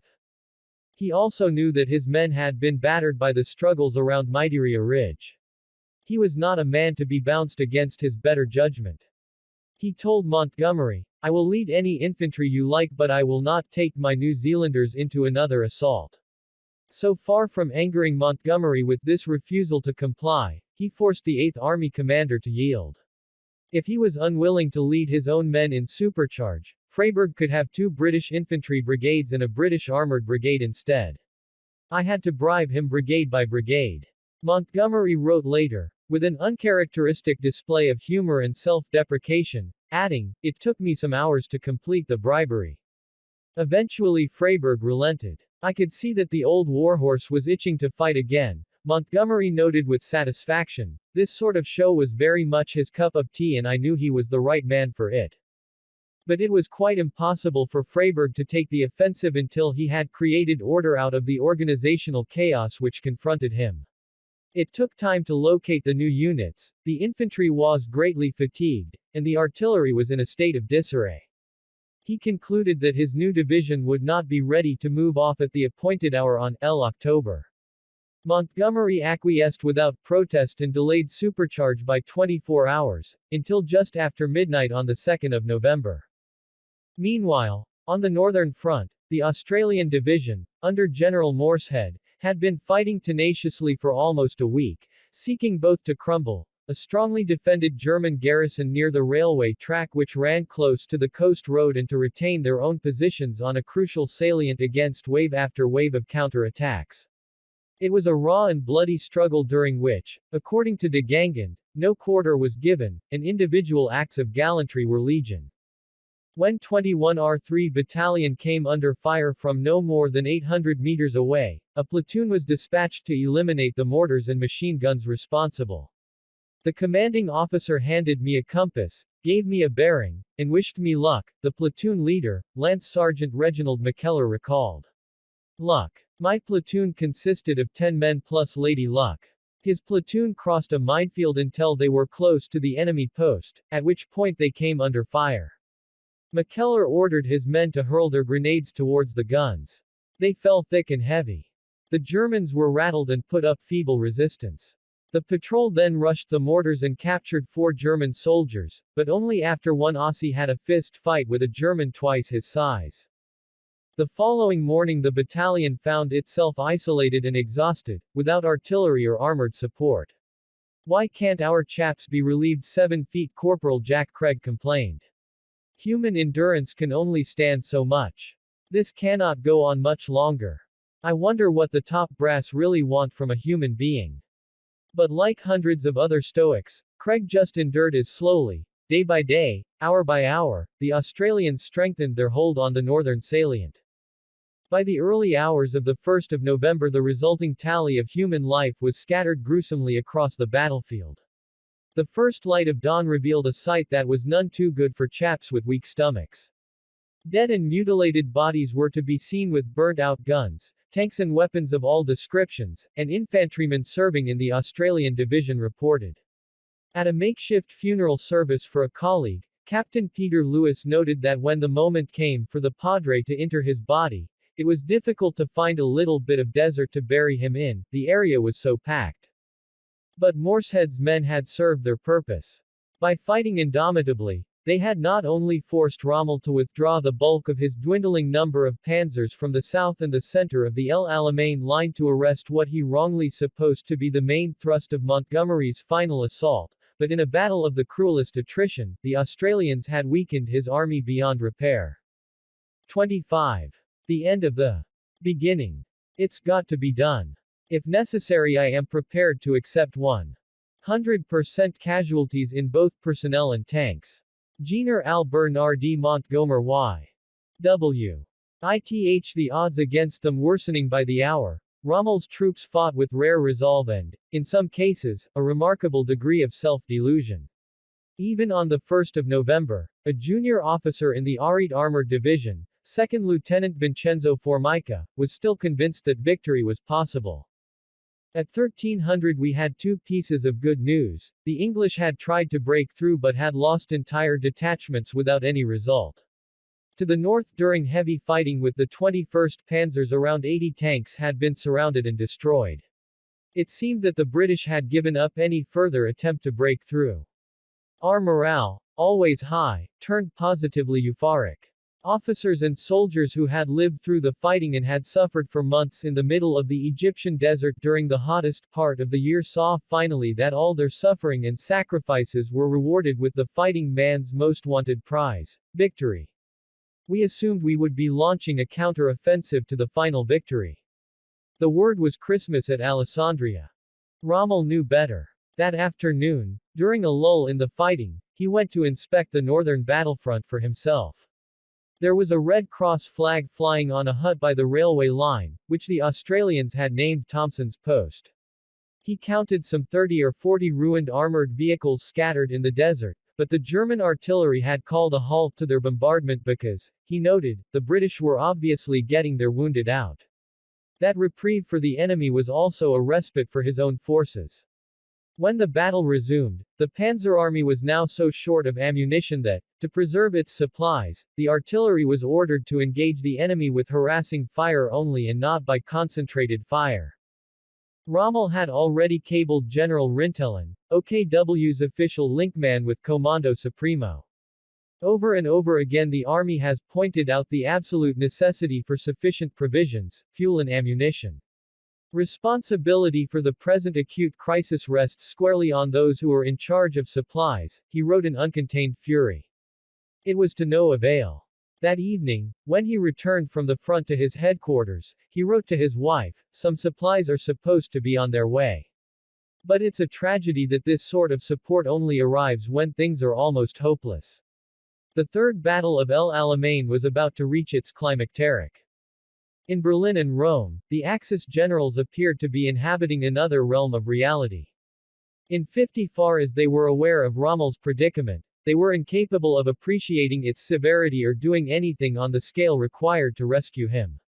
Mussolini was not only out of touch but ailing. On the 28th of October he had presided at the 20th anniversary of his march on Rome, looking thin and tired. It was a lackluster occasion from which the passion which had once inspired the fascist party now run by incapable, discredited, and questionable men, as Ciano described them, was noticeable by its absence. Not only had the fire which had once animated the fascist party burnt itself out, but Mussolini himself had lost the animal vitality which had once excited the faithful. Although he was momentarily roused to good humor by an extremely laudatory and sugar-coated letter from Hitler to mark the 20th anniversary of that intoxicating year when he had founded the fascist party to save the Italians from themselves, he was a much diminished and deflated figure. Often too frail to appear in public or so unwell that he had to cancel meetings at short notice, he was sometimes in severe discomfort. "My father is very ill," wrote his daughter, Etta Ciano. "Stomach pains, irritability, depression etc." According to his personal attendant, Quinto Navarra, he would on occasions abandon himself to his pain and throw himself on the floor to roll about, groaning in agony. A woman who visited him at his residence noted that his appearance was so haggard that he didn't look real anymore. It was like looking at a caricature. The condition of the Italian people, of whom he continued to despair, had also sharply deteriorated. Almost all foodstuffs were rationed and in the south the peasantry was close to starvation. When angry crowds gathered to demonstrate against the privations which fascism and the war had inflicted on them, the police reacted with violence, firing volleys over their heads to disperse them. In increasing numbers, intellectuals were emboldened to face arbitrary arrest and imprisonment for voicing anti-fascist sentiments. Communists produced samizdat newspapers and painted slogans on public buildings demanding liberty and peace. This surge of unrest merely confirmed Mussolini's conviction that the Italians were a degenerate race, capable only of singing and eating ice cream. His army was useless, his generals were paralytic, and his admirals were even worse. His subjects returned the compliment by concluding, in the words of his biographer, Christopher Hibbert, that tout duce must be a part of every rankling injustice, every defeat, every hardship, every fresh disaster that showed the fascist system which he had created was not capable of dealing with the emergency into which he had plunged it. In so far as Mussolini focused at all on El Alamein, it was with a glassy, self-delusional stare. By the 30th of October Cavallero, hitherto the wildest of optimists, had reached the conclusion that defeat was inevitable and that the end of the army was imminent. But Tuduce's chief of staff evidently failed either to share this insight with his commander-in-chief or to reconnect him with reality.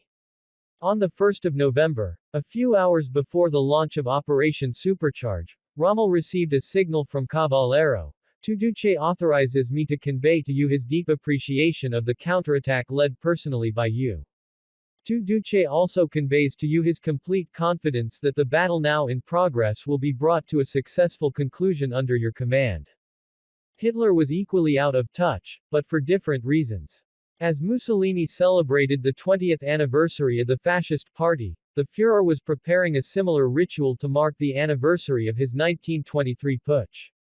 Enthralled to his grotesque sense of indomitability, he had taken to contrasting himself with Kaiser Wilhelm, whom he dismissed as a man lacking the strength to resist his enemies. In contrast, he bragged that in me they have found an adversary who does not even think of the word capitulation.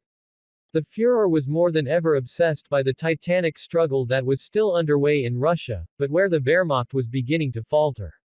In the north, the people of Leningrad, some of whom had been driven by starvation into acts of cannibalism, had nonetheless failed to succumb. The siege of the city, though it would not end for another 14 months, was starting to hurt the attackers as much as the defenders. In the south, the twin thrusts into the Caucasus and towards Astrakhan via Stalingrad had both been arrested hundreds of miles short of their final destinations. After seizing Sebastopol and Novorossiysk, Panzergruppe von Kleist's slow advance was starting to splutter out in the foothills of the Caucasian mountains. So far from seizing the Black Sea littoral and the western shore of the Caspian Sea, as Hitler had ordered, his 15 divisions had stumbled to a halt at Nalchik, some 450 miles short of the oil wells at Baku, and very far indeed from his vision of seizing Britain's empire in the Middle East.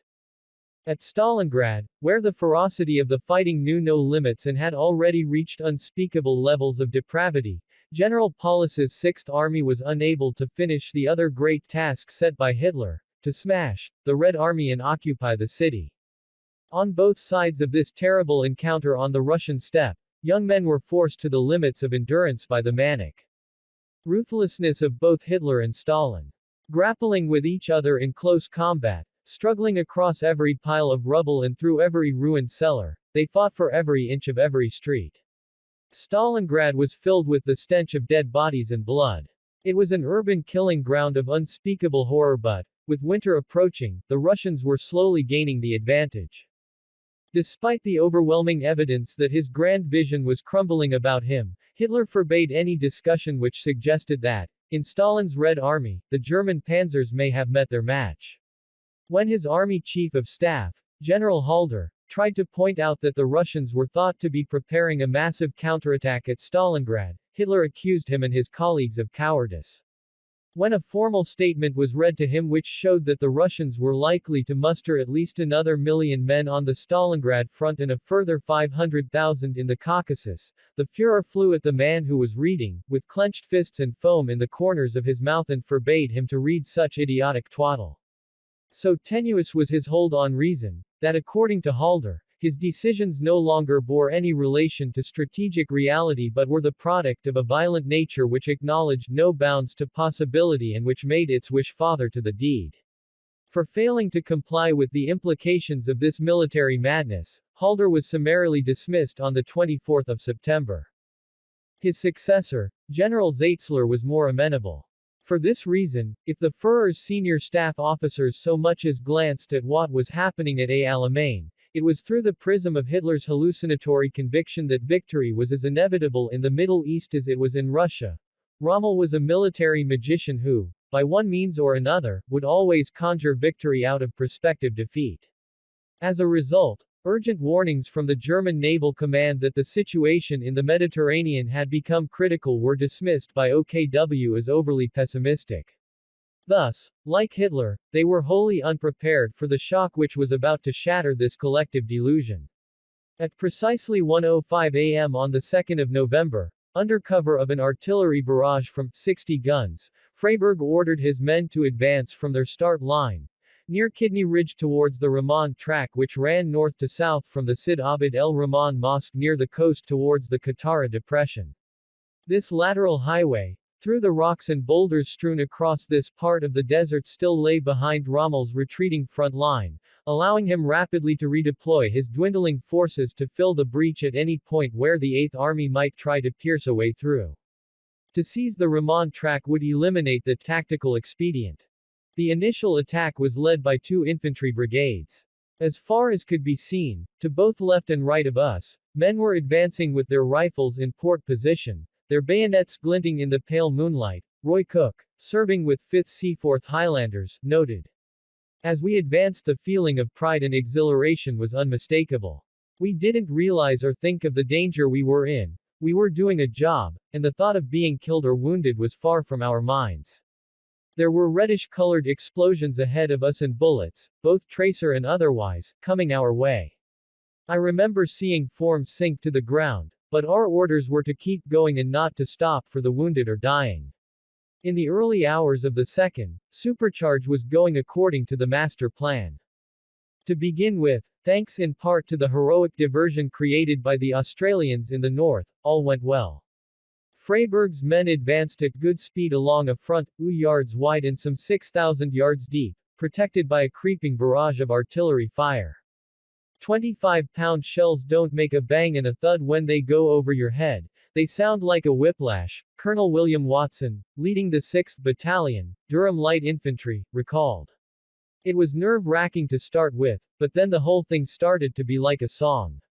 The shells came over and exploded ahead of us. As they tramped through the acrid smoke, lurid forms emerged from the fog, walking towards them with their hands in the air, surrendering. I aired my schoolboy German telling them which way to go. The Italians were terrified and kept yelling out, Madre. It was a very cold night and we only wearing our KD shirts and shorts, yet we were all in a sweat. By no means all the German and Italian units in their path surrendered or fled. Watson described how in our keenness to get on we must have walked over lone enemy soldiers who lay doggo as we passed, and some of them killed my RSM Page and the Mo who was tending him, as well as Sergeant Fairley, who played cricket for the battalion, and young 2nd Lieutenant Vickers who had just joined the battalion. It was a great blow. But, though the casualties mounted on both sides, the 8th Army's disproportionate strength in men and weaponry was inexorable. As dawn approached, the British infantry reached the German front line. Captain Peter Lewis recalled the mass of shell holes, lots of German and Italian dead. We started taking prisoners of war, some of them in a daze and hysterical. They wandered about, and unfortunately some got shot, as it was sometimes difficult to tell if they were trying to surrender or making off for a slit trench. But Lewis was nonetheless impressed by the bloody good soldiers against whom his battalion was pitted. One German came out of a dugout as if he had been shot out by a launcher, and came straight at me with a pistol. One bloke waited until we had got beyond him, and chucked a stick grenade at us. One of my chaps went back and found him already dead, he had thrown it while actually about to die. Advancing with implacable tread, Freyberg's men fought their way slowly forward, until by 6:00 a.m., they had reached their immediate destination near Telephone El Akakir, a mound of slightly higher ground just to the west of the Ramon track. Here they were to form a bridgehead from where the 9th Armored Brigade was to pierce an opening through Rommel's anti-tank defenses and so lead on to victory. But the stones and boulders which covered the sand made this task far harder than they had anticipated. As they tried frantically to dig their slit trenches, the Axis artillery opened up with furious accuracy. For the next 5 hours my group just lay as the shells came over, one junior officer reported. They were dead on range. All the time we were trying to dig. It was the worst ever. Stuff was landing continually within 12 yards of us, and some shells were as close as 4 feet. Despite this barrage of fire, the infantry held its ground and gradually consolidated its position. Nonetheless, supercharge was faltering. Montgomery's plan of attack required the tanks to be used as though they were battering rams, breaking out from the bridgehead created by the infantry and heading directly towards the Ramon track and the formidable anti-tank shield which Rommel had positioned there. But the 8th Army's commander had once again failed to take full account of either what this entailed or the fact that the best laid plans on paper could not always be delivered on schedule in the desert. On this occasion, however, he had been given due warning. At the pre-battle briefing, Freyberg had conceded, "We all know that for armor to attack a wall of guns sounds like another balaclava, it is properly an infantry job. But there are no more infantry available, our armor must do it." In response, the commander of the 9th Brigade, John Curry, warned that he would probably lose 50% of his tanks if they were to be used in this role. When Colonel Sir Peter Farquhar discovered what was expected of his 3rd Hussars, he sought out the 8th Army commander and told him bluntly that his plan would be suicide. Montgomery did not demur but merely replied, "It's got to be done. If necessary I am prepared to accept 100% casualties in both personnel and tanks." Montgomery's sang-froid was about to be put fully to the test. Following behind the infantry, the 9th Brigade, with 133 tanks, trundled through the dark towards the front in the early hours of the 2nd of November. It was like driving through the rush hour, wrote one crew member. It was pitch dark and we were in a very thick cloud of dust. It was a real pea souper. Inevitably, units became separated from one another, some got lost, some broke down, and some were disabled or destroyed by enemy fire. By the time the brigade reached the bridgehead prepared by the infantry at Telephone El Akakir, it was almost dawn. They had arrived too late for most of them to break out before sunrise, which was essential if supercharge was to have the overwhelming impact which Montgomery had intended. By continuing, as they had been ordered by Montgomery and Freyberg, the 9th Armored Brigade would soon be lethally exposed. We knew what to expect and that at any moment the sun would come up, Captain C.B. Stoddart recalled. I gave all my crew a sip of whiskey and we were off. Very slowly at first in the half-light. Nothing happened for a few minutes and then hell was let loose. I was the first of the whole regiment to be hit. We were very nearly run over by our own friends and Jerry was shooting hard and it was not yet properly light. Very soon the desert turned into precisely that balaclava to which Freyberg had so blithely referred. Currie led the charge of the 9th Brigade standing on the outside of his tank. Though it was not yet light, the German anti-tank screen soon pinpointed the advancing British squadrons. A crewman in a Crusader squadron of the Royal Wilts Regiment described the moment as great balls of fire seemed to leap out of the sand and hurtle towards the oncoming tanks. Some miss their mark and bounce on the sand. Others land with a sickening metallic clang on the Crusaders and explosions add dull thuds to the pandemonium of sounds that fills the shattered air. As the sun broke the horizon, the Shermans and Grants, the heavy armor, lumbered after the Crusaders into the enemy line of fire, the outline of each vehicle clearly silhouetted in the light of dawn. As they veered towards the Axis artillery, which was dug in below the skyline and virtually invisible, the anti-tank gunners targeted them one by one. Soon they became entwined with panzer units as well as the artillery. The mayhem was indeed of Crimean proportions. Private William Knowles observed the disaster as it slowly unfolded. The Shermans were slowly being picked off. It was a terrible thing to watch. If a tank was hit it burst into flames. I didn't see anyone get out. Some shells hit the tanks and ricocheted off. You could actually see the shell twisting over and up into the air making a peculiar noise. Then it would come down making a whirring noise. I couldn't do anything. Just sit there. Captain Ian English, a company commander with the Durham Light Infantry, was similarly appalled. This was a ghastly sight. The Germans had marvelous targets. Within 200 or 300 yards of my company about 20 tanks were hit, and not many men seemed to get out of the tanks. Currie surveyed the detritus caused by the folly which had been imposed on him by Montgomery. As far as the eye could see, one of his senior officers wrote, lay the terrible record, tank after tank burning or wrecked, the smoke of their burning mingled with the cold mist, the crimson shafts from the eastern sky tincturing all objects with the hue of blood. Only here and there could Currie see a tank still defiantly shooting it out with the more distant guns and the tanks of the Afrika Corps. He was very angry, very bitter. Within little over an hour, the 9th Armored Brigade had lost 75 of the 95 tanks with which Currie had begun the charge, while 20 officers and men were dead from an original total of 400. Statistically this was even more than the 50% losses that Currie had predicted, though short of the 100% casualties his commander had been willing to accept. Oddly, however, his anger was not directed at either Montgomery or Freyberg. Instead, in the heat of the moment, he turned his ire on Brigadier Arthur Fisher, whose 2nd Armored Brigade was supposed to have followed the 9th into the doomed assault but which was nowhere to be seen. When the leading regiment of Fisher's brigade eventually reached Currie's position, the 9th's commander called up its commanding officer, Lieutenant Colonel Gerald Grosvenor. Well, we've made a gap in the enemy tank screen, and your brigade has to pass through, and pass through bloody quick, Currie fumed. Surveying the litter of burning tanks around them, Grosvenor retorted dryly, I have never seen anything, sir, that looks less like a gap. Later, writing as though the 9th Division's valiant self-immolation had been an act of atonement for earlier failures by the British armor, Montgomery commented portentously, If the British armor owed any debt to the infantry of the 8th Army, the debt was paid on the 2nd of November by 9th Armored Brigade in heroism and blood. But many of Montgomery's peers not only thought that no such debt was owing but that Currie's suicidal charge had inflicted on his men a price which was far too high for what little they had been able to achieve. In another age, Montgomery's conduct would assuredly have merited a formal inquiry if not a court-martial.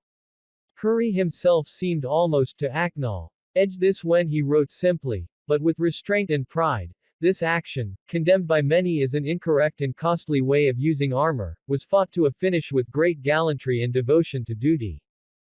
Freyberg remained stolidly immune to the calamity which had befallen the 9th Brigade. Instead he urged the 1st Armored Division's commander, General Briggs, to take over where Currie had left off. But Briggs had no intention of emulating such reckless gallantry. The plain truth is that armor cannot charge concealed or semi-concealed guns just behind a crest and get away with it, he declared later. These have to be dealt with methodically by stocking, high explosive fire and artillery concentrations, and this takes time. Briggs was adamant that if he had followed Currie's lead as Montgomery had planned, his tanks would have suffered a similar fate for very little, if any, tactical advantage. Despite the protestations of Freyberg to the contrary, the evidence is compellingly in favor of Briggs. Either way, despite the 8th Army's massive preponderance of men and weapons, supercharge had stalled. None of this gave comfort to Rommel, who knew with certainty that the battle of attrition to which his exhausted forces were now committed could have only one outcome. By his own account, it was only by the desperate firing of all available artillery and anti-tank guns, regardless of the ammunition shortage, that a further British penetration was prevented. His headquarters had very little idea of what was happening along the front, as a combination of the RAF and British artillery had severed the Panzer Army's lines of communication while the engineers had jammed its radio frequencies. As a result, complete chaos reigned at many points along his line of defense. Nevertheless, the Desert Fox still tried to seize the initiative.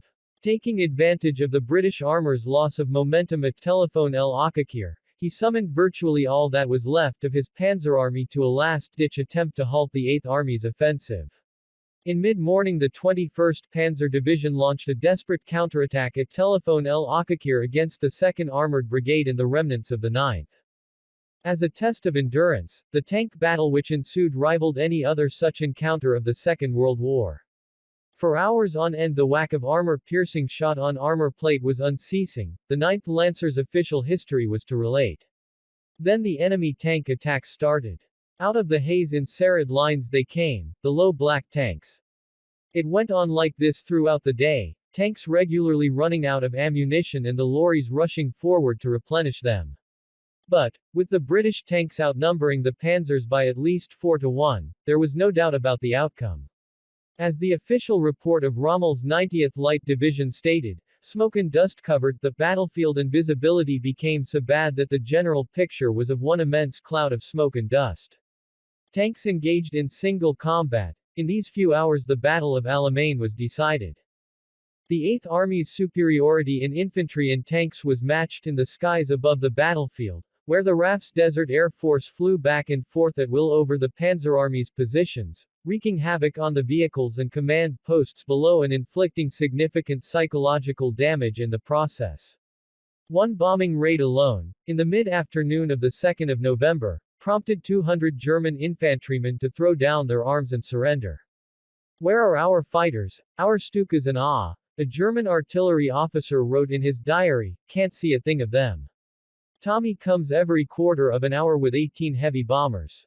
On that day, the Desert Air Force flew a total of 881 bomber and fighter sorties, against the Luftwaffe's 175, and dropped a total of 352 tons of bombs, against 20 tons.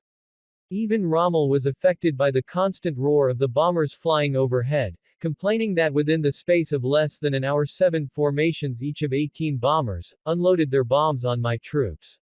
When General Horrocks visited 8th Army headquarters he found Montgomery relaxing in a deck chair watching the bombers flying overhead.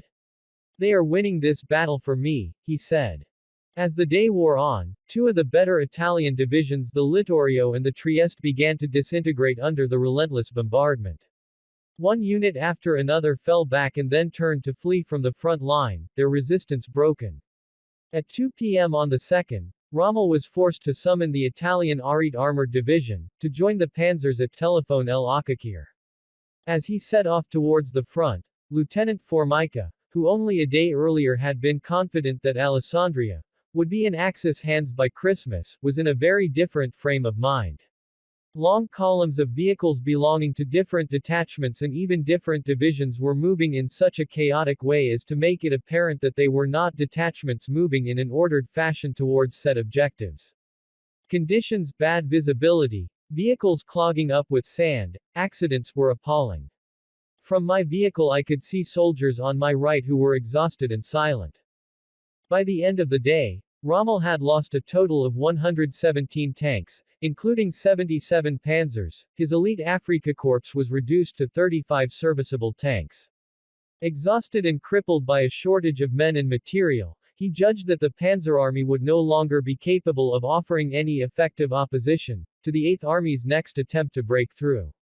That evening he wrote despairingly to his wife, "Very heavy fighting again, not going well for us. The enemy, with his superior strength, is slowly levering us out of our position. That will mean the end.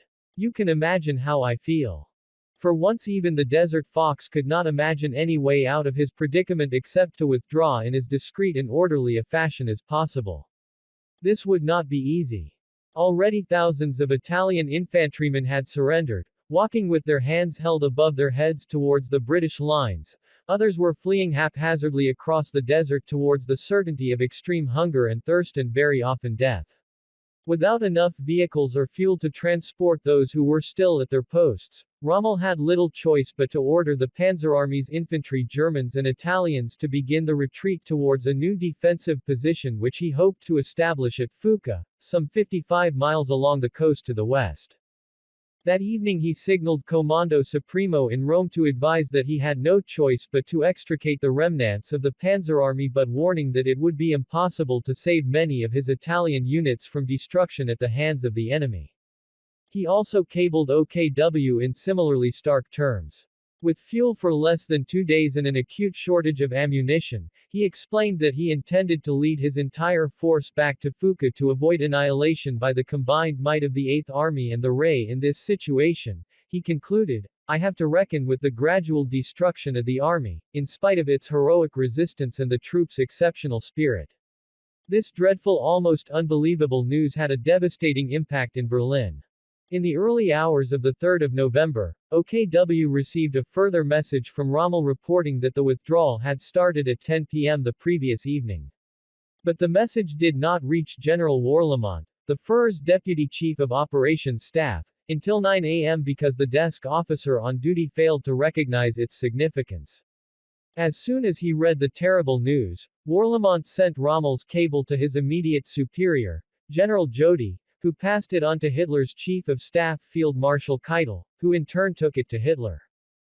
At 12 p.m., Hitler's adjutant stormed into the office where Warlimont had just begun his daily briefing to demand an explanation for the delay.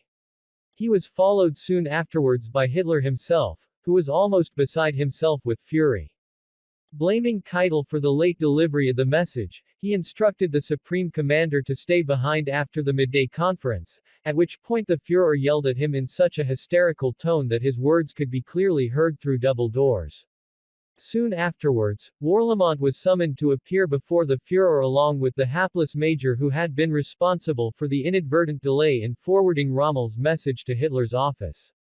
Detecting a conspiracy by OKW to conceal the truth until Rommel's decision had become a fait accompli, Hitler demanded an explanation for what had happened, threatening that if he failed to tell the truth, the major would very soon be a dead man. The truth soon emerged, but it did nothing to mollify the Führer. The major was posted to a detention battalion, and Warlimont was summarily dismissed from his post without being given a chance to explain his innocent part in what had occurred. Later, Hitler was persuaded to countermand these orders but, in a rare moment of defiance, Warlimont initially refused to accept his reinstatement. However, he was soon obediently back at his desk. Hitler found it impossible to digest the fact that Rommel, his favorite soldier on whom he had lavished great honors and high praise, could really have been outfought to the point of defeat on the battlefield. It was out of the question.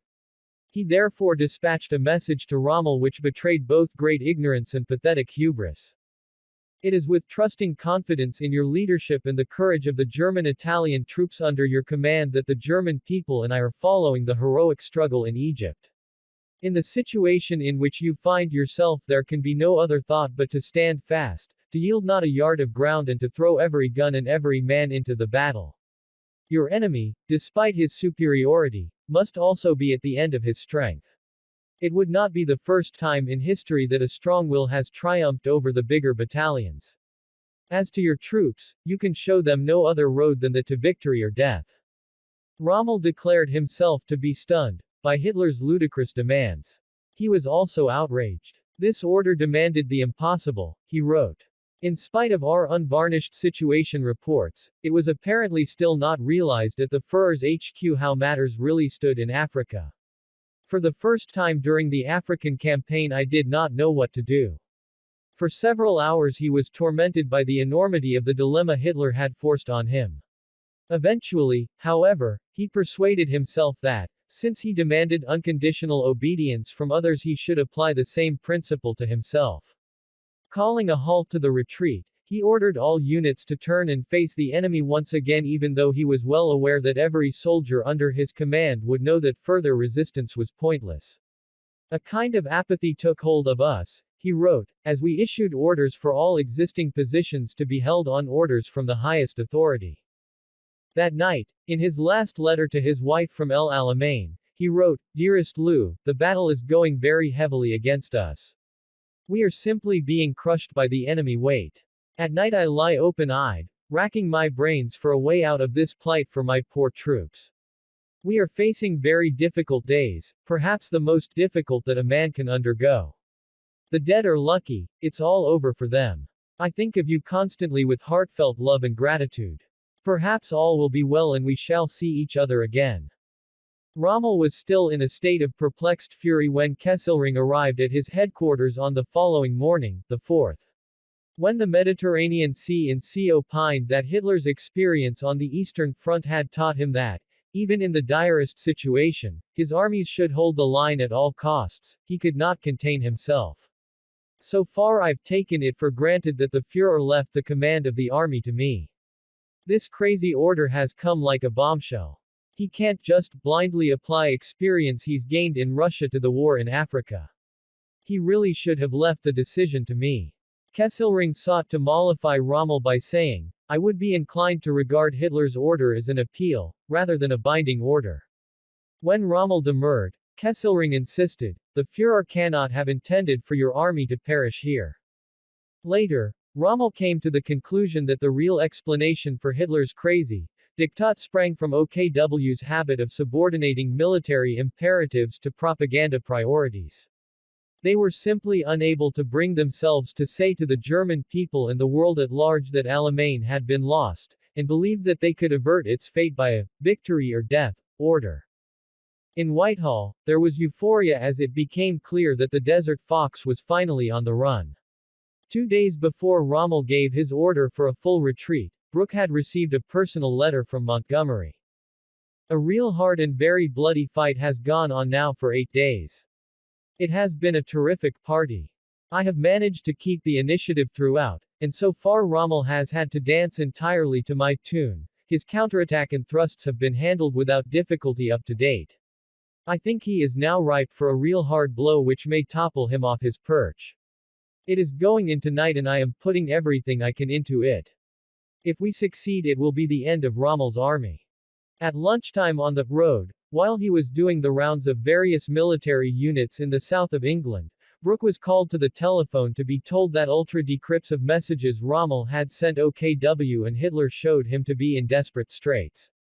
It can be imagined what the receipt of this meant to me. I dared not allow myself to attach too much importance to it, but even so felt as if I were treading on air for the rest of that day, he noted. The following morning he was summoned to see Churchill, who showed him an intercept of Hitler's notorious victory or death order. PM delighted, Brooke noted. Later Alexander cabled Churchill with the news for which he had waited so long. After 12 days of heavy and violent fighting, the Eighth Army has inflicted a severe defeat on the German and Italian forces under Rommel's command. The enemy's front has broken. The Prime Minister was so elated that he summoned Brooke once again to propose that the church bells of Britain should at once be rung out in celebration. Brooke implored him to wait until they were quite certain of victory. That evening in Downing Street, the Sigs found the Prime Minister in a great state of excitement, as he dictated messages to Roosevelt, Stalin, and a host of other luminaries. He also cabled Alexander to congratulate him and his brilliant Lieutenant Montgomery on masterminding an event of the first magnitude, which will play its part in the whole future course of the World War. If the reasonable hopes of your telegram are maintained, and wholesale captures of the enemy are maintained and a general retreat apparent, he continued, I propose to ring the bells all over Britain for the first time this war. Try to give me the moment to do this in the next few days.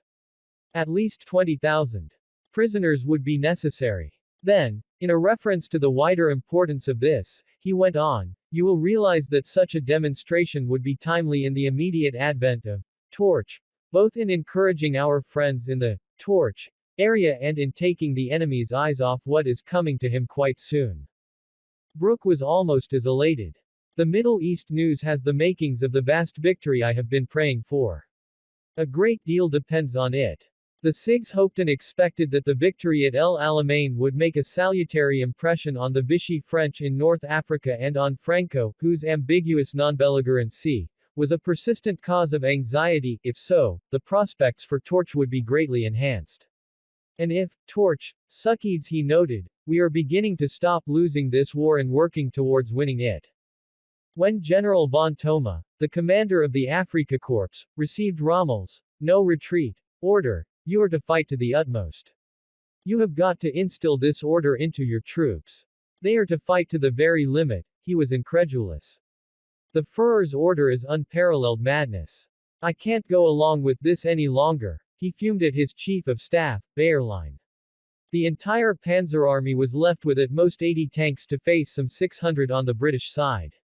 Rommel's shock was the greater because Wehrmacht commanders were accustomed to using their own initiative in seeking to realize the Führer's directives. Hitler's message was not only madness but, at the worst possible moment, violated this well-established procedure. However, by the early hours of the 4th of November, von Thoma had deployed his severely depleted armor to form a thin defensive line alongside what was left of the 90th Light Division and the Italian 20th Corps, consisting of the Arite and the surviving remnants of the Littorio and Trieste divisions. After a battle lasting more than 3 hours, the Panzer Army still held the line against a British infantry attack which was supported by 200 tanks. By midday the once mighty Afrika Corps had been reduced to a mere 24 battle-worthy panzers. Bayerlein was at Rommel's headquarters when he received news that von Thoma's force had been virtually wiped out. He leapt into a reconnaissance vehicle and hastened to the front, where he saw the Afrika Corps commander standing alongside one of his burning tanks. As he approached, a British machine gun turned its fire on his vehicle. Bayerlein ordered his driver to beat a swift retreat. A few moments later, Grant Washington Singer, a captain in the 10th Royal Hussars, arrived at the scene in his scout car. The Afrika Corps commander was still standing where Bayerlein had left him, upright and immobile. Not recognizing von Thoma, Singer described how he was accosted by a distinguished-looking chap, rather forlorn, who came out of the dust cloud, wearing field uniform and equipment, not like a British brass hat. The general handed over his pistol to Singer and the two officers shook hands. That evening, as Churchill celebrated in London, the German commander was invited to take dinner with Montgomery. Ever quick to seize a photo opportunity, his host arranged for the cameras to snap him shaking hands with his prisoner. When the pictures appeared in the British press, Brendan Bracken, Churchill's Minister of Information, wrote disapprovingly to the Prime Minister.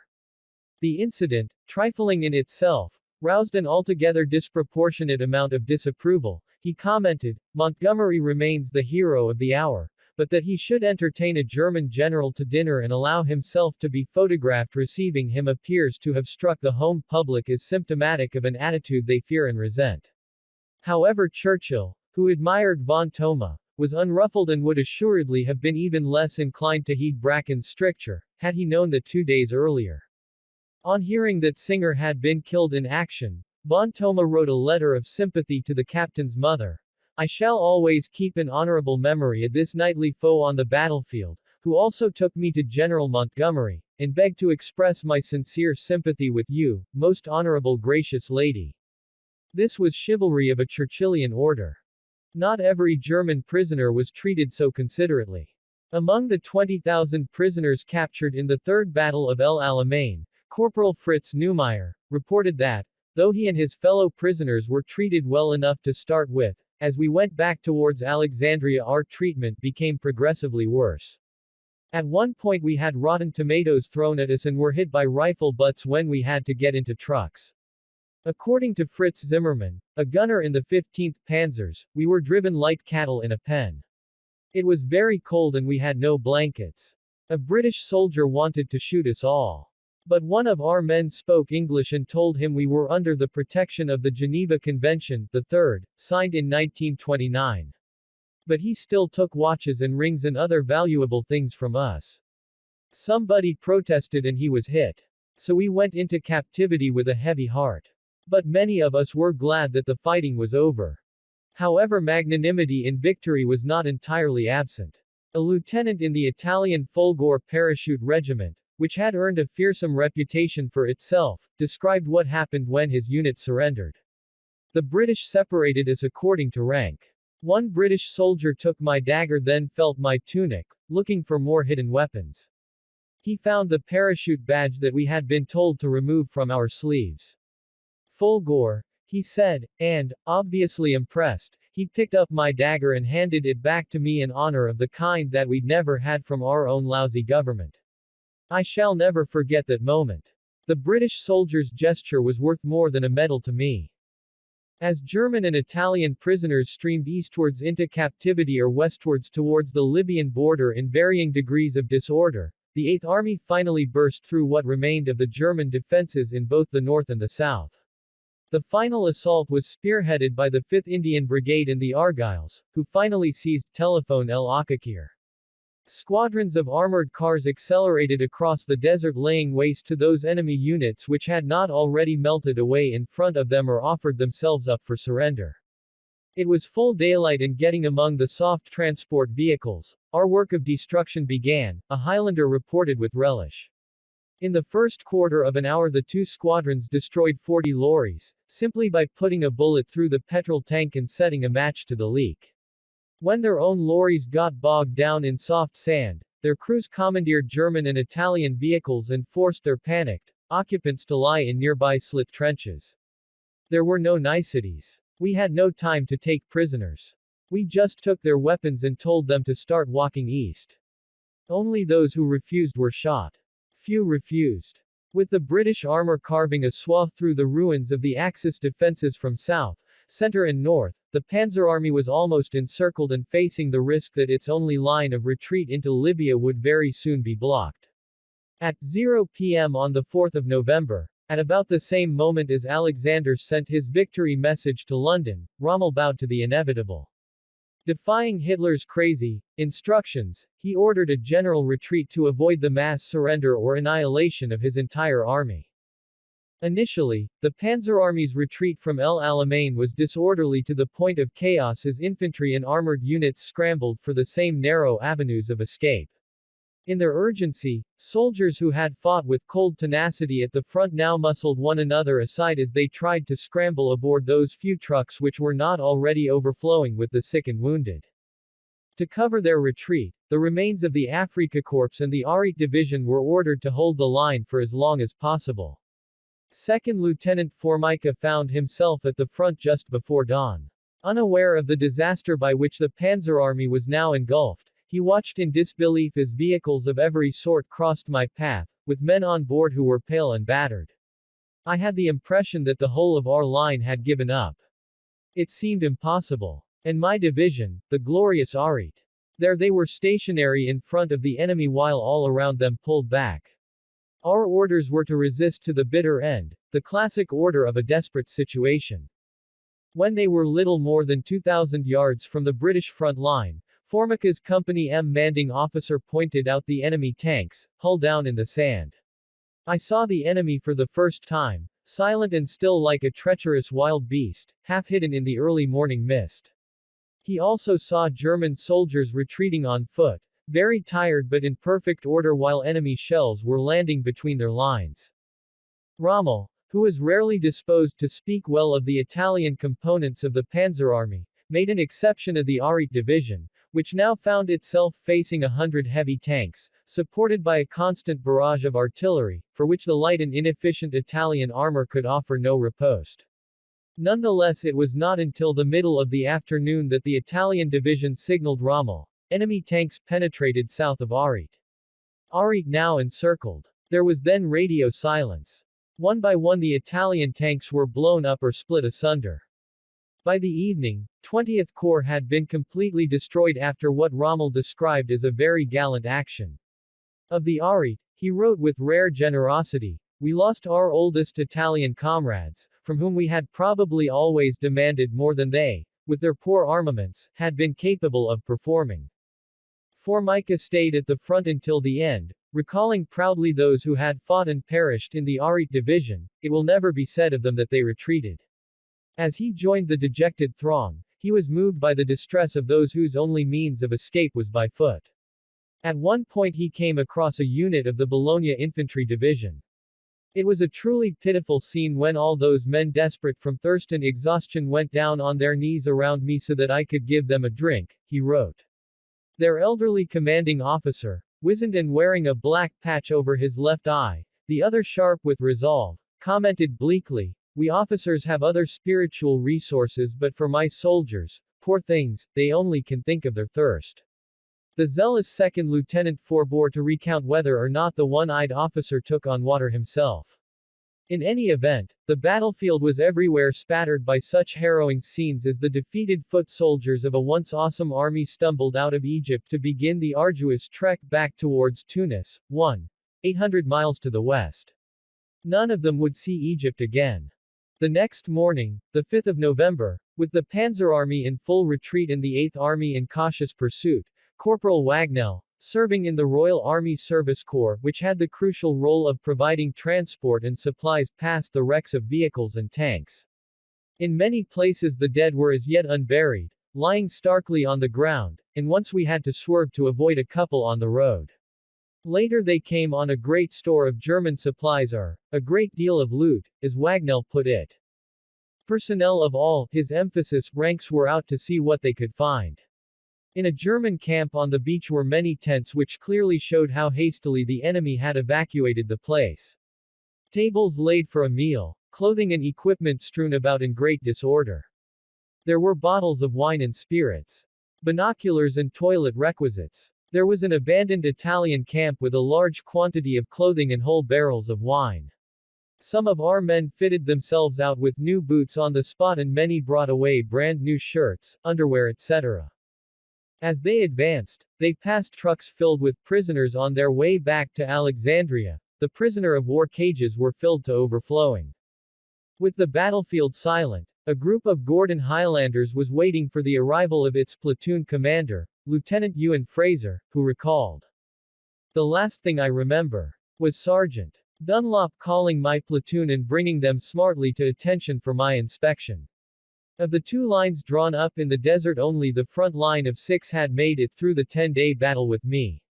They looked slight figures, tired and gray, but amazingly smart and proud." A chirpiness returned to the ranks and Private Edwards I think called out, "We did it then, sir." He was not being boastful and I choked back a hasty reply. "Nay, bad men, I managed." He had said it all. On the same day, when it was too late to make any difference, a message reached Rommel from Hitler, and, in so far as it mattered, Mussolini is well countermanding their victory or death orders and authorizing a retreat. The Third Battle of El Alamein was finally and formally over.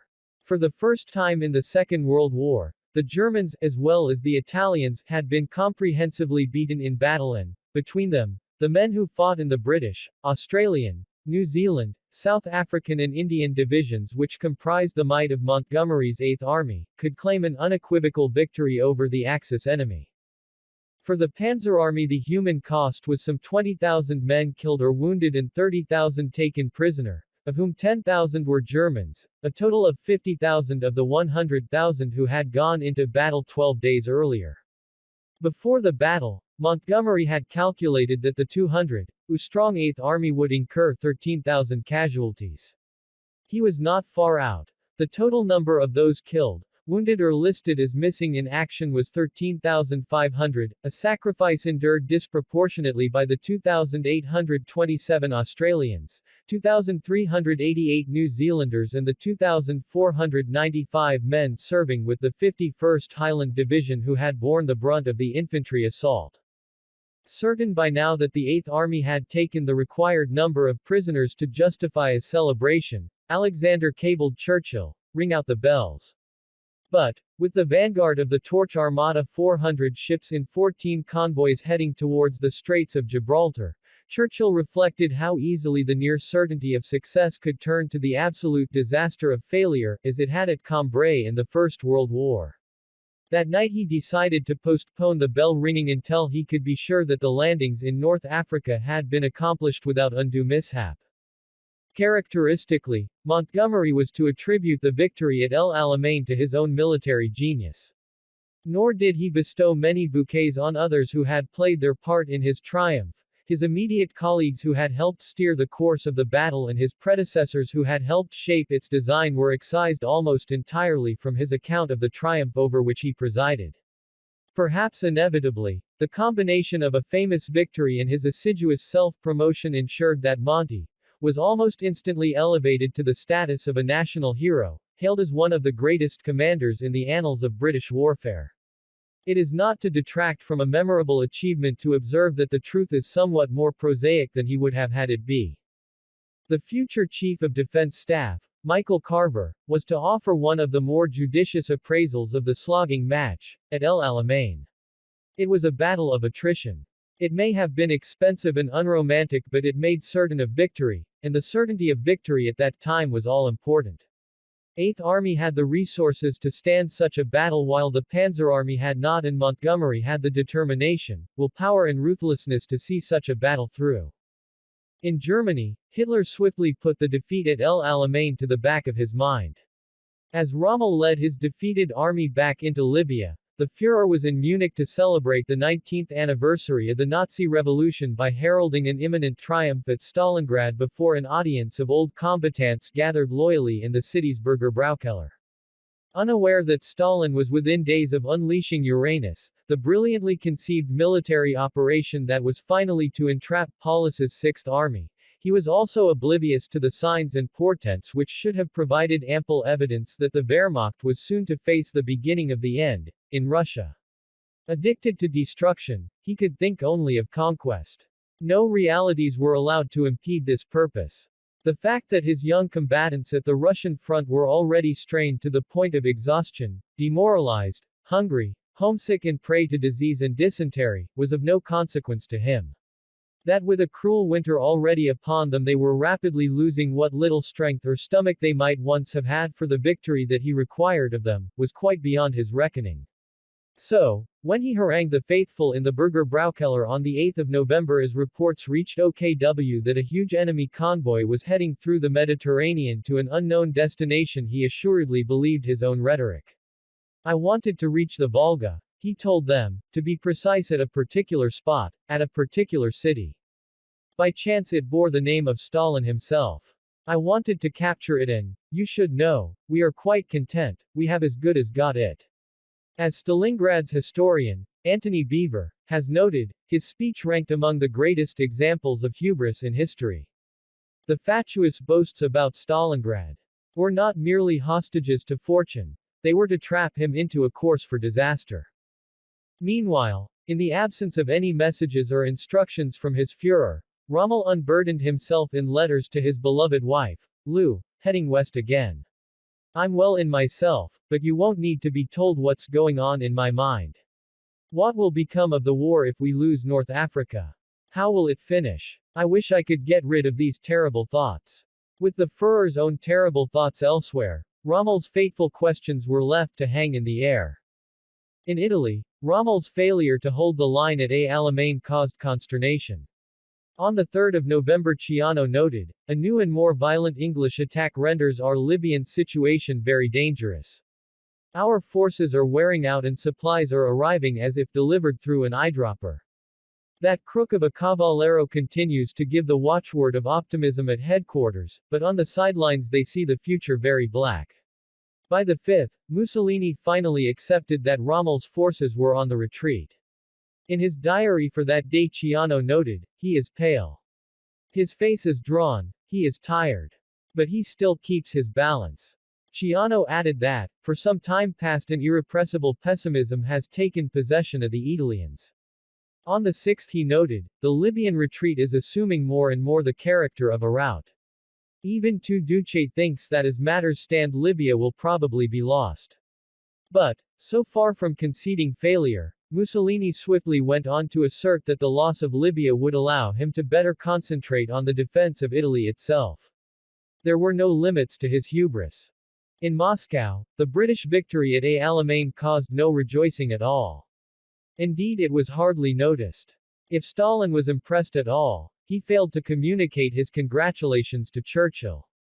His long-standing antipathy towards the British government, exacerbated by the decision to suspend the Arctic convoys in July following the disaster that struck PQ-17, had sharpened yet again in the intervening months. On 9 October, when Churchill alerted Stalin to the imminence of both Montgomery's forthcoming offensive and the Torch landings, his message contained a bitter pill which even a lavish coating of prime ministerial sugar could not conceal. Pointing out that the relative success of PQ-18, 27 of the 40 merchant vessels survived the U-boats and the Luftwaffe to land their cargoes in Murmansk, had been achieved only because 77 warships had been employed on the operation, he advised the Soviet leader that the Arctic convoys were to be suspended forthwith, because the escort ships were now needed for Torch. Stalin's reply was eloquent. "I received your message of October 9.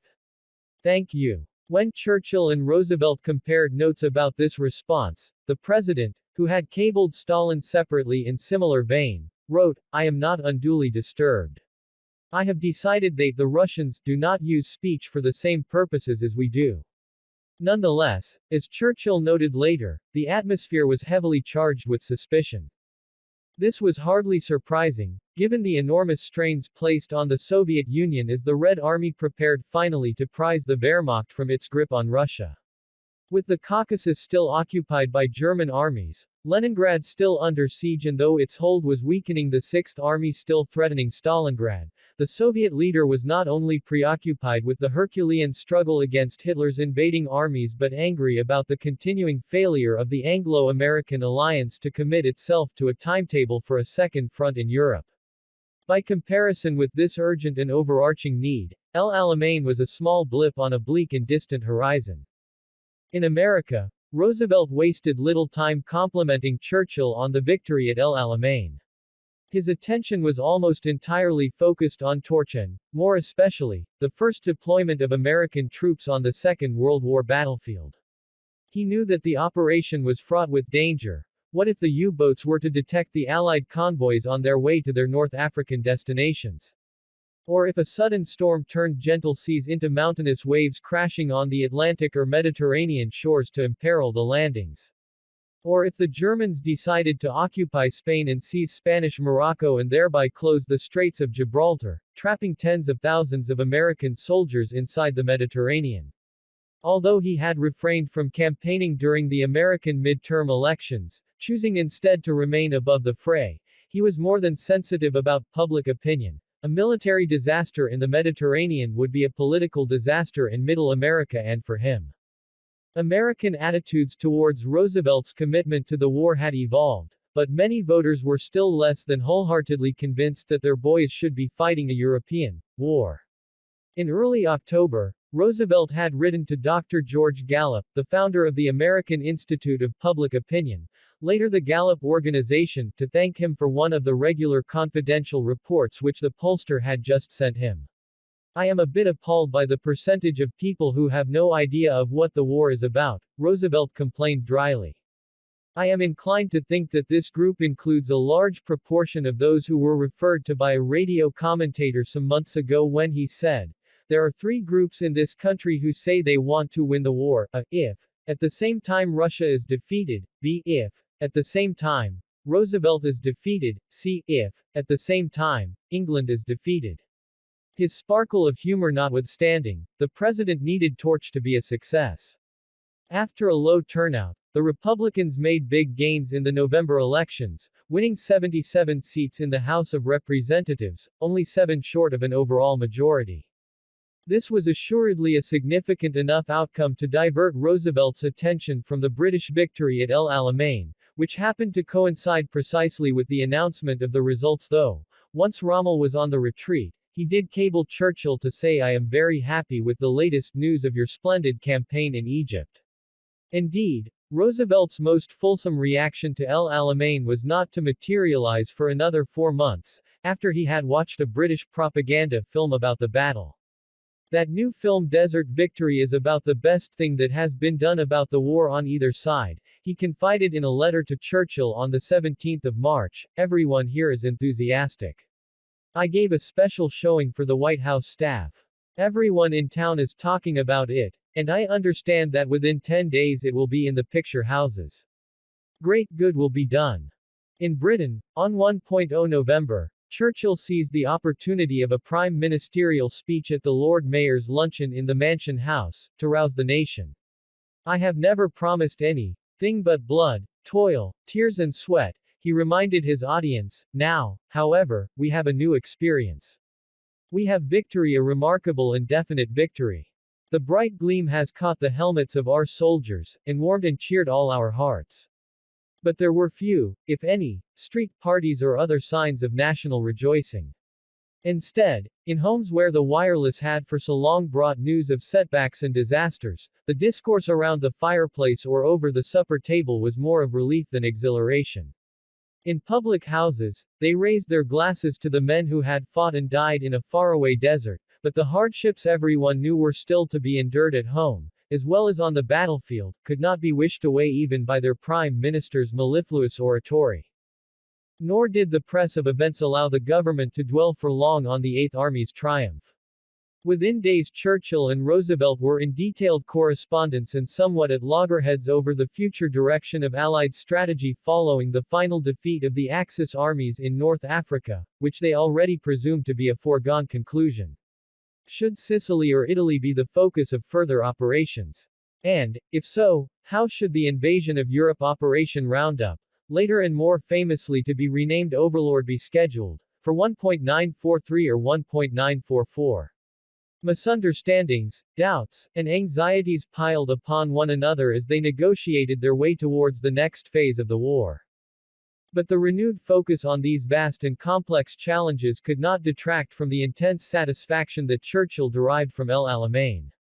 The Eighth Army's victory against Rommel had proved to the world that the British could triumph on the battlefield and that Hitler was not invincible. The Americans could no longer be in any doubt that the partner with whom they were about to mount the first Allied offensive of the Second World War was a brother in arms to be reckoned with. And though the conduct of TNE war would henceforth be determined by Washington, he could savor the fact that its contours and its direction had already been defined in London. It is hard to imagine that this would have been achieved without the Prime Minister's own passion for the British Empire, an undimmed though anachronistic vision of Britain's role in the world which had inspired his obsessive demands for victory in the desert and of which the triumph at El Alamein formed the decisive climax. When he advised his audience at the Mansion House, "This is not the end, it is not even the beginning of the end, but it is, perhaps, the end of the beginning," Churchill not only etched a potent aphorism on the collective memory of the British people, he also stated the truth, and an important one at that. 26. The beginning of the end. All enemy resistance has ceased. We are masters of the North African shores. Jener al-Harold Alexander Toynst on Kur Kyle. T. Woe days before the Prime Minister delivered himself of that famous phrase, Brooke made a laconic note in his diary. Concealing his relief, he wrote, on the 8th of November, this morning, the landings at Casablanca, Oran and Algiers, or rather in the vicinity of these places, were carried out almost like clockwork. It was a momentous day, the product of immaculate planning, good timing and luck. It had been a long and troubled gestation, but Operation Torch, the first Allied operation of the Second World War, was finally underway.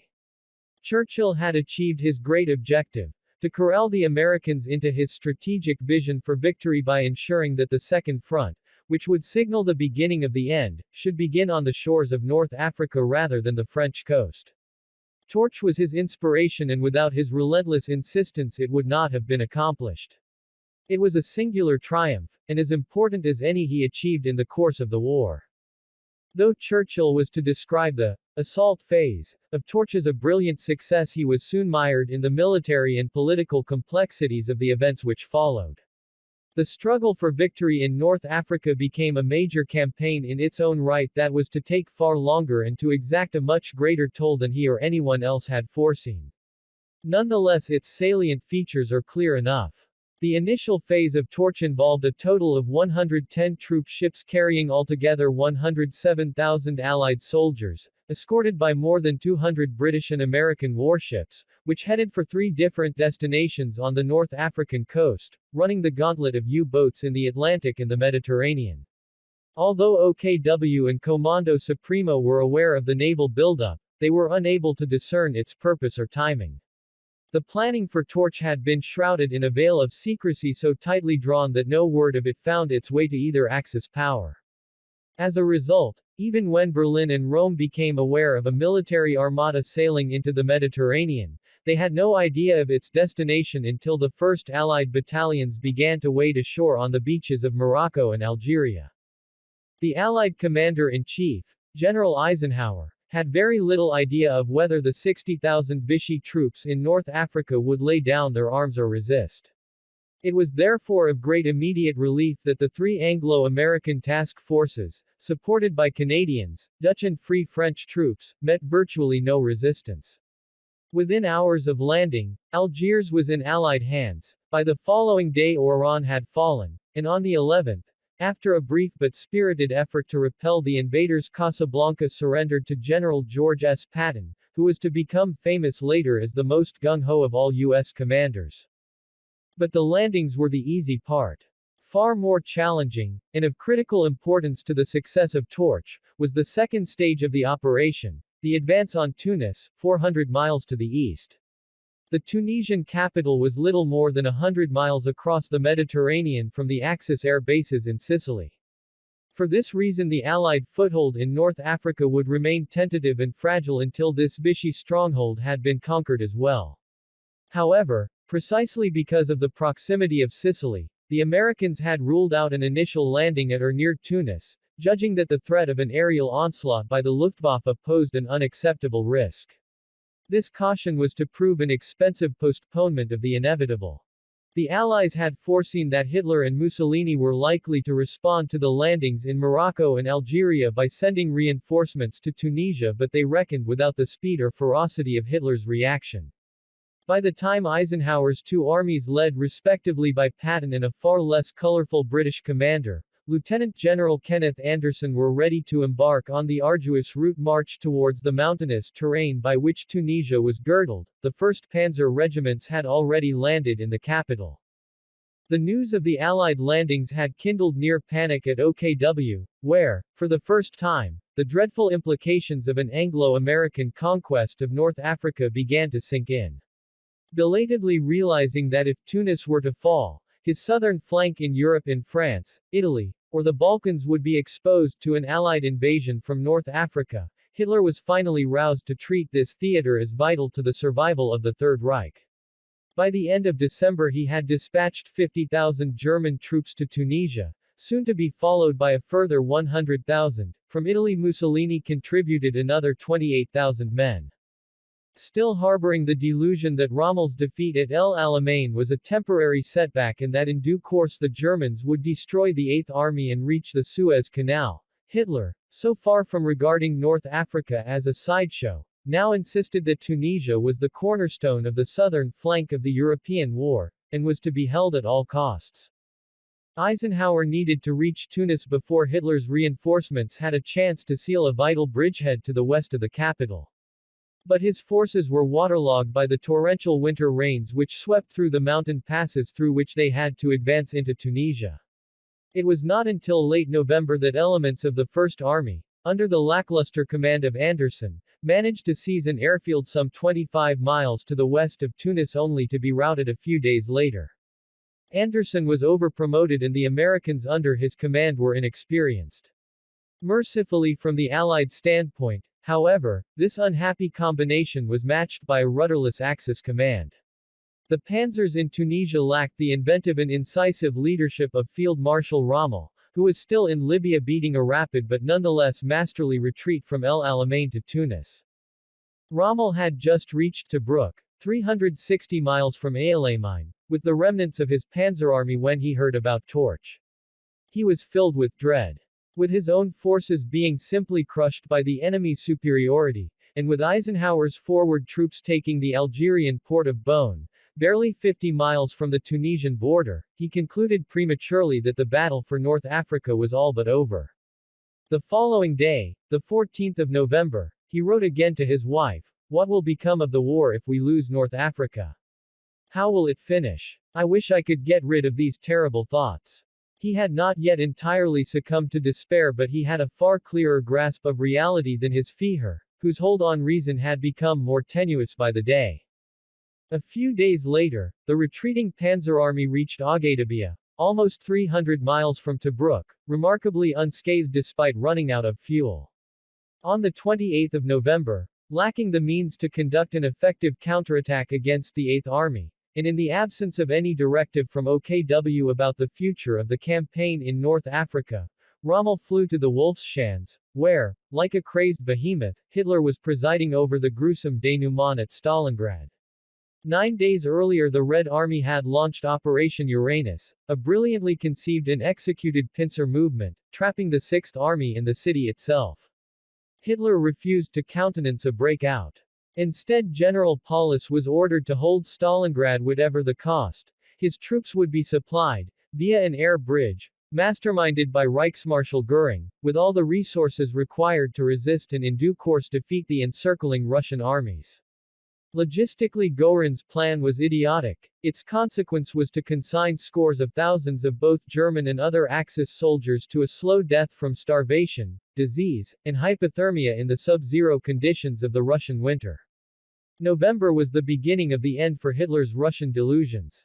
Though the full scale of the hideous catastrophe was yet to be unveiled, the Sixth Army did not officially surrender until the 1st of February. The day after Paulus was captured, the Russian front in the north, the south and the east was at the point of disintegration.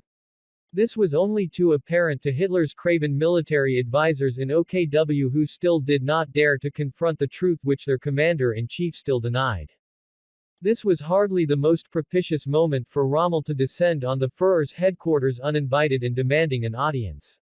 He had not only abandoned his post in North Africa but had done so without permission, an act of insubordination which evidently infuriated Hitler, but, to make matters worse, so far from committing himself to a last-ditch stand against the Eighth Army at the Marsa El Brega line, 120 miles to the east of Audiobooks, he was planning to abandon any effort to hold the line in any part of Libya. Instead, he advocated a retreat all the way to Tunis, a suggestion that was greeted with a stony lack of goodwill by his superiors in OKW. When he was summoned to the Führer's office, Rommel went even further, advising him that in due course all North Africa would have to be abandoned to the enemy. According to Rommel, the mere mention of this strategic option evidently worked like a spark in a powder barrel. The Führer flew into a fury and directed a stream of unfounded attacks upon us. Rommel left the Wolf's Lair empty-handed, bemused and embittered by his treatment and with only vague promises of further assistance. From Poland, he traveled by train with Göring to see if Mussolini would be more responsive. Still furious at OKW's refusal to grasp the realities of North Africa and at the readiness of Hitler's military acolytes to blame the troops at the front for their own mistakes, Rommel was revolted by Göring's behavior on the journey as the Reichsmarschall plumed himself, beaming broadly at the primitive flattery heaped on him by imbeciles from his own court, and talked of nothing but jewelry and pictures. Stalingrad had clearly slipped his mind. At their meeting with two Duce, Rommel was further infuriated when Göring sought to ingratiate himself with Mussolini by volunteering that Rommel had left the Italians in the lurch at El Alamein, to which Mussolini apparently retorted, "That's news to me, your retreat was a masterpiece, Marshal Rommel." However, these reassuring words were no more than that. With all available shipping and aircraft requisitioned to support the 5th Panzer Army now being formed to defend Tunisia from Eisenhower's forces, Rommel was no more successful in Rome than he had been at the Wolfschanz. With Hitler once again obsessed to the exclusion of all else by the disintegration of his Soviet fantasies at Stalingrad, the confusion within and between OKW and Comando Supremo over North Africa reached stratospheric levels of incoherence as senior officers contradicted and countermanded themselves and each other with a fanciful abandon which suggested that none of them had any grasp of the facts on the ground. But these facts were ineluctable. Although he was repeatedly rescued from imminent disaster by the extreme caution of Montgomery's dogged pursuit, Rommel was compelled to yield. On the 12th of December he abandoned the Marsa El Brega line. By the 22nd of January he had given up the defense of Tripoli, allowing Montgomery's 8th Army to occupy the city without resistance, and by the middle of February his dwindling army had crossed the border into southern Tunisia, where his exhausted men took up positions along the Marath line, a natural defensive barrier which ran for some 22 miles between the sea to the north and the Atlas Mountains to the south. Against all the odds, Rommel had contrived a near miracle. In what has been widely judged one of the most brilliant retreats in the history of warfare, he had led a broken army, stricken by lack of fuel, weaponry and ammunition across more than 1,800 miles of desert from El Alamein to Tunis, and it had been accomplished with minimal loss of life or equipment. In the process the Desert Fox had yet again flouted the orders of his superior officers in Berlin and Rome. He had refused to succumb to a cascade of incompetent demands from above instructing him to stand and fight, in the wrong places at the wrong time, and for this insubordination, he had been rebuked, defamed, undermined and excoriated. But he had saved himself and his men from annihilation. Mercifully from Rommel's perspective, Montgomery was reluctant to make the bold moves required to finish off the Panzer Army. Refusing to accept the risks entailed by an outflanking movement or an unexpected head-on assault, he failed to cut off the Panzer Army's retreat. Even the 8th Army commander's most loyal acolytes were bemused at his failure to seize the initiative. De Gangand, his chief of staff, complained that he ought to have rounded up the enemy, and even his admiring biographer, Nigel Hamilton, has noted that a combination of lethargy, confusion, lack of communications and administrative chows for which he absolves Montgomery from any personal blame was responsible for the failure to prevent Rommel from reaching Tunisia. The magisterial Basil Liddell Hart spoke of the magnificent opportunity, which had been missed thanks to Montgomery's caution, slow motion, and narrow maneuver. I found a love that felt so wrong. In whispered winds we wrote our song, but the leaves fell down where hearts collide, and shadows spread on either side. It's a beautiful loss we can't deny. In broken dreams we learn to fly. Through tear-streaked windows see the sky, where love and heartbreak both reside. We danced on stars above the ground. In silent fields our hearts were bound. Yet every kiss a fleeting trace. In twilight's grip we lost our place. It's a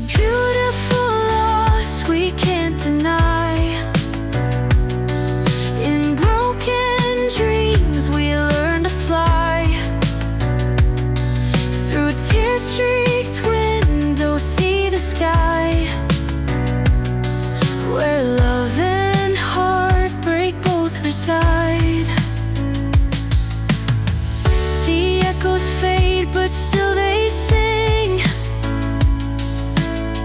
of golden days and endless spring. In every loss, a chance to grow, a whispered truth we come to know.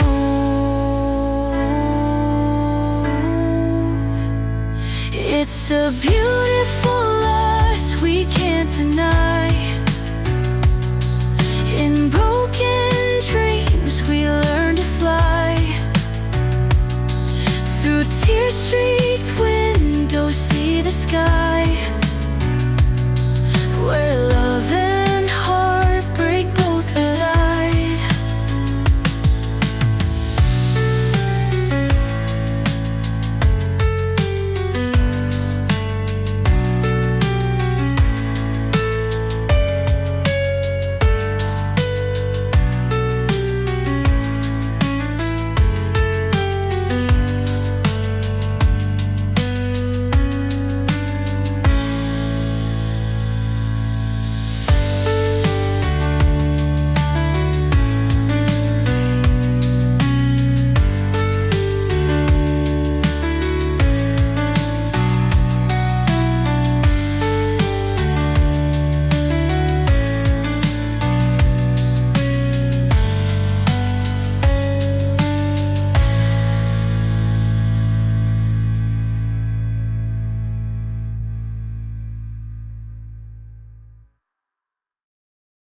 Rommel himself, while allowing that from time to time he had been put under great pressure during the retreat, attributed his escape from the Eighth Army's clutches to Montgomery's absolute mania for always bringing up adequate reserves behind his back and risking as little as possible. As it was, Rommel's reprieve meant that the Allied victory in North Africa was severely delayed. How much longer it might have taken, or whether it would have been accomplished at all, had Rommel been allowed to reach Tunisia without doing battle at El Alamein, is mere conjecture. In the event, it took until May 1943, 6 months after Alamein, before Hitler's armies in North Africa were finally forced to surrender. If confirmation were needed that the Alamein slugfest was a military as well as a political necessity, it is the realization that the final struggle for victory in North Africa would have been far more protracted and expensive had Rommel been allowed to escape from Egypt with his panzer army virtually intact. In any case, Eisenhower's armies, under the command of General Alexander, who had been transferred from the Middle East to serve as the Supreme Commander's deputy, had to fight a long series of grueling engagements against combined German and Italian forces which had been massively reinforced from Sicily with men and materiel between November 1942 and January 1943. For a while the struggle seemed evenly balanced, worryingly so for the British SIGs, who was dismayed by the bad news from Tunisia. Complaining on the 21st of February that the American troops will take a great deal more training before they will be any use. He noted that he was very doubtful if Alexander is man enough to pull it straight. Rommel was not for a moment deluded by transitory moments of tactical advantage. His sense of encroaching doom was aggravated by his rapidly deteriorating health. Heart, nerves, and rheumatism are giving me a lot of trouble, he confided to his wife on the 26th of February. But I intend to stick it out as long as humanly possible. His men faced an impossible task, to defend a front of 370 miles which was roughly as long as the Western Front in the First World War against an Allied army which had almost twice as many fighting troops, 210,000 versus 120,000, and 8 times as many tanks, 1,200 versus 150. Nonetheless, he made one last attempt to dislodge the Allied forces in Tunisia. In late February, with an echo of the daring which had earned the Desert Fox his reputation, he masterminded a series of battles at and around the Kasserine Pass during which Eisenhower's inexperienced troops were forced to fall back. For a moment, it seemed that the Americans might even be routed. But it proved impossible to sustain this effort for more than a few days. When despite his earlier fall from the Führer's favor he was rewarded for his prowess at Kasserine with an offer to command the newly formed Heeresgruppe Afrika, the African Army Group, comprising the 1st and 5th Panzer Armies, he declined. By this time Rommel had reached the conclusion that it would be plain suicide for the Axis armies to remain any longer in North Africa. On the 9th of March, he duly flew once more to see Mussolini, who concluded that he was a defeatist, and Hitler, who told him he was a pessimist.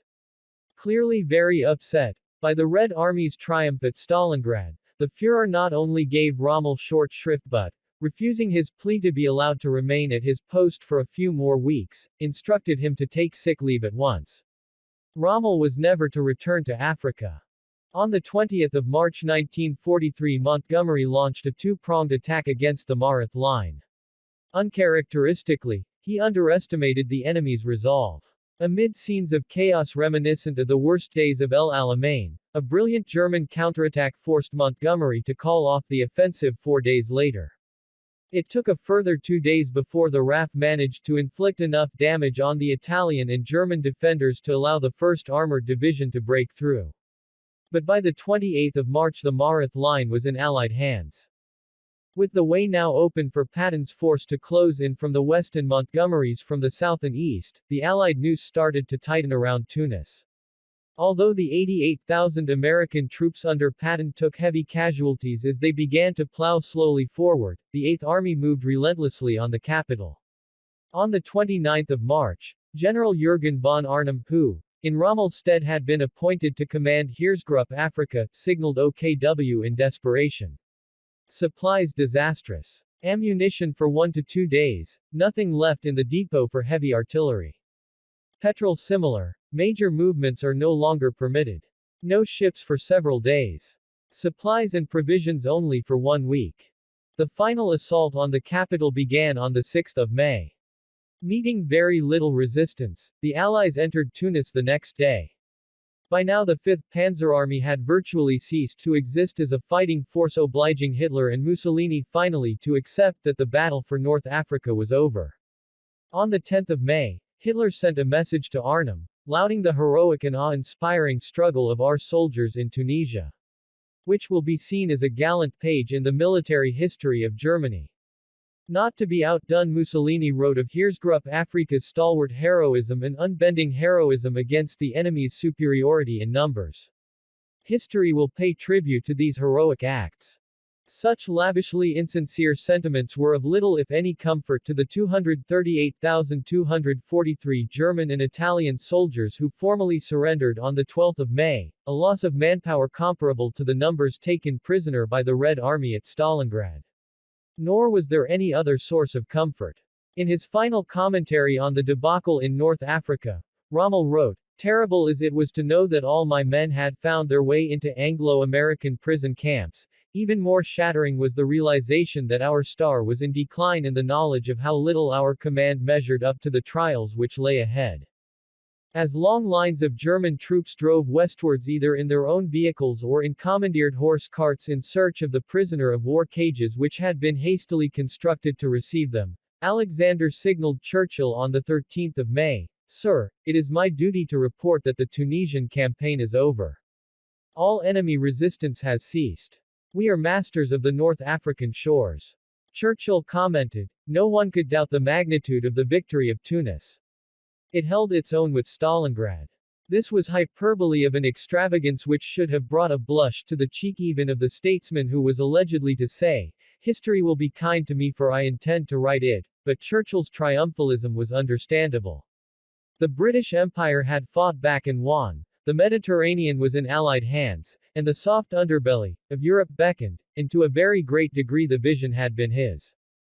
At the Casablanca Conference in January 1943, the Western Allies had mapped out a strategy for the liberation of Europe which was to begin with landings in Sicily and Italy.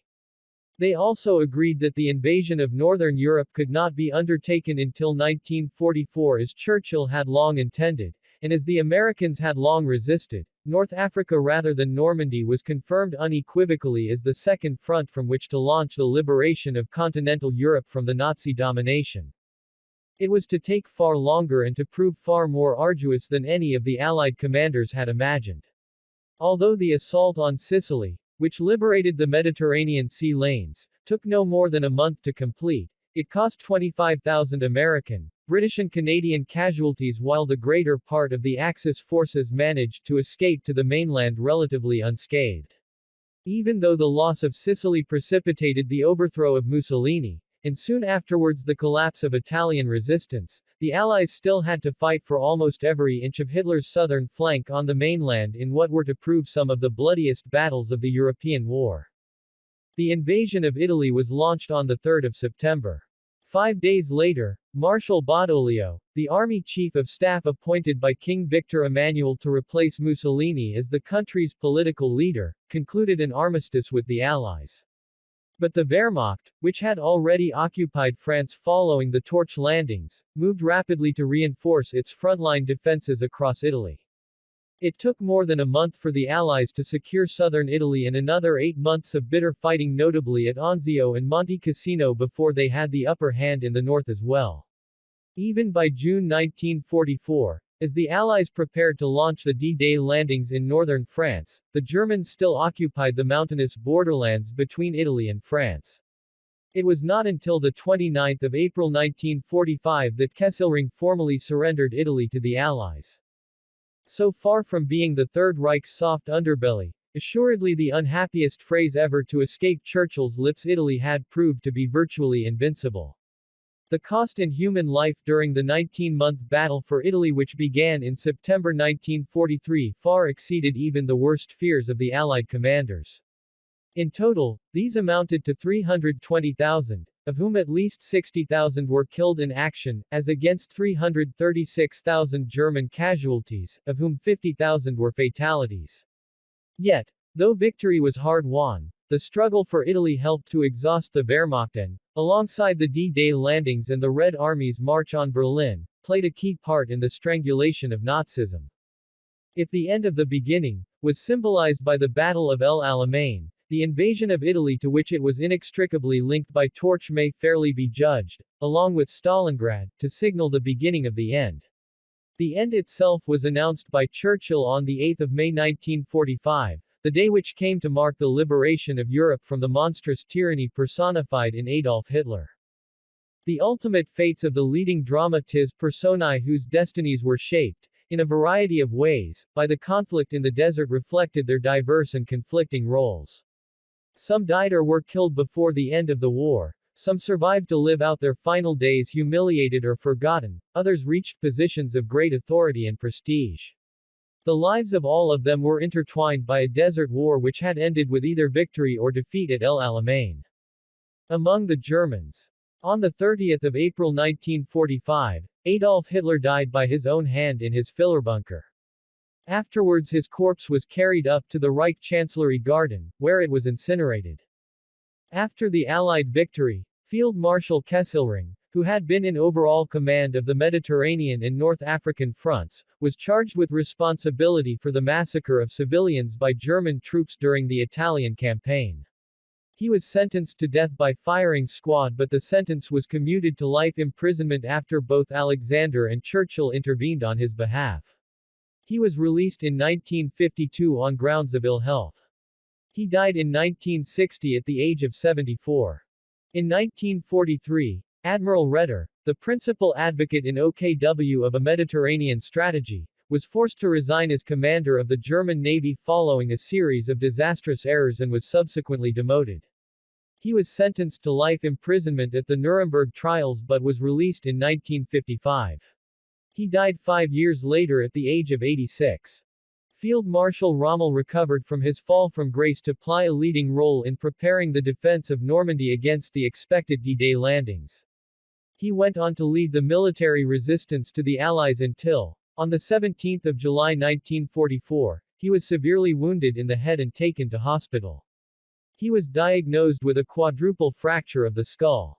He played no further part in the fighting, which, in any case, he had come to regard as futile. His disillusionment with Hitler led him to offer tacit support to the 20th of July plot against the Führer's life. Though he was not one of the plotters, he soon knew himself to be a marked man. On 14 October a dark green car with a Berlin number plate drove up to his house. 2 generals went inside to talk to him. According to his son Manfred, who was there at the time, He emerged a few moments later to tell his wife and his son, who were waiting upstairs, that he had been given two options. He could either take poison or expect to die in a shootout with Gestapo agents who had ringed the area.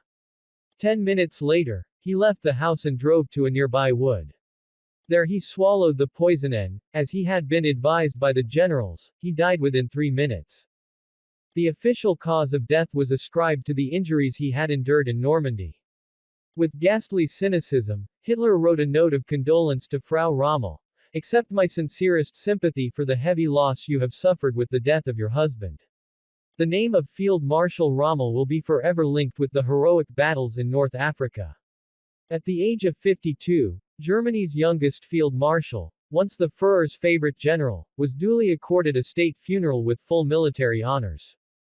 Among the Italians, Marshal Badoglio lost control of Italy's armed forces after signing the secret armistice with the Allies and was forced to flee Rome to seek refuge.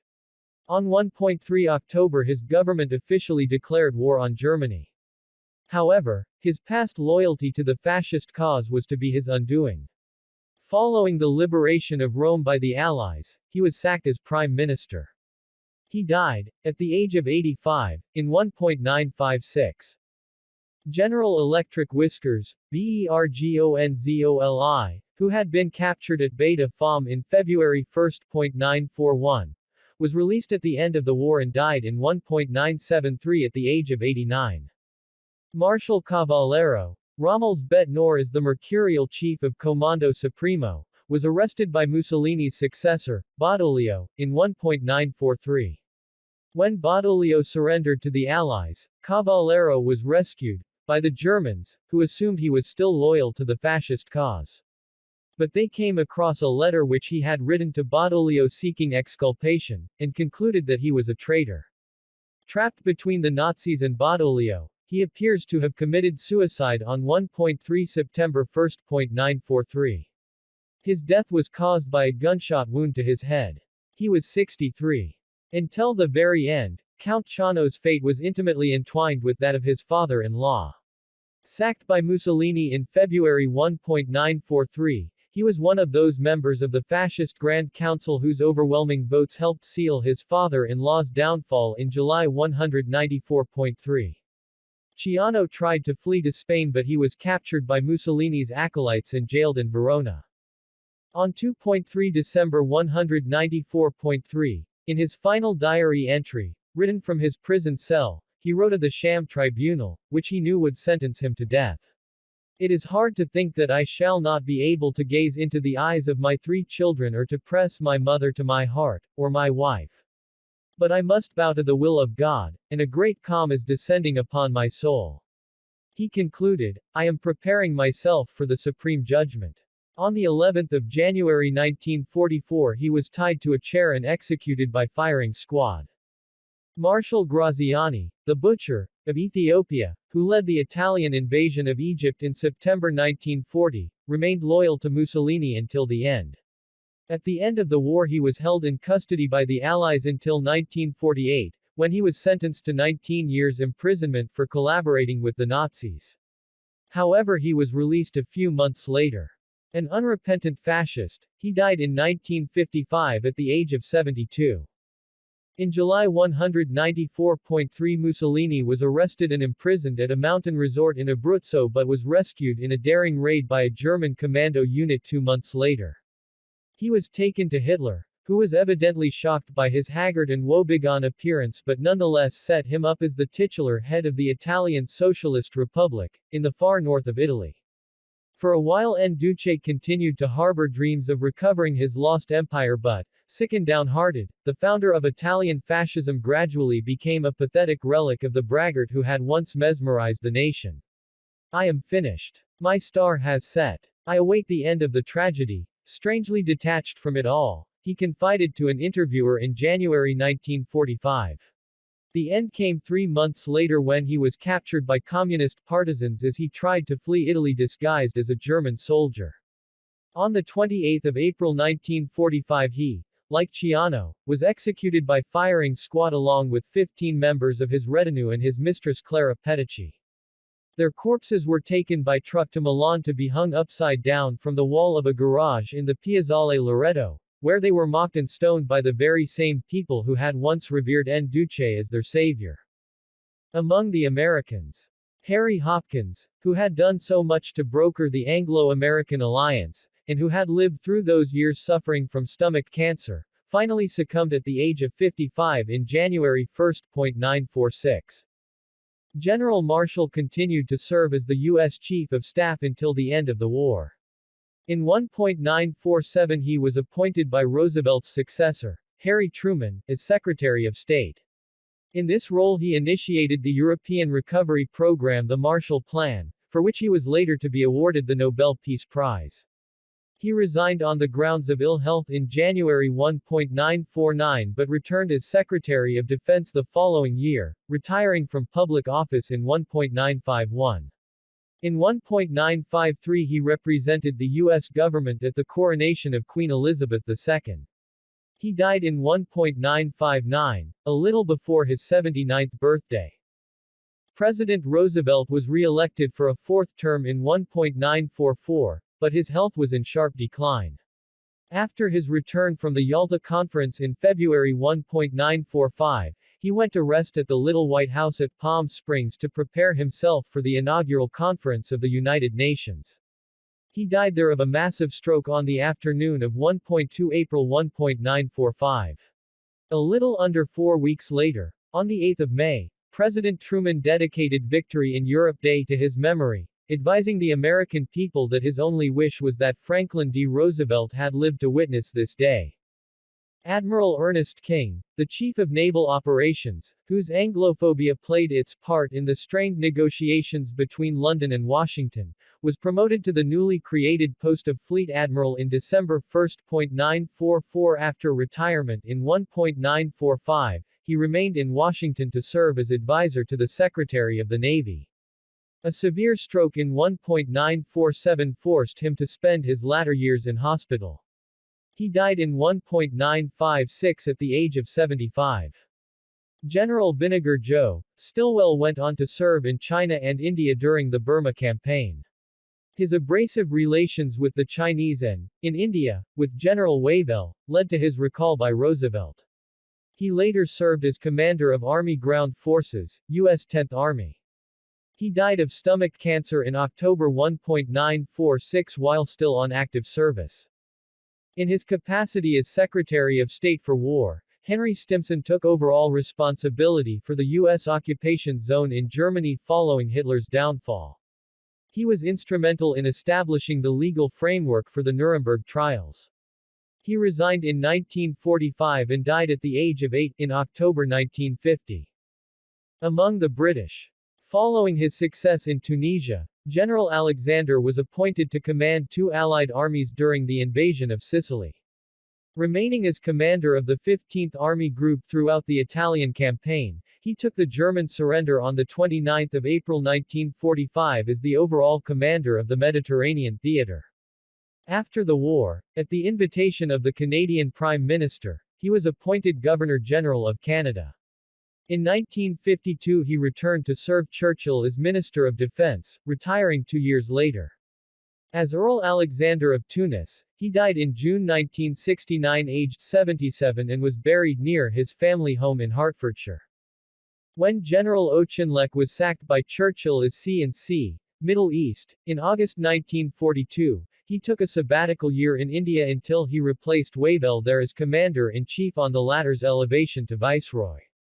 He remained in that post until 1947, when he retired as a Field Marshal. He returned to England but later moved to Marrakesh, where, always an outsider, he lived alone until his death in 1981, at the age of 96. General Brooke continued to serve as Chief of the Imperial Staff until his retirement in 1946 as Field Marshal Lord Alanbrooke. The asperity and candor of his war diaries, first edited in an abridged version by the historian Sir Arthur Bryant in 1957, caused a sustained frisson of controversy. Though he was vain, Brooke was not a self-publicist and somewhat to his chagrin, he was thereby denied the public recognition which was assuredly his due. Nonetheless, unlike Montgomery, whose reputation had initially eclipsed his. The judgment of posterity was to grow in his favor as his name faded. He died at his home in Hampshire in 196, at the age of 79. O'Connor's successor General Cunningham was summoned back to Britain after Auchinleck's reluctant decision to remove him from the command of the Eighth Army. Although he became commander of the Army Staff College at Camberley, he never again saw active service. In 1945 he was appointed High Commissioner of Palestine when British rule was being subverted by terrorists belonging to various Zionist underground movements. In 1948 he presided over Britain's departure from Palestine and the creation of the State of Israel. He died in Tunbridge Wells in 198, aged 96.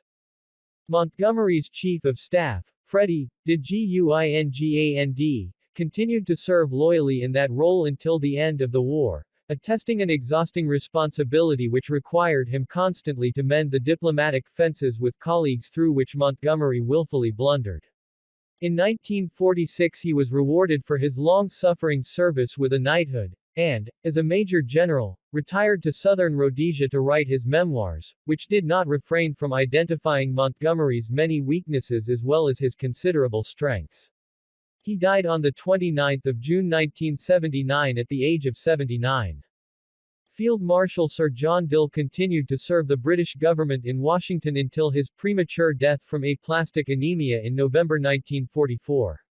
He was accorded a memorial service in the capital's National Cathedral, and the route of his funeral cortege to the Arlington National Cemetery was lined by thousands of U.S. soldiers. Reflecting the strong feelings of his close friend Marshall, the American chiefs sent a message of condolence to their British counterparts, extolling his virtues and mourning the passing of a great and wise soldier, and a great gentleman. He was 62.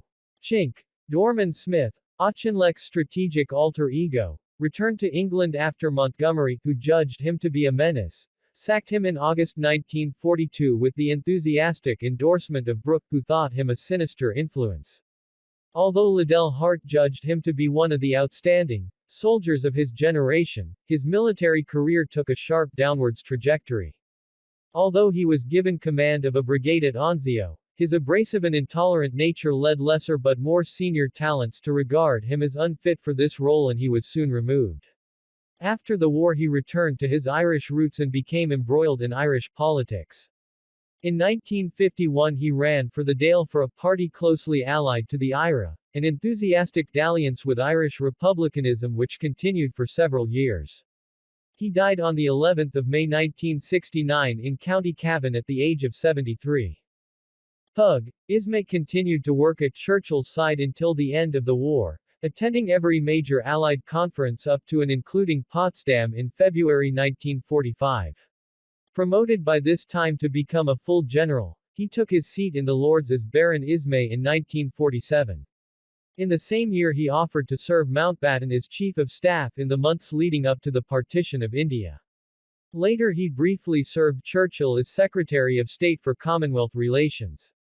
In 1952 he became the first Secretary-General of NATO, allegedly defining the role of the new alliance as to keep the Russians out, the Americans in, and the Germans down. He retired in 1957 and died 8 years later, on 17 December 1965, at his home in Gloucestershire. He was 78. Major General John Kennedy was promoted from his role as Director of Military Operations in 1943 to work even more closely with Brooke as Assistant Chief of the Imperial General Staff, where he served until the end of hostilities. From 1947 to 1953 he served as Governor of Southern Rhodesia. He died in 1970 at the age of 77. As though to confirm the impression that to the victor belong the spoils, General Montgomery followed his triumphs in North Africa by playing a leading role in the Italian campaign, the D-Day landings, and the subsequent victory in Europe, where his arrogance and self-regard, which led the usually emollient Eisenhower to describe him later as a psychopath, earned him the lasting enmity of his fellow commanders. After the war, as Field Marshal Viscount Montgomery of Alamein, he succeeded Brooke as Chief of the Imperial General Staff, a post in which the limits of his strategic abilities were rudely exposed. At the age of 69 he retired from the army but not from public gaze. His iconic status gave him a platform from which to give the nation the benefit of his views on almost any matter of controversy, inter alia. He admired Chairman Mao's leadership of China, he supported apartheid in South Africa and he opposed the 1967 Sexual Offences Act which he described as a charter for buggery. He died in 1976 at his home in Hampshire aged 88, the most famous British general of the Second World War and in the judgment of many, if not most, military historians the most overrated as well. General O'Connor, the desert fox of the British commanders, who had run into an enemy patrol in April 1, escaped from an Italian POW camp 2 years later. On his return he was presented with the knighthood which had been awarded to him after his capture. In 1944 he commanded 8th Corps in Normandy. He retired in 1948, and died aged 91 in 1981. General Neame, who was captured with O'Connor, escaped captivity at the same time. He died 3 years before O'Connor at the age of 89. General Ritchie, Cunningham's successor as the 8th Army commander, also recovered from being sacked by Auchinleck and commanded 12th Corps in Normandy following the D-Day landings. After his retirement at the end of the war, he emigrated to Canada where he died at the age of 86 in 1983. Following his dismissal as C&C, Middle East, General Wavell served as C&C, India. Promoted to Field Marshal in January 1943, he became Viceroy and Governor-General a few months later. He was replaced by Lord Mountbatten in 1947 and returned to England, where he died 3 years later. He was accorded a full military funeral at Westminster Abbey which Churchill did not attend. On the evening of May Day Winston Churchill stood on a Whitehall balcony to address a vast crowd gathered below. "My dear friends, this is your hour," he told them. "It is not victory of a party or of any class. It's a victory 6F the great British nation as a whole. We were the first, in this ancient island, to draw the sword against tyranny." The crowd responded with renditions of Land of Hope and Glory, and for He's a Jolly Good Fellow. 2 months later the Labour Party, under Clement Attlee, won a landslide victory over the Conservatives. After 6 frustrating years of opposition, during which he made his famous Iron Curtain speech in Fulton, Missouri, Churchill returned to government in October 1951, serving as Prime Minister until his resignation in 1955, when he was succeeded by his Foreign Secretary, Anthony Eden.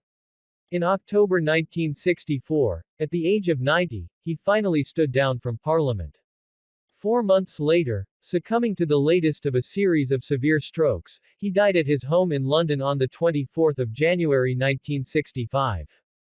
In his finest hour speech, following the evacuation from Dunkirk, Churchill had spoken as though he believed that the British Empire might last for 1,000 years. By the time of his death, partly as a result of the hemorrhage of energy and strength caused by the glorious victory to which he had led the nation, Britain was in full retreat from that anachronistic vision and casting around for a role in a world where its power and status was in inexorable decline. But at his lying in state at Westminster Hall in the last week of January, tens of thousands of British citizens filed past his coffin in mourning.